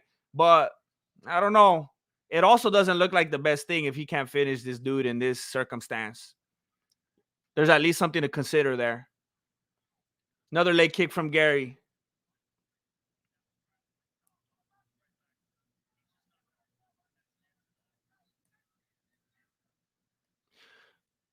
So I guess he wants to go southpaw, but he can't because his legs hurt. So he's having to fight completely different. He's not even comfortable fighting in the stance he's in. It's just a disaster. He's all messed up. Leg kick again. He goes down again. Gary refuses to go down. Every time he goes down in butt scoots, Gary's like, nah, get up. I want to be a kickboxer. Teep to the face from Gary. Pushes off Magny. He's blitzing him. He kicks him to the head, but Magny has his hands up. Gary's trying to get that finish, but Magny's doing a good job of covering up. Gary goes to the ground with them. Magny, you got to take advantage. There's 40 seconds. Gary's finally on the ground with them. You got to get him in that Kimura. He's finally on the ground. You got to do something. Get him in the Ezekiel choke. You got to do something with this position. Magny's trying to get the Ezekiel choke from the bottom. He's trying to close that. You got to squeeze on that dome. 25 seconds, Gary. 20. Okay, he's not gonna do anything with it. He literally just like slapped. He's like trying to discombobulate. He just, okay, it's getting sad now. He's not gonna do anything with that position. He's not gonna do anything with that position.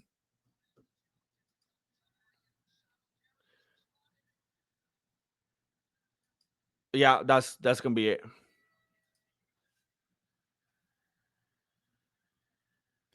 Wow. Gary's still putting up the middle finger to him. He put it on his head. He like pushed his head after the fight was over.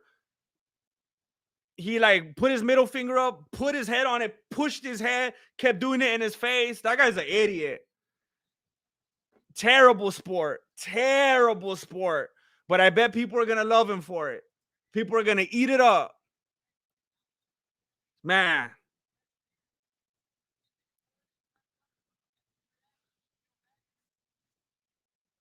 Man.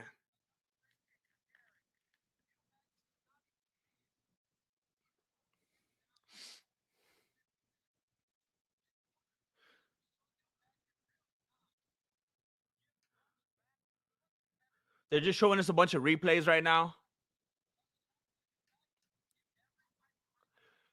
Taylor Pierre. Yo, Ian Gary is a stain on the sport. Disgusting. Yeah, thank you, Taylor. Like, I know a lot of people are going to like it. People are shouting for him. They like it. People are animals. Everybody likes it. They're raising their hands. They're into it. They like that type of behavior. It's unfortunate. It's unfortunate. People egg this kind of behavior on. They provoke it. 30-26, 30-26, 30-24. I can't even remember the last time I heard a score like that. And Magny's clapping for him. Magny's right there clapping for him. This fool was flipping him off, hitting him in the head and stuff after the fight. Magny's clapping for him. That shows the differences in the two types of individuals. Magny was standing there clapping for him.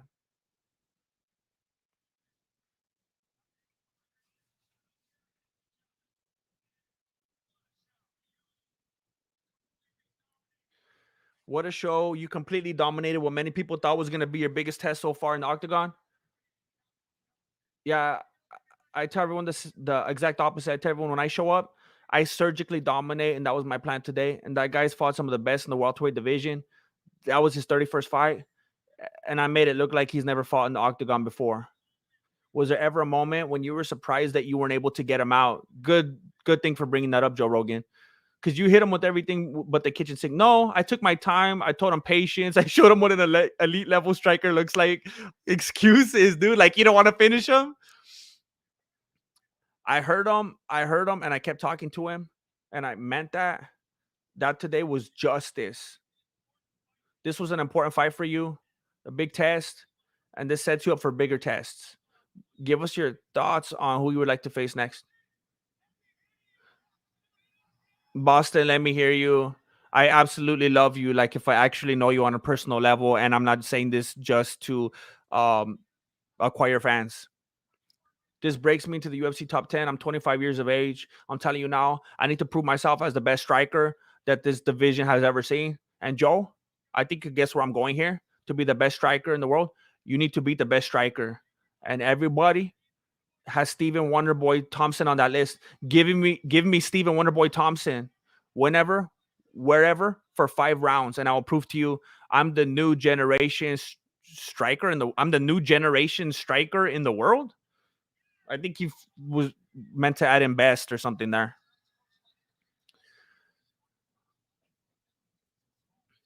Well, there you have it.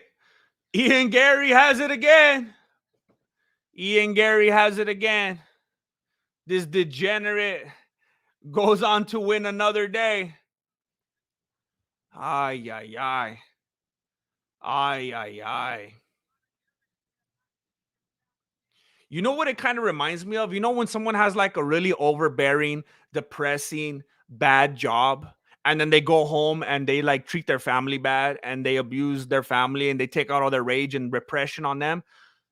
Everyone's always clowning on him because like his wife is his husband and how like he took his wife's last name and everything. I wonder if he's like under her little thumb and everything at home and all repressed, and he has all this aggression that he can't let out, and then that's why when he's around other people and on the microphone he's such a degenerate and a bad person. It's like he's letting out all his rage when his wife's not in the building.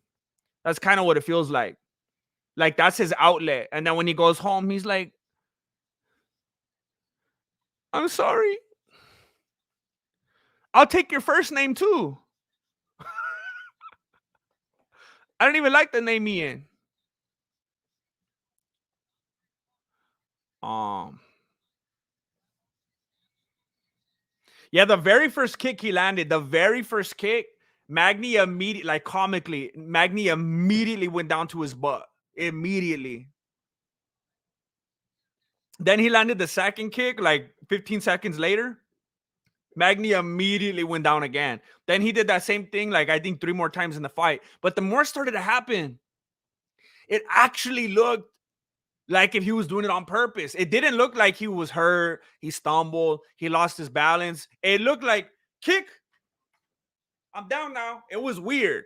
If you're not watching the fight, or if you are, you could rewind it or go look at it later. I don't know. The way he went down looked like he wanted to go down.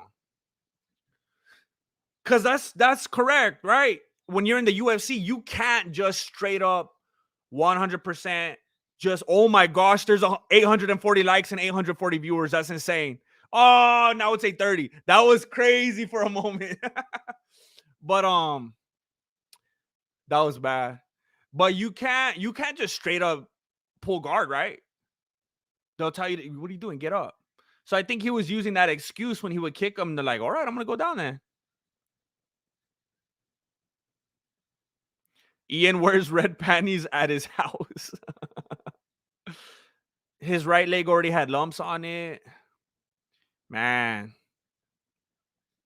some people just can't handle success though. I don't know if they have like narcissistic tendencies or they were really ignored and neglected and abused as a child and now they don't know how to handle having something good. I don't know, but it's the same thing that happened with Adesanya.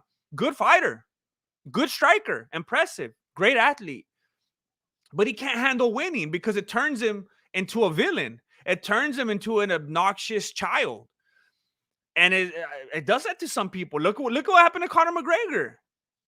I mean, you see like the full scale of it right there. Some people can't handle success. It's just not part of their character to be able to deal with winning and winning and winning and winning. Because then you become Conor McGregor, you become Adesanya, you become Patty Pimblett, you become Ian Gary.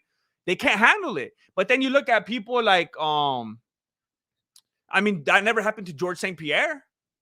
That never happened to Khabib. That never happened to Bill Goldberg. Like you get people that are winning and they're a legend and they still don't become that guy. That didn't happen to Fedor, you know? Some people just can't handle it.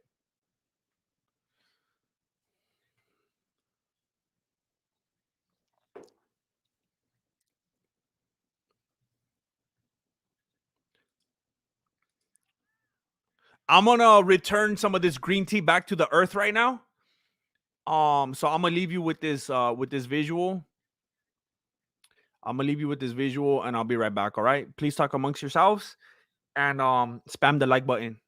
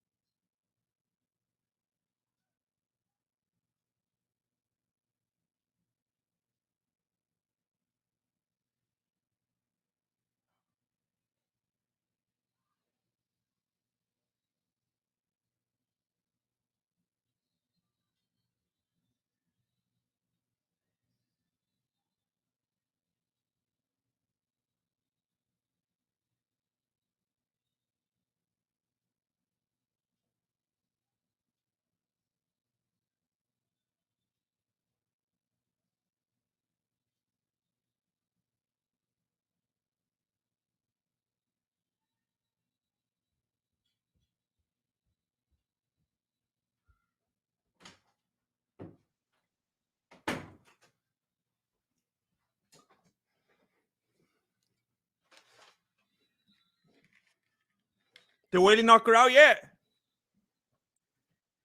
Oh man.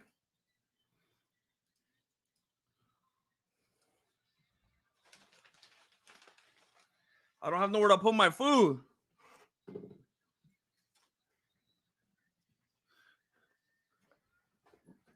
Brazil. Brazil. I got some real cold food right here. I want you guys to know that that's how much I care about you. That I'm eating this cold food right now. And I know it's not reciprocated by a lot of people because I came back and I lost like 200 viewers because they couldn't wait 2 minutes, 2 minutes so that I could get some nutrients in my body. Bunch of fair weather viewers. I want you to know I appreciate you that stuck around. Imagine how much better this would be if it was not cold.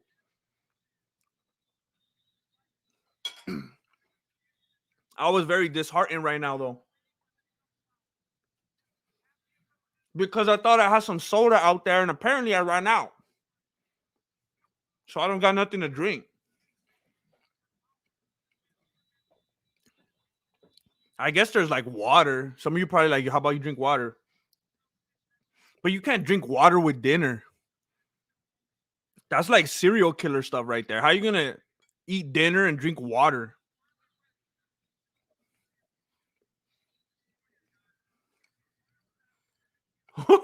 Get a toaster oven in your room and that will never have to leave.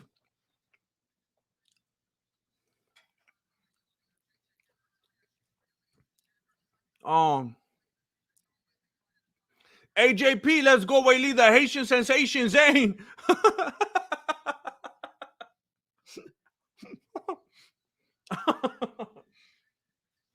They're all fluid. They're all fluid. I can't believe Neil Magny and Blackshear did this to me. Did this to me.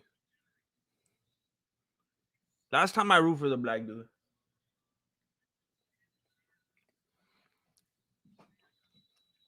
I go through great lengths on this channel to show that I'm not racist. Trying to fight the narrative that I am a racist. And this is how I get repaid.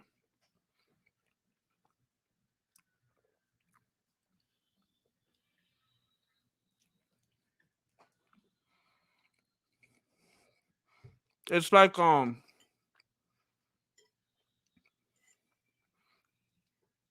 it's pulled pork.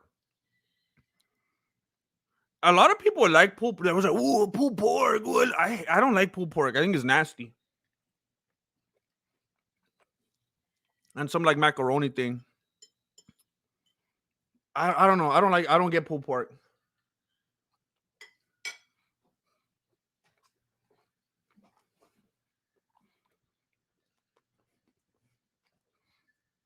Um, Hollis just realized I was 15 minutes behind on the stream. I hope Gary gets beat by JDM or Holland, whoever wins. To be honest, um,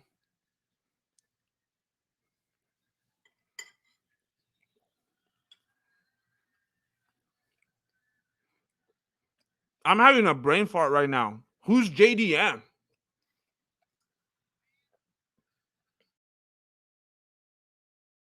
Who's JDM?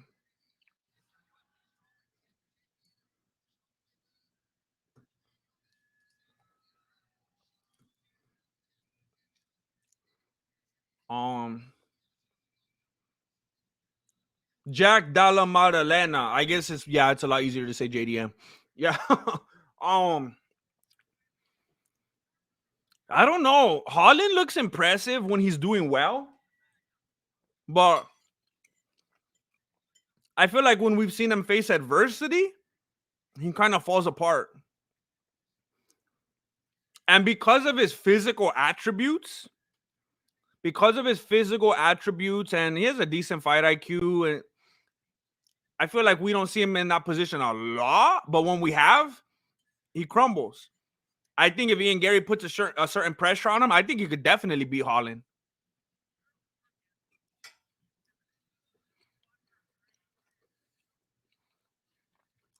Um, and just in case any of you are like, "Hey, fool, why are you eating? Stop eating." I'm very hungry and I'm eating as fast as I can so I could be done with it already. I don't want to carry it out and be eating for a whole hour. I'm not trying to mukbang on you.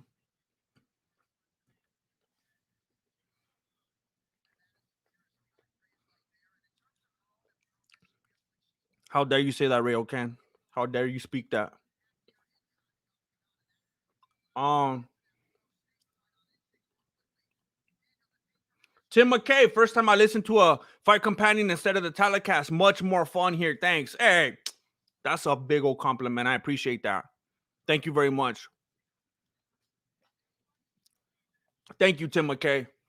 I'm doing my best. And look, I'm feeling good today. There's been some Mexican fight companions I did, and I was just like, nah, feeling it. I was a little tired. I was a little frustrated. I'm feeling good today. So I'm very glad that you made this one. As I spit pulled pork onto my Mac. Thank it. It did like dead square right on the Apple logo right there. Um, thank you for the kind words, Tim McKay.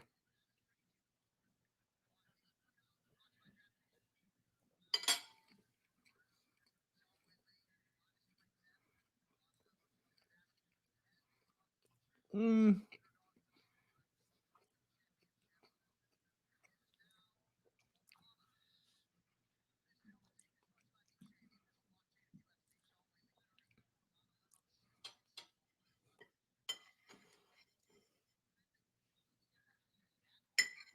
Could you imagine either of these ladies like working in an office,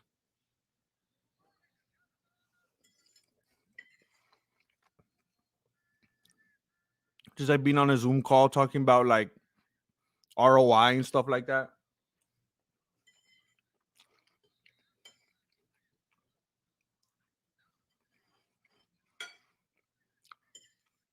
That's so weird when Bruce Buffer is like talking about like a movie trailer when he introduces people. The story of a man getting revenge on all those who wronged him. And now.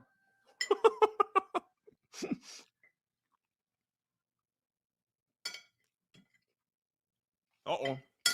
Uh-oh, it's lagging. Uh-oh, what happened? Oh, that's not good news. That's not good news at all.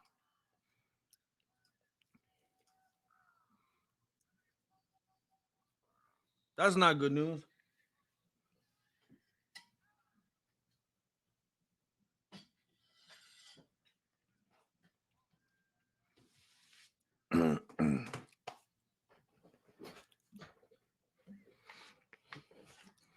For real, huh? I should root for Sterling. Because that's how things are going. Ooh. Ooh.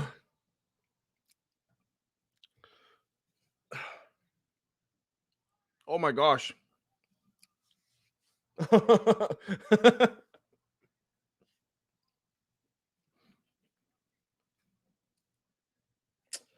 don't want to touch my microphone. My hands are all greasy.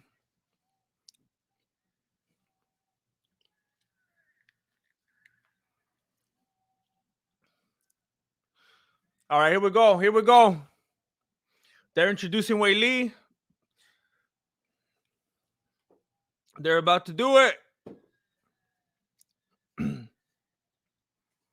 I guess like hours ago that the main event was gonna be at 9:30. It's looking like that's probably gonna happen.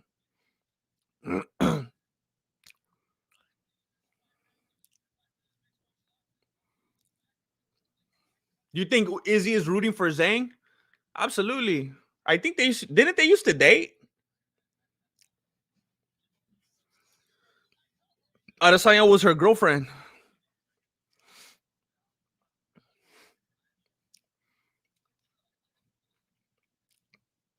Did you guys hear the way that John Anik laughed right now? Sometimes he does that laugh like if he's like a teenager. Did you hear that? He does that a lot when someone really gets him going. Wei Li wants to move forward, and Limos is like, hold up, let me see what I'm getting into. Let me see what I'm getting into.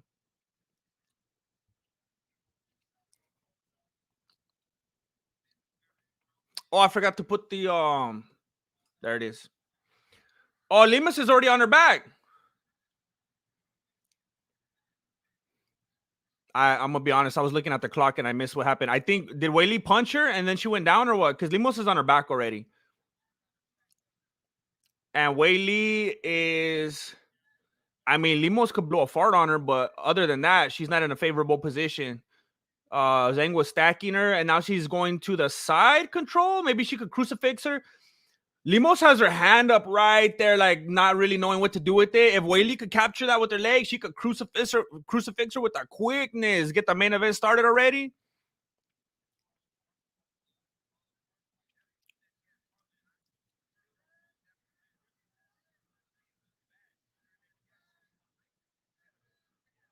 Um, so Wei Li right now is in the side control, and she's throwing knees to the midsection of Limos. I kind of wish they would give us a different angle for a moment just so we could see fully what she's doing with her knees. But Limos is on her back right now. And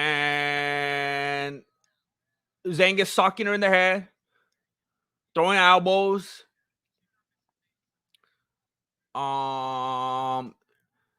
Wei Li is not like the old Wei Li. She doesn't want to just get up and trade and strike. She's very happy where she is right now. She knows what she's doing on the ground. Limos is holding her glove with both hands.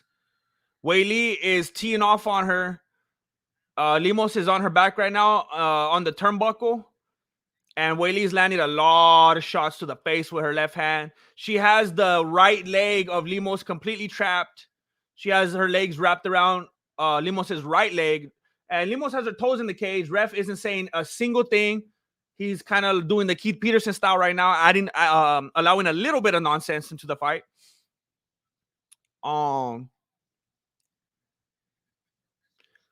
Some elbows to the face from Wei Li. The right leg of Limos still trapped. Oh, she's kind of easing out of it. All right. Zhang went to a different position and now does not have any of the legs trapped, but she's socking Limos up.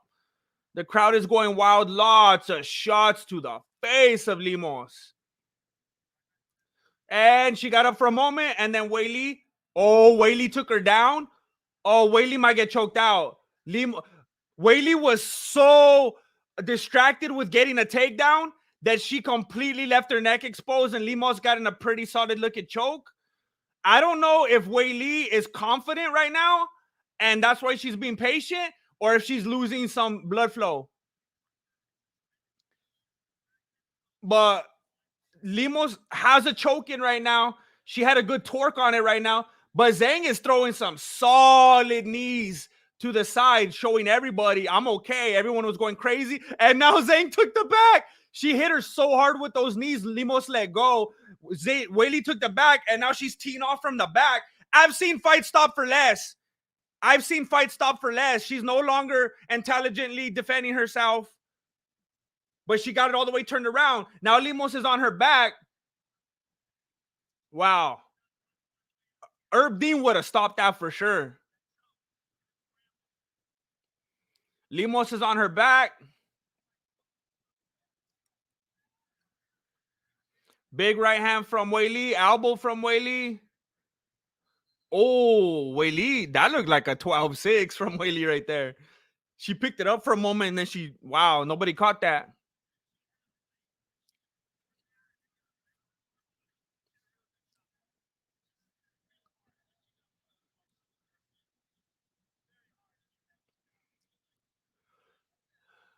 Limos has one knee down right now, trying to play that Aljamain Sterling game. And Wei Li's on top of her, just throwing shots to the face. Now she's going around, and it looked like she was thinking about getting in a choke for a moment. But I don't know what she's trying to do now. I can't tell what Wei Li's trying to do. Oh, she's going to slam her? Whaley got the slam, and I destroyed your ears. I just 10-7 your ears right now. My apologies. My apologies.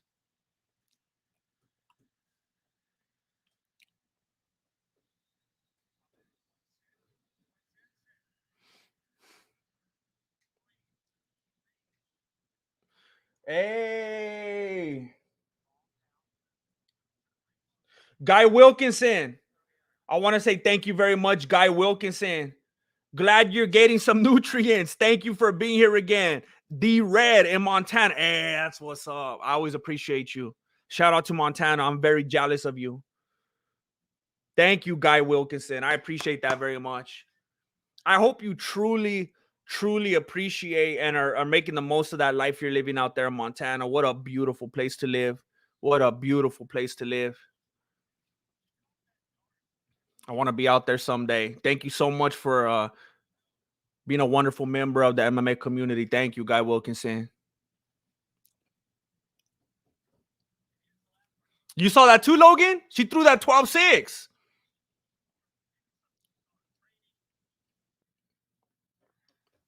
Uh-oh. There we go. Weili, I can't see Limos getting out of the second round. With Weili knowing as much as she does now and being as comfortable as she is now, I can't see Limos getting out of the second round. That would be insanity.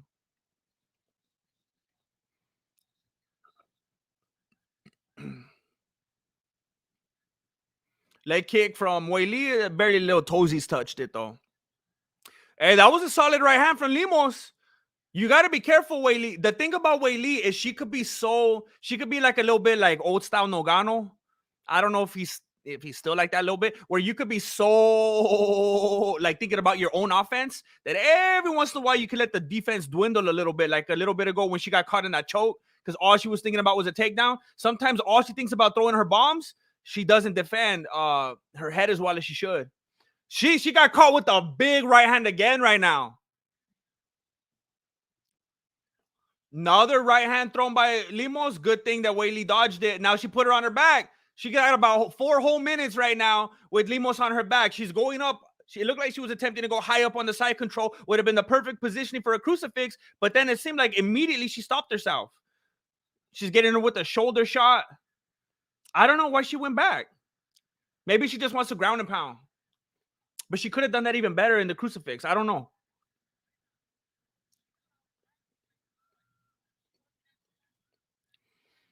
So she's kind of just pressing her weight. Yeah, she's trying to get the crucifix. She was trying to isolate one of the arms right now of Limos, but Limos saw it and she freaked out. And she started moving around and she lost the arm. So Weili has the left leg of Limos caught up right now. Limos is on her back.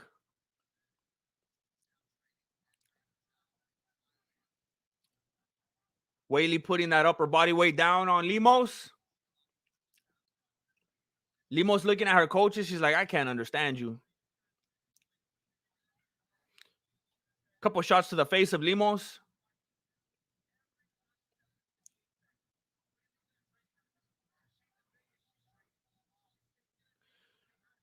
So I can't tell what Weili's trying to move into. Limos is on her back. Weili now has the right leg trapped. So she moved from the left side to the right side. She had the left side trapped, let it go, moved over to the right side. Maybe she's more comfortable getting the crucifix on that side or something. I don't know why she changed sides. Maybe there's a certain submission she likes to work on that she's more comfortable with this side. So right now, Weili was giving her that homemade elevation mask. She was going like that so she can't breathe. And now Weili she got the darts, the guillotine. Oh, 2 points. She took the back. She spun around.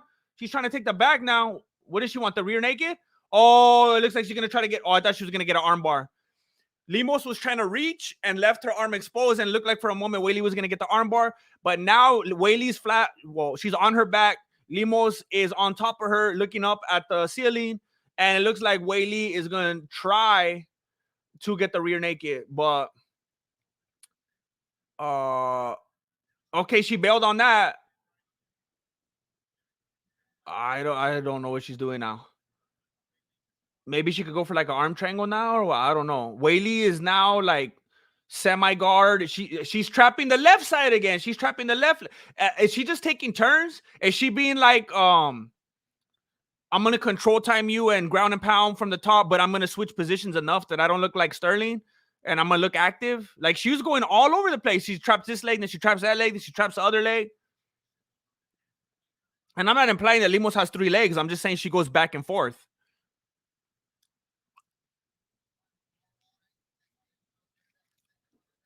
She's practicing. She's just practicing her ground game right now. Limos looking at the clock. Wei Li getting a big punch ready. Oh, she's gonna blow a fart.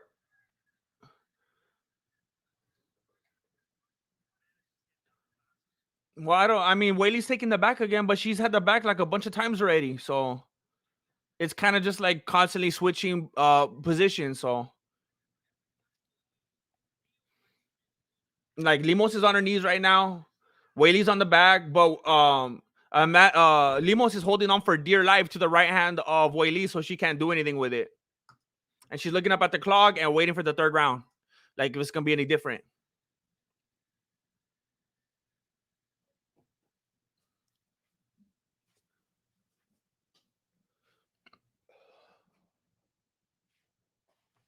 Whenever, by the way, if you have not seen my video, I finally got it right, and you can't even see my finger. I finally pointed in the right direction, and you couldn't even see that I was doing it there, right there. I had it covered with this dumb thing right here, and there we go. Now you can see it. If you haven't seen the video that I posted up here, the prediction video where I told you that Sean O'Malley was gonna win, and I'm like the only one. Again, tell me if you told me earlier, I missed it. If anyone else has said that O'Malley's gonna win, any other MMA channels or anything, let me know. Has anyone else picked Sean O'Malley? Because I let you know my prediction / foreknowledge is that O'Malley's gonna win. Please remember after the fight to go and say, I'm sorry if I ever doubted you. You were correct. Please don't forget to return to that video and just be honest with yourselves and with the MMA community. Thank you. And if you have not liked the video, please consider liking the video so that YouTube will be manipulated and think that I am the Mr. Beast of the MMA community. Thank you.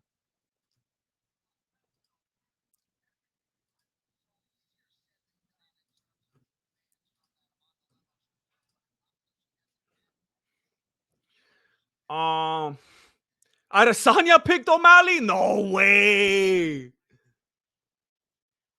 Um, wow. So there's people in here rooting for O'Malley because there's some intelligent people in here. They're not going with the narrative. Hava, what's up?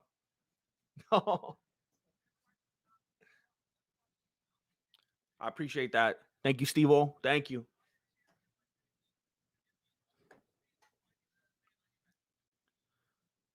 Oh, this is a 5-rounder, huh?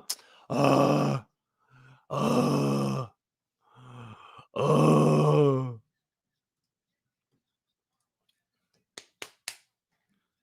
Attempted head kick from Limos. Very slow, very telegraphed. She's reaching with some haymakers right now to hit Wei Li, and she's just punching air, literally and metaphorically. Aljo is going to get kneed in the head trying to grapple. I'm island boy. So they're clinched up against the cage right now. Elbow from Wei Li. She's trying to switch those levels, get the takedown, and she got it. Wei Li's on top. Limos is on her back. Hey, just ground and pound it already. Let's get this over with. Oh, she just kicked her in the booty. Oh, she got the other side now. Oh, she went back to the first side. Oh, she went back to the other side. she's kicking her butt, literally. That was funny. Okay, so Wei Li is on the side control. Dude, just start elbowing her like crazy. You're stronger, you're faster, you got more energy. Just keep going, ta, ta, ta, ta. Like, it's over. Why are you trying to extend this?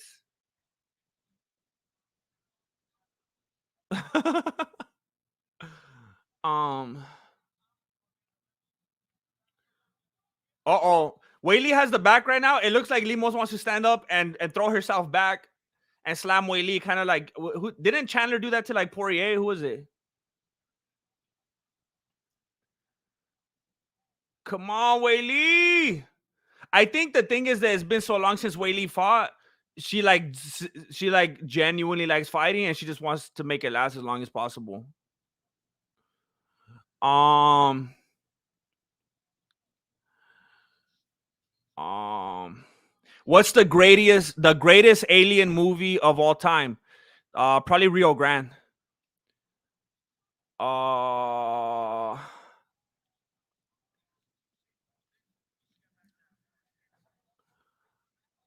all right. So I mean, Whaley's just. I mean, this is how it's gonna be. Like the first fight, the first round, it was exciting. The first round, it was exciting, but now she's literally doing the same thing every round. It's like we're watching reruns at this point. So it was cool the first time and how you were dominating. You got her down on her back and you switching positions so smoothly, and it looks like you know what you're doing. But now you're just doing the same thing every round. Um, yeah. So Whaley got that knee on the belly, and Limos is getting up now. She's on her feet now. Oh, a couple nice elbows from the clinch from Whaley. Another elbow. Another elbow. Whoa, why are you moving so much? You got loose.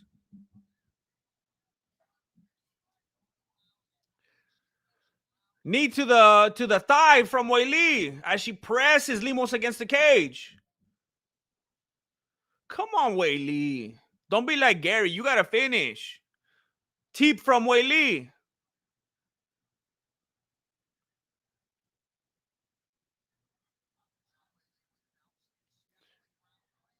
Nice right hand from Whaley. Started with the left hand. Right hand landed really nice and clean.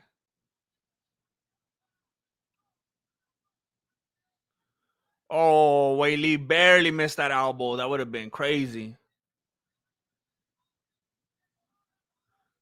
They're taking their time. They're kind of catching their breath. They're a little tired. I gotta tell you, I'm so impressed with my stopwatch stopping capabilities today. I'm very impressed with myself. Um,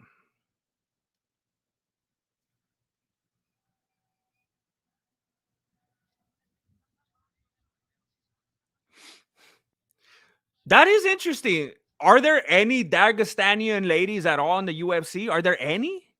Oh, they probably don't. They don't let them fight, huh? I didn't even think about that. Like that's not a thing where they're from. They don't let you fight. That's it, right? I'm not even trying. Like, isn't that's got to be a thing? Like they're not gonna be training them and making opportunities for that. I don't think that that's something that they believe in, right? Wow, that would be fun to watch though. Like if we could get our hands on some what do they call them? Like de factos. If you could get some to defact, just train them real quick while they're still fresh. Like you don't want to wait a while till they start to become like Americanized. Just get them real fresh out the mountain, and they'll be hard. They'll be a little rough around the edges still. You know what I'm saying? You got to get them fresh out the mountain though. They'll be coming around the mountain when they fight. They'll be coming out the mountain for the fight. They'll be coming out the mountain, and then the dudes will come to chase them. We had better have the car ready to go. Dana White will come with vans and white vans when they go. Hellas, Khabib said bro. Khabib said they have a time and a place where they could participate in that activity, but that's it. That's it.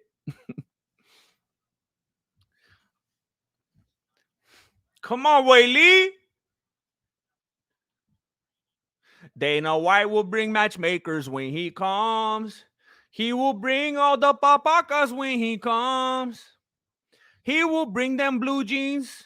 He'll bring blue jeans and the crop tops. He will make them look like Americans. He will bring lots of eyeshadow when he comes. Um, has Limos landed 10 strikes yet? Hold up. Right. Wait, hold up. Hold up. Right now she has. Now she has. All right, they're going toe to toe right now. We got a kick to the body from Wei Li.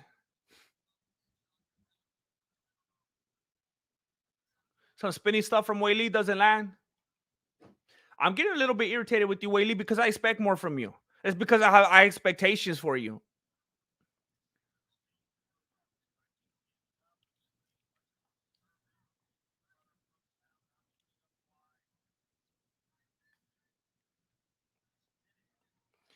Right hand from Limos.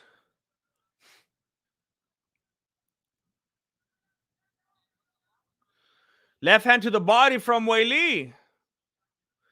But as she got in, I think Limos landed one as well. It was a little fast, but I think she landed as well as she closed in on the distance. Wei Li just tripped and got down to her butt for a moment, got back up. Don't lie, Joe Rogan. Maybe she did. I don't know. He said she got caught, but I didn't see it. It looked like she slipped. Are you gonna be like a first round fighter, Wei Li? Are any of her finishes not like early? Oh, Wei Li faked the right hand. I mean, she landed it, but she took the opportunity as she closed the distance to immediately go for the takedown. That was fast and smooth. Limos is down right now. She's sitting down. Oh, but she got the darts again.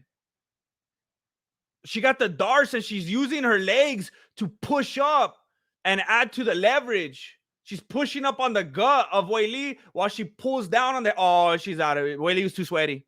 Wei Li was too sweaty.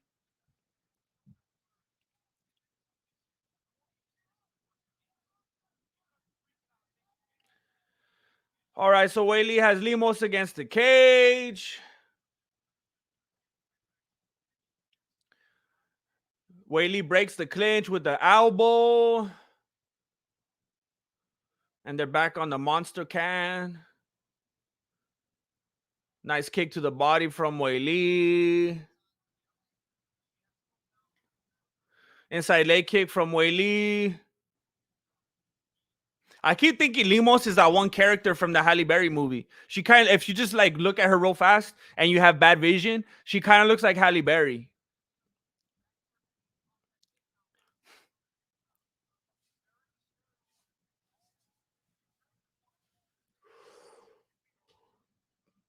Kick from Wei Li as Limos lands a right hand. Left hook from Wei Li.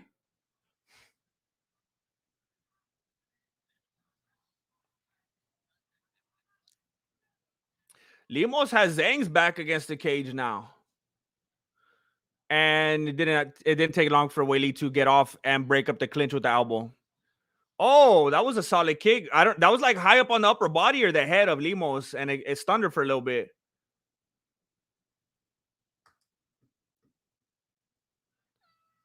That was like she tried with everything she had to rush Wei Li and throw a combo at her, and she just hit air the whole time. Limos was hitting air like if she was Tony Hawk. That's an old reference, man. That's an old reference. What am I doing? What am I doing? Limos was hitting air like if she was. Limos was hitting air like if she was Emily Earhart. She was hitting air like the Orloff brothers. Is that their name? The ones in the air that made the airplane? She was hitting air like the Orloff brothers.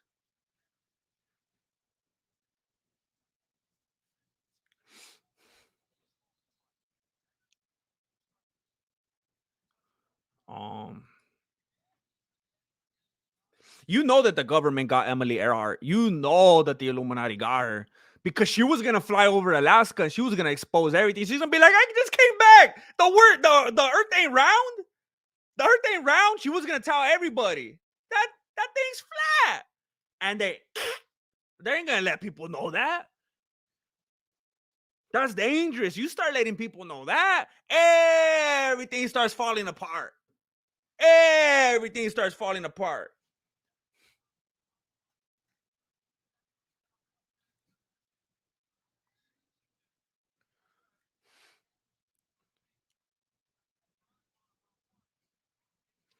Um,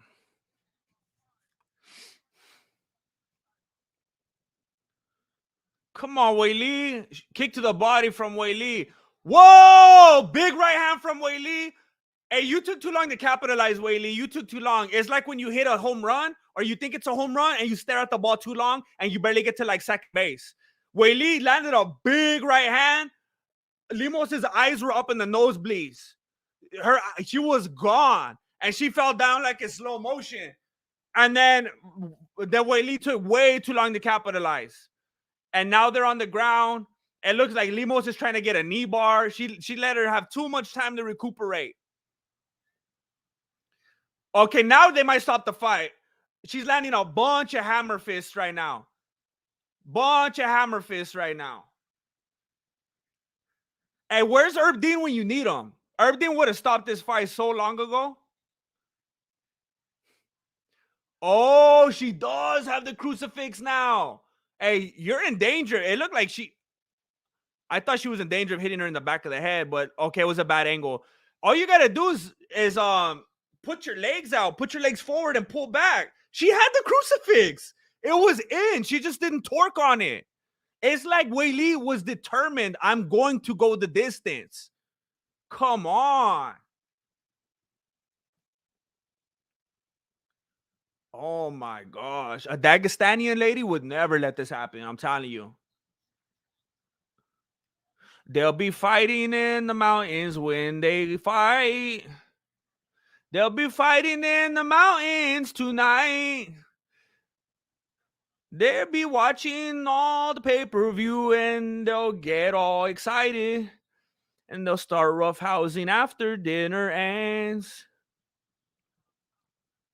You know, you get all amped up after the event. You like you want to go hit pads or something. She's taking a beating. She's taking a beating. So she kind of has her like in a semi crucifix right now. She has her right arm trapped. She can't defend herself, and she was socking her up. But this dude, he loves to see it. This dude wants to see the blood. They should have had this ref in there when Nate Diaz fought Masvidal.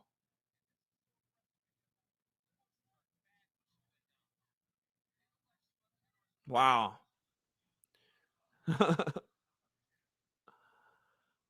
And Limos is on her back again. Limos is on her back again.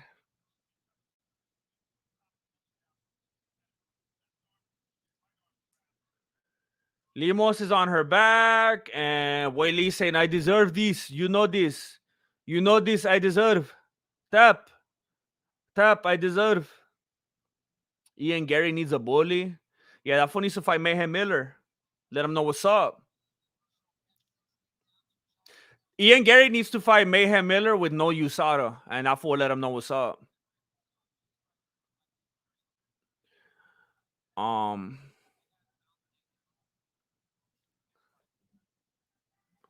I love you. Bipolar Moss. Oh, Limos is trying to grab the fence now with her hands and her toes. Wow. Look at her toes, hands, fingers, nails, and toes. Hands, fingers on my toes. She's got everything that she could get wrapped up in the cage.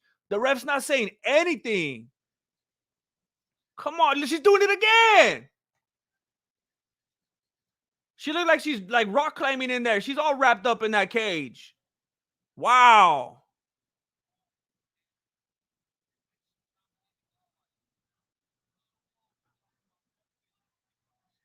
Come on.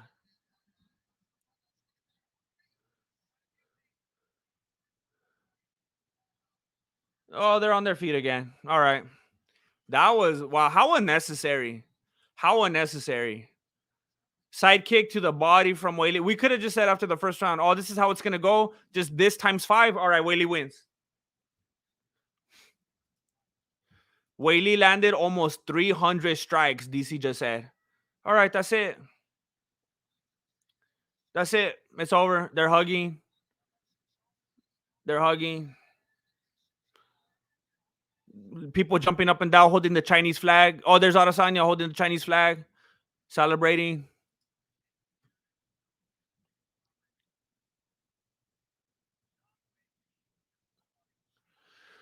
Oh boy.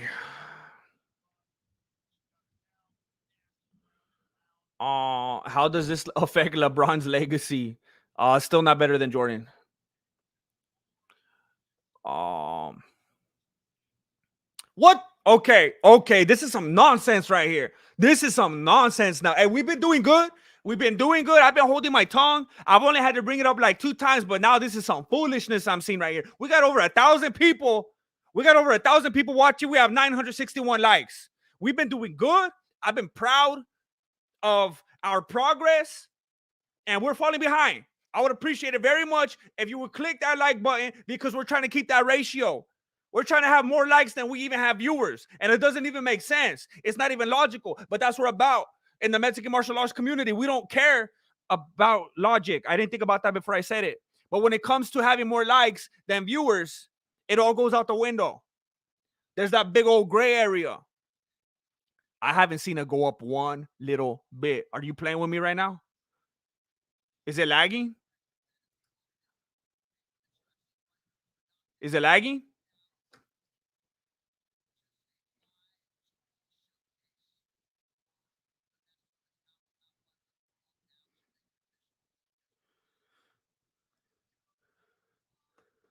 Are you playing with me? It hasn't gone up at all. Are you playing with me right now?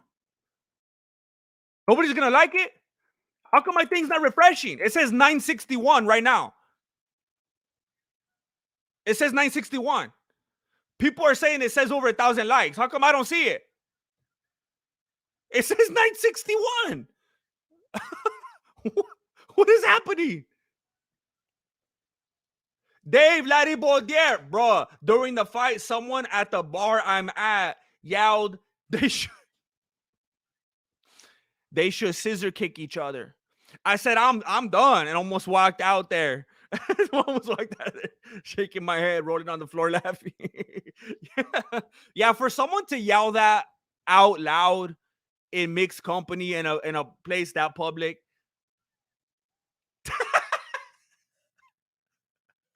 Whaley said, I forgot, I didn't catch the first word. I think she said, "Let's go, Boston." Everybody went crazy.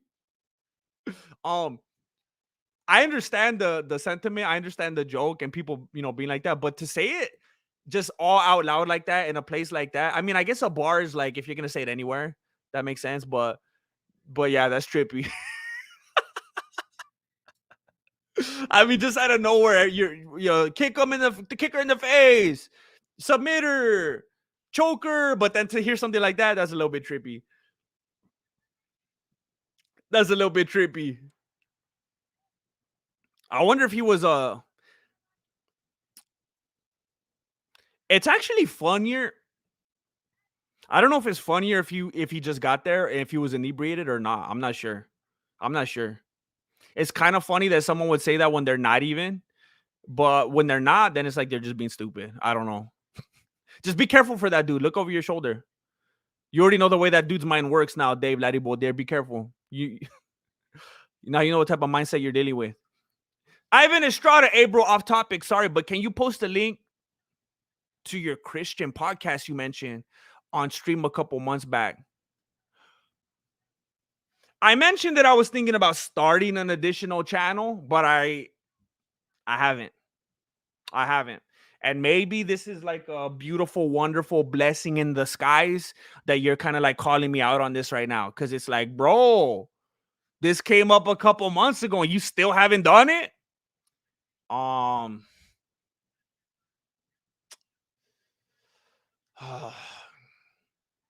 I just don't have a good excuse, I feel like what I've been doing is kind of waiting for my life to get in order and making sure that I can keep my head above water and pay my bills and stuff so that I could start a new venture like that. But when I think about it, it's like I shouldn't be doing that. If I really think I should do it, I should just go in beanie first, you know? So now I'm feeling a little bit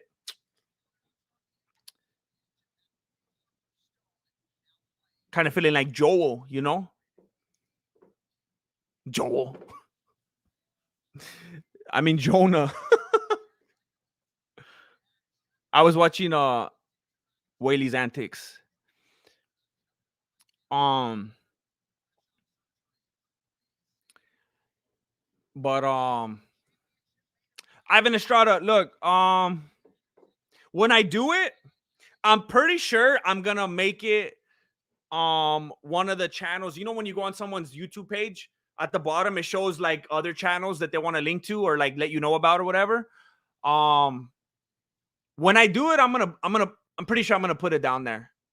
So every once in a while when you think about it, you're like, I wonder if he did that. That's where I would put it. So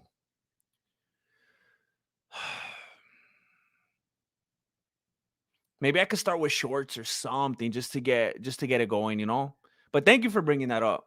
I need to give that some serious thought. I need to not just keep forgetting about that. Um okay, I'm gonna refresh this because it still says I'm at 961 likes. That doesn't make any sense. Oh, we're at 1100. I don't know why that did. The whole rest of the fight, it was refreshing. I don't know what's going on. Oh, hold up. I gotta watch this Adesanya and Strickland promo. It's showing a bunch of footage of Adesanya, real brief clips from when he was actually engaging and throwing and not running away. His dog collar. Um, um. Okay, of course they just focus on the one time, uh, that he knocked out Pereira. Um, and there's Strickland. Um, they're showing times when he actually engaged as well, and he wasn't just throwing the jab all night long. Um, he said, "If you have something good in life, I want to take it from you." What? Um,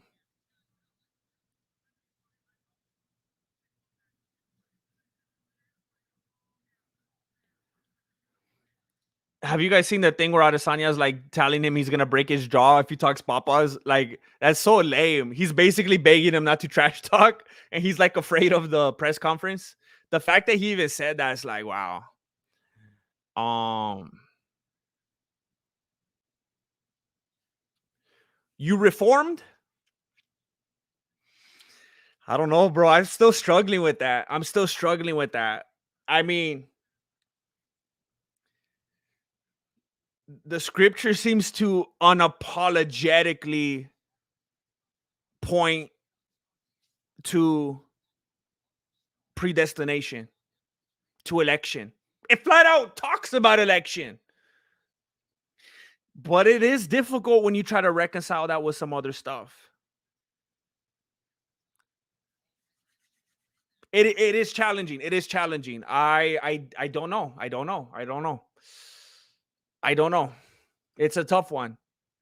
I think yes, but at the same time, I'm not like a fatalist where I think that people I'm not reformed to the point where I think people aren't at all responsible for their own actions and that they shouldn't, you know, do what they're supposed to do. It's complicated. Um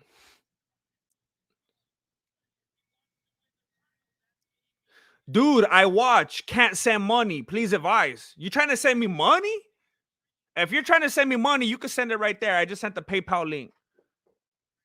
I just sent the PayPal link. If you wanted to, if for some reason you wanted to send money, there's the PayPal link. I'll just give it to you. I don't want to be rude, you know. If you ask for it, I'm gonna give it to you.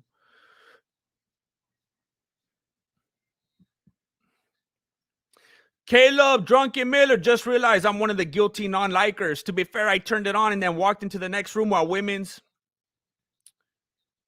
fight carried on. Here's $5 though. What a friend. Look at that. What a stand-up dude. He's like, hey man, I forgot to like the video, so here's $5. I appreciate it. I appreciate it very much. Thank you. If any of you want to take your like back and just shoot $5, I understand completely. I understand completely. Thank you, Caleb.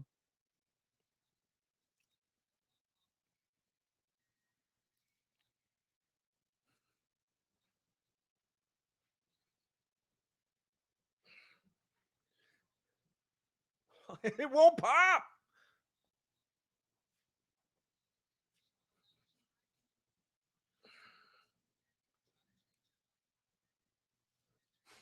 I really appreciate that, TJ Lance. Thank you.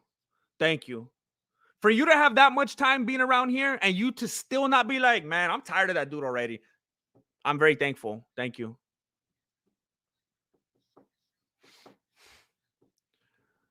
Grandmaster should join the church band. Uh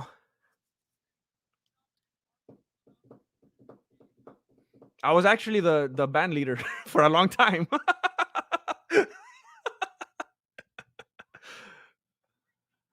I was in the band since I was like 7. Romans 9. I'm telling you, I have heard some teachings on people going the other way with Romans 9. I'm just saying, I'm just throwing that out there. Of course, there are other perspectives. Because you could tell someone, hey, Romans 9, and they'll be like, yeah, but blah, blah, blah, blah, blah. And then talking to, the nation as a whole.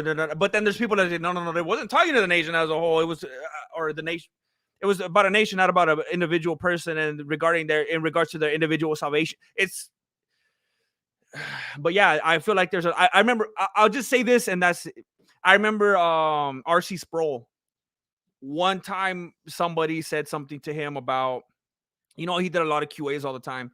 And someone said something like, well, what verses talk about election? Or tell me what verses about, and he's like, the first verse of Genesis through the last verse of Revelation. Like it's all, there's a theme of election all throughout. Like the way he said it was a lot more eloquent, and it just sounded better. But I was like, dang. I mean, when you think about every single little thing that happened with every single figure and every single, uh, whatever, it's like all those people were called too. All those people didn't want to do it. They were scared. They ran away. They had speech problems. They had, and they were elected to do it though. It's like the theme of election is throughout. Trippy. Dennis G. Fleming, if I put a bunch of curse words in here, will you be forced to repeat them? Think about how you handle that conundrum in the future. I actually thought about that a lot. I've thought about that so much. I've literally navigated certain, like, how a lot of people put their patrons in like their videos as like credits and stuff. That's why I've never done that, because I was like, at some point, people are gonna try to abuse this, and they're gonna put dumb stuff in there that I don't want represented on my channel, and they're gonna feel like, well, I like own you because I pay you, so you got to say my name. And I was like, I'm not gonna do that. There was a time when people would comment, and it was kind of like a thing. Whenever they would comment, I would like automatically, it was just part of it. Where is it? Whenever they would leave a comment, I would, where is it? Hold up. I'm getting there. I would go like this.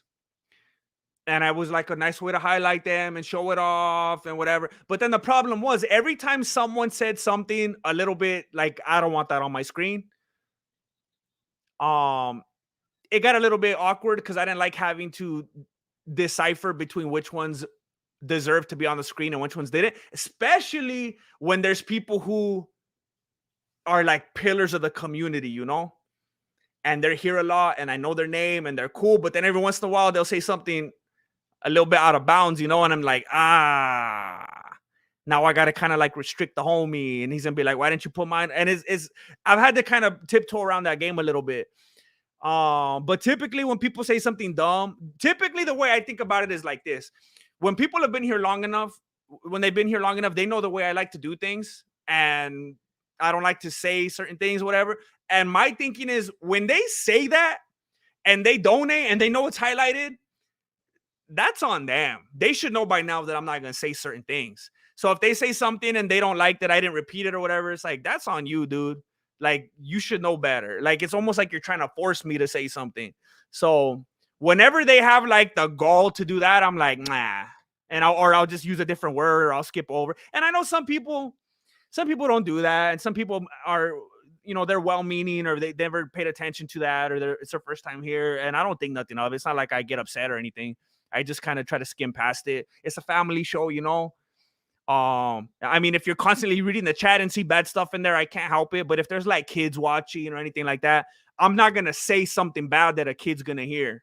So if it's in the chat, I guess I can't always help it, but I'm not gonna say it.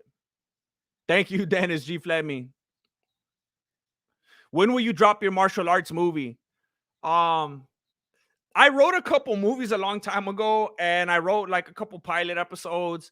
I'm writing something brand new right now, and it's not done yet because it's hard to try to balance keeping YouTube going and doing that because it's not like I'm getting paid to sit there and write a movie. So I have to keep doing this while I'm doing that, while I'm still trying to be a family man. So it's difficult. It's very difficult. Um um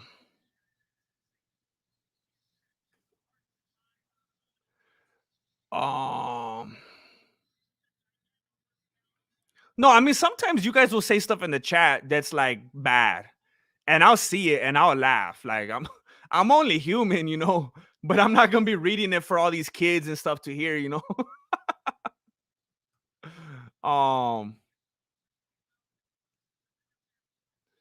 Shiloh Barnes, loving the MMA truthers community. Love from Toronto.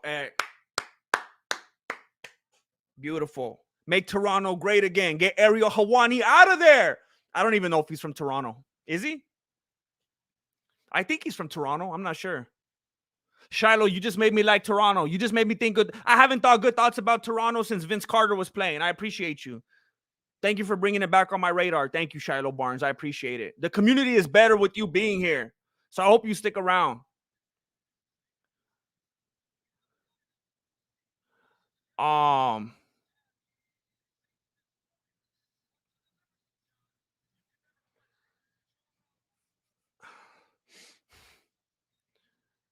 um, faith is belief without evidence. I mean, that just sounds like something someone said. I mean, it's just like that, dude. I think, and therefore that means that's what I am. And it was like, oh, and it's like, what the heck does that even? Okay. It seems like one of those things that just sounds intellectual for the sake of it. It's like, okay, but there's a lot of other things to be considered. There are a lot of things that provide evidence for what you believe in. It's not only faith. Nobody ever called anyone to, well, actually, other religions do. There are things out there that call for blind faith. And usually that's what people think of when they hear the word faith. Oh, well. No one created a calendar based on Harry Potter's birth. People today, I'll say one more thing. Today. I mean, okay, I'm going to stop because that's not what this is about right now. It's always trippy to me when people are like, if God is real, if Jesus is real, show me something right now. Come right now. Come to the earth right now. Jesus, if you're really real, you can hear me. I'm testing you. Come right now to the earth and do it. And it's like, hey, dude, hey, bro. He already did that, right? And they still rejected him. Like, who do you think you are? You think you're special? You think if Jesus came to earth right now and you received them, now everybody else, I believe, now everybody else believe, because he actually proved this out. He actually came to the earth and he actually did what I said, and I believe now. So everybody, no, that's not how it works, homie. That already happened. There's not even you can't even find a handful of atheists or scientists today that don't believe in the life of Christ. Like, you might not claim that he's the Messiah, you might not claim that he's God or whatever, but there's not a whole lot of people today that say that he didn't walk the earth. That's foolishness now. And that's the thing about a lot of people on that side. As time goes on, the same. Oh wait, the Earth is this many millions of years. Oh wait, hold up. Now it's this many millions. Oh wait, hold up. Now it's a bill. It's always changing. It's always evolving. It's always just acclimating to whatever new information. Oh wait, hold up. We got to fix that now. Always. Once upon a time, they thought otherwise, but now you can't find a handful of people. They might hate Jesus. They might say he's not the Messiah. He's not this. He's not that. But they'll be like, yeah, he was here. They wouldn't have said that before. People always say that, well, if he was here, come show yourself right now. He did. And it wasn't enough. It's not about proof. It's not about evidence. It's about the heart. Because there was proof. There was evidence. And even the people who were thought of as godly people, they said, kill him. Even the people that did like waking up early and going to church. Even the people that did like reading scripture. Even the people that did want to give their life to God. They said, kill him. It's not a matter of him being here and proving himself to you, and you could touch him and put your finger in the holes and stuff like that. That's not what it's about. It's not proof. It's not evidence. It's the heart. That's what it is. It's a depraved, wicked, fallen heart. That's all it is. Regenerated or not. That's all it is. Bare bones. You can't say that. Well, if he was here, he would turn the light on and off. Dude, he did miracles back then. And they said these are works of Satan. Kill him. It's like, who do you think you are? There were people back then who saw it and they still didn't believe. Okay, well, we'll move on. Alan G, what happened to your alarm button? That was the best part of your streams.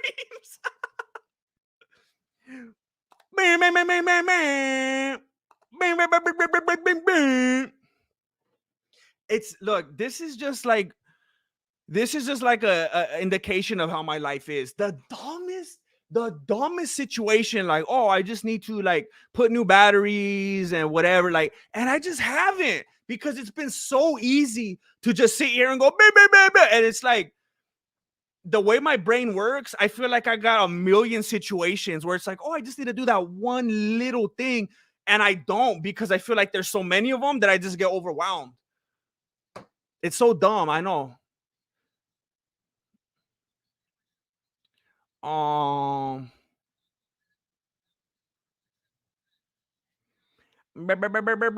someone said they would give me $15 if I played the piano. Da-na-na-na. Da-na-na-na. All right, there. Give me $15. Pay up.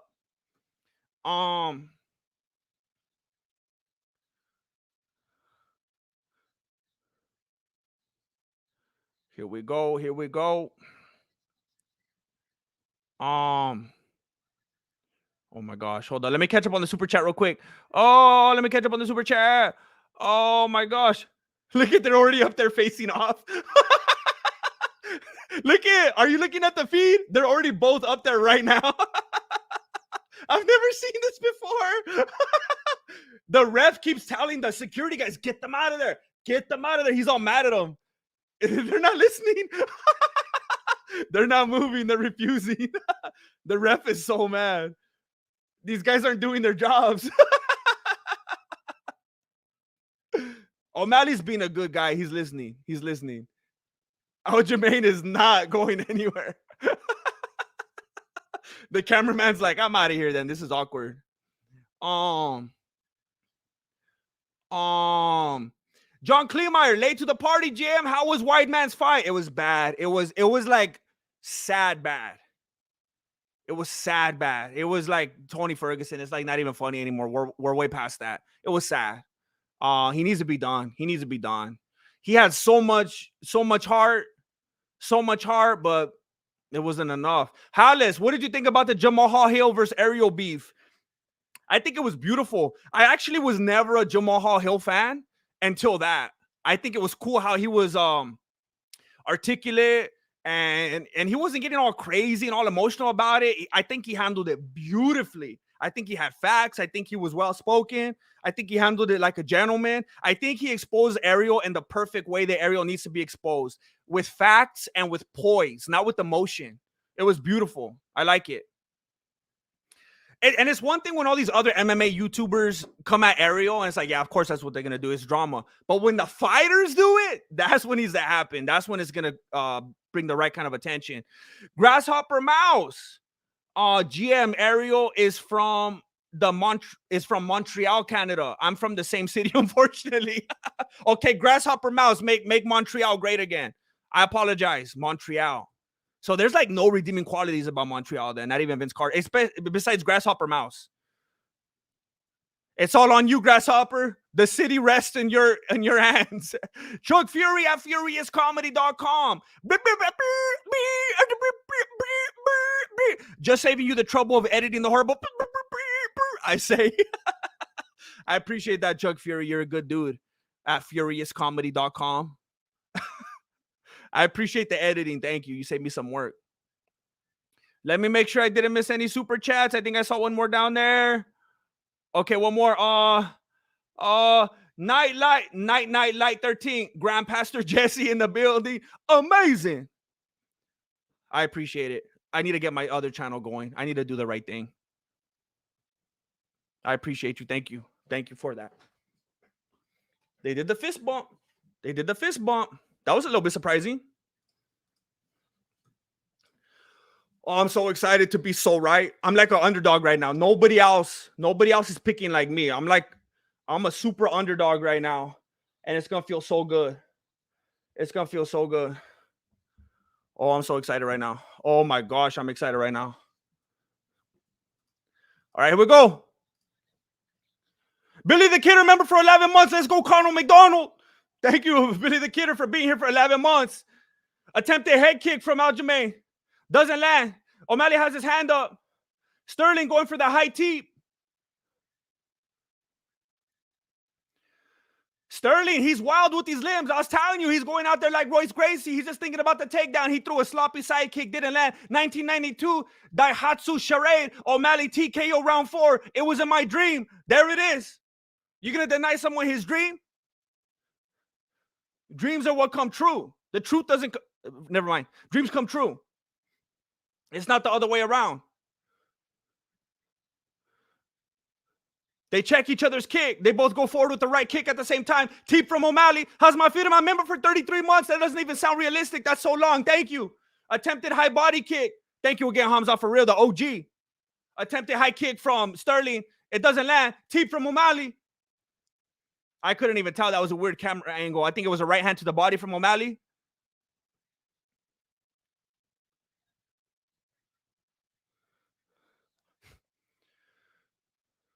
Come on. Nobody's doing anything. Oh, Aljamain's falling for the feints. Kick to the body from Omalley. Aljamain's biting. Oh, he's biting on everything. Even the commentators are reacting. He's falling for everything right now.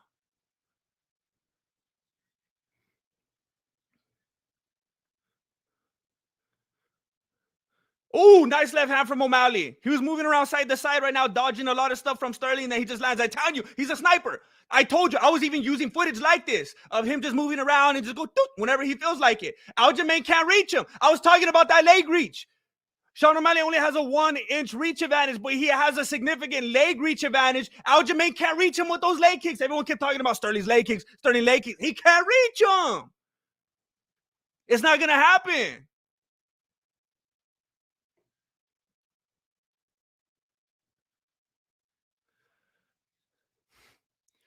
Sterling coming forward. He keeps pretending like he's faking a flying knee. Okay, that was a little bit kick to the body from Sterling that landed a little bit. I think it was a little bit on O'Malley's forearm.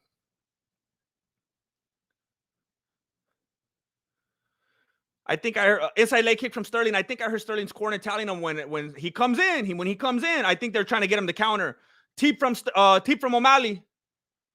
Attempted body kick from Sterling. Everything just keeps getting blocked. Couple inside leg kicks from Sterling.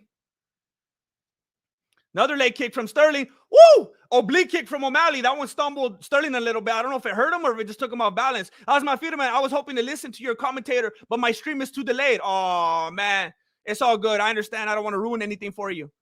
I know it would be an awkward situation. It's all good. Inside leg kick from Sterling. Thank you for supporting the chat, though. I appreciate it. Omalley is just feigning, trying to see how he's going to react. And Sterling's biting on everything.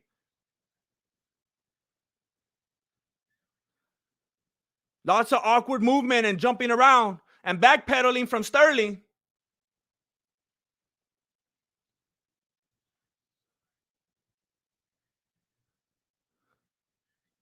He's scoping him right now. He's scoping him.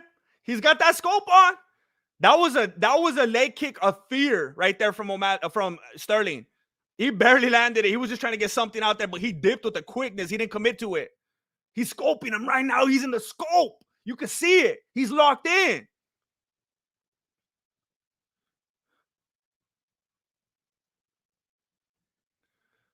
Aljamain is trying to spam leg kicks, but Omalley keeps backing up.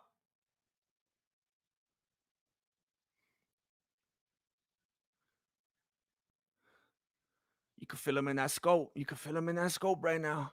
He's zeroing in. Sterling keeps trying to kick him, but he's kicking air. Spinning back kick to the midsection of Sterling. That one lands. Lots of sidestepping right now from Sterling. It feels like he's trying to get from Omalley. It seemed like he was trying to get Sterling to bite on something so he could land a shot, but he didn't. Now Sterling goes to grapple, and they're on the cage. Doesn't look like anything significant is going to come out of this. They're just standing there against the cage. That's it. No takedown, no nothing. That's the end of the round.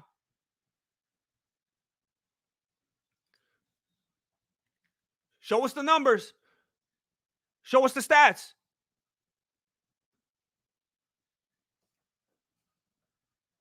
Show us the stats.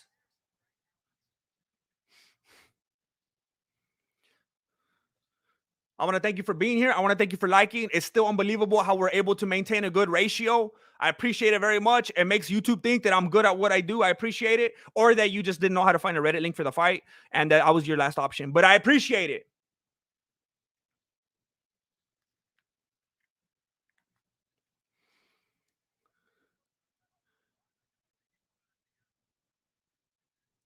Aljamain said that was a close round, huh? It's funny. Matsuro was like, who cares? Who cares? It's all good. And Longo was like, I think he won. I think Omalley won it at the end.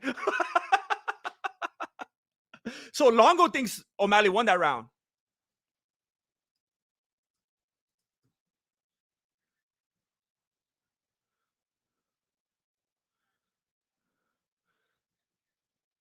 All right.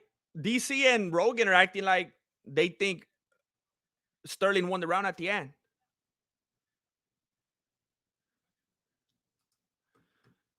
The ref was just looking at someone in the front row right outside the cage, and the ref was telling Tim Wouch to stop talking out to Sterling. He didn't want him to talk to him. He's like, hey, please don't, please stop it. Don't, no. I guess he was talking papas to Sterling. So Sterling immediately went to grapple. He went for the left leg of Omalley, and Omalley got out of it.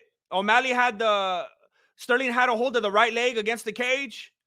Oh, Sterling got caught. Sterling got caught with the right hand. He's getting hammer fisted. He's out. He's out. He's out, right? You gonna stop it? You gonna stop it? You didn't stop it. Are you kidding me? You're not gonna stop it, ref? Are you kidding me? Are you kidding me? He stopped it. I told you. He gave him way too much time. I told you. Nobody wanted to listen. I told you. The Grandmaster's back. The Grandmaster's back. But don't call it a comeback. But the Grandmaster's back. I tried to tell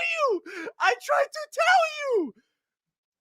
You doubted me. I told you, go back. And I'm pointing to the right corner again. I pinned my prediction video up at the top of the chat. And I said, when I'm right, and when he gets that knockout, you better come back to my video and say, I'm sorry. I apologize that I ever doubted you. I got it pinned up there at the top comment. I did my breakdown. I said, Sean Omalley is going to snipe him. Sean Omalley is going to take it. He's going to knock him out. And nobody believed me. They're like, I'm sorry, Grandmaster. Usually I ride with you, but this is crazy. You lost your mind. I told you. I tried to tell you. The Sugar Show. I told you he's going to put that fool on dialysis. He's going to cut off Sterling's big toe. I told you. It's just the GM doing GM stuff. 1992 Daihatsu Charade. I meant second round. Typo. I tried to tell you. I tried to tell you. Go look at my breakdown. I laid it out. We're talking about the leg reach against hand reach. We're talking about the sniping. We're talking about flailing limbs erratically when you're just trying to go for the takedown. Boom! Right hand on the way in. Right hand on the way in. That ref let that go way too long, by the way. Way too long, by the way. O'Malley was throwing more hammers than they got at Home Depot. He was just going. It looked like he was making tortillas. He's just pounding that masa, and they didn't say anything. He just let it keep going. Boo! I tried to tell you. I said Sterling does not have good control. He just goes in, flailing his limbs, hoping to get the takedown. And nobody wanted to listen to me. No, you can't stop. You're doubting him. Look at all the people that O'Malley beat. They're not even contenders. They're nobodies. That just looks bad for your boy now, doesn't it? There you have it. There you have it. I did my homework. I didn't go with the narrative. I didn't try to say the easy thing because I want to get back in the good graces and make people think I know what I'm talking about. No, I did my homework. I did my homework. I watched every single Aljamain Sterling fight, every second. I watched every single Omalley fight. I watched the way they stand. I watched the way they throw. I watched the way they defend themselves. I watched the way that their offense runs. And it all played out perfectly, the exact way that I said it was going to. You got to do your due diligence.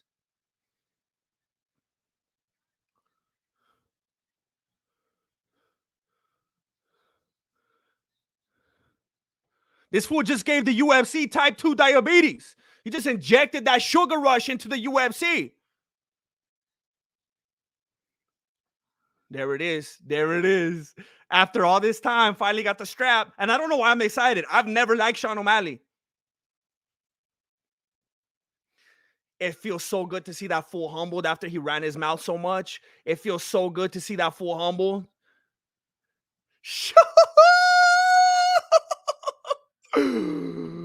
Hava Owens. Here's one for the strikers. GM with the truth. Thank you, Hava. Thank you, Hava Owens. Always good to see you here. Thank you. One for the strikers. One for the strikers. For the snipers.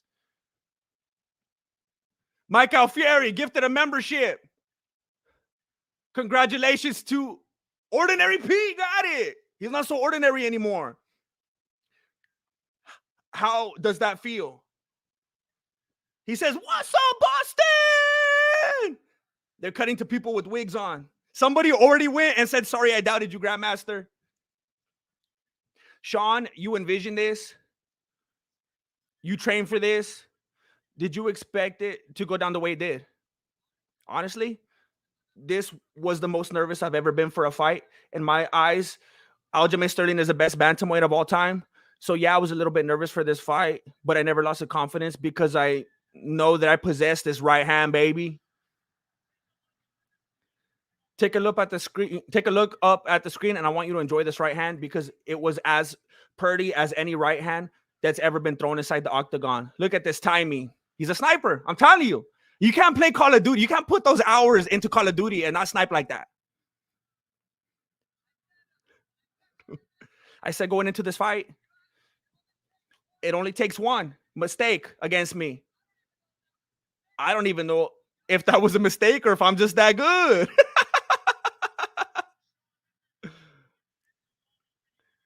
This is a monumental moment for you in your career. I want you to enjoy it. I want you to tell us, give us your thoughts now on what it means to be the champion and what kind of reign we're going to see from you. This is just the beginning of the Sugar era. I'm running this till 2035. I don't know about that. Did Cheeto win? Was it boring? He said probably. Rogan didn't answer. His trainer, what's his trainer's name with the orange hair? He came and whispered something to O'Malley, and then Sean went, "Oh, did Cheeto win?" And they said, "Yeah." And he said, "Was it boring?" And then Rogan was just silent. And then he's like, "I want him in September or whatever." Wow. Wow. Digital Acoustics, thank you. Thank you for the donation. I appreciate you. They're still booing Sterling. Sean is a lot better than I thought. One of the things I knew coming into this camp was the feints. The feints and the timing of his strikes were going to be pretty dialed in. I thought we did a good job of getting some long-range partners to emulate it, but he did a good job being elusive, staying on the outside of the cage. Congrats to him and his team. I can't say nothing bad about the guy. This is nothing but respect at the end of the day. Another guy chasing the dream. Something everybody in the crowd should be looking to do every single day of their lives. He's trying to get the crowd on his side, trying to chase the dream, trying to make something of your life and be proud of for you and your family. Now everyone's applauding. People are sheep, man. People are so easy. Now they love him. I've been knocked down before. It's happened before, and then I became the champion. Don't be surprised if you see me in here next time or see me in here again, getting the bout. You've talked about going up to 45. Does that change now? Definitely got to go back and reassess. Because if he caught me like that, he says I can't even. If he caught me like that, I can't even imagine what Volkanovski would do. There's stuff I got to do. If I fall down, I pick myself back up. Wow, the fact that he has the presence of mind to say that. If he did this to me, imagine what Volkanovski would do. That is impressive. That's impressive. Hoser the guy gifted a membership. Hoser the guy gifted a membership, and it went to... Oh, come on. Oh, come on. Randy Savage. Ooh, yeah. Ooh, yeah. Hoser the guy gifted a membership to Randy Savage. Congratulations. Thank you for doing it, Hoser the guy. Story time with Knuckles. Who knew they sold hammers with scopes attached? They know now. They know now. We tried to tell them, and they know now. They know. Stay live _500. Member for 7 months. Member for 7 months. Koki 007, you have to admit it's early stoppage. Don't play. It was so late. That dude took forever to stop it. Herb Dean was in the crowd like, let me in there. Let me in there. Herb Dean was trying to stop it with the... You know how they always put online like, well, I scored it as this or I scored it as that. Herb Dean's going to post, I stopped it, at 3:50, whatever. I don't know what the time it was, but I think that would be funny if refs did that. If they posted like when they would have stopped it, just like how like the analysts talk about how they would have scored it. Oh, man. Oh, man. I want to say thank you everybody for being here. I got a interesting couple days ahead of me, probably a long night ahead of me. I got some stuff I got to focus on right now. This was the funnest stream I've had in a long time. I thank you for being here. We got 1,300 likes, and I think that's how many people we had watching. That means a lot to me. That is fantastic. Thank you for being here. Thank you for staying here as long as you did. If you did not watch my prediction video, that would mean the most to me if you could go do that tonight, because I'm trying to get some numbers on that video. Please scope it out, and please apologize, and I will forgive you if you doubted me now that you know that I was right. Please scope it out. Please let me know that you were there. Come on, love you, boy. Don't like either of them, but I dislike Omalley the least. Good luck, man. You're the best part of MMA. I appreciate that. Thank you very much. Thank you very much. It was a very weird experience for me because I have never liked Sean Omalley. But I think it just felt good being so right. And I really dislike Sterling. And I appreciate that. And you make this community what it is. Come on, people like you make this community what it is. So much love, boy. Love you, boy. I thank you for all your support all the time. Thank you very much. Ricardo Villalobos, beautiful breakdown, GM. Thank you. Thank you for watching it. Thank you for watching it. That means a lot to me. I worked on that video in a pinch. I started working on it very late, and it was stressful. So if you would watch it, I appreciate it very much. Thank you to those who did. Thank you for being here. Thank you for spending some time with me. Watch out in the next day or two. I think I'm going to upload a reaction to this. Kelly Mitchell, thank you for the contribution. I appreciate it. Thank you for supporting the Mexican martial arts. Look, I might not do a crazy full-fledged breakdown with all the bells and whistles. I don't know. I don't know. We'll see. It might just be a reaction so I could get it out quickly. I don't know, but I hope you show up and you show us some love. Digital Acoustics, you being here for us. We're here for you, Grandmaster. Thank you. Thank you very much, Digital Acoustics. That's all I ask. I just need that core of people to have my back too, you know. I'll be here for you. I'll be here for you as well. So I appreciate it very much. Those people that are here to the wheels fall off, you know. Thank you, Digital Acoustics.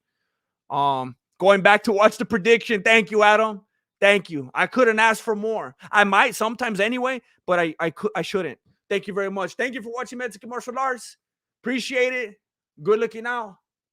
Late.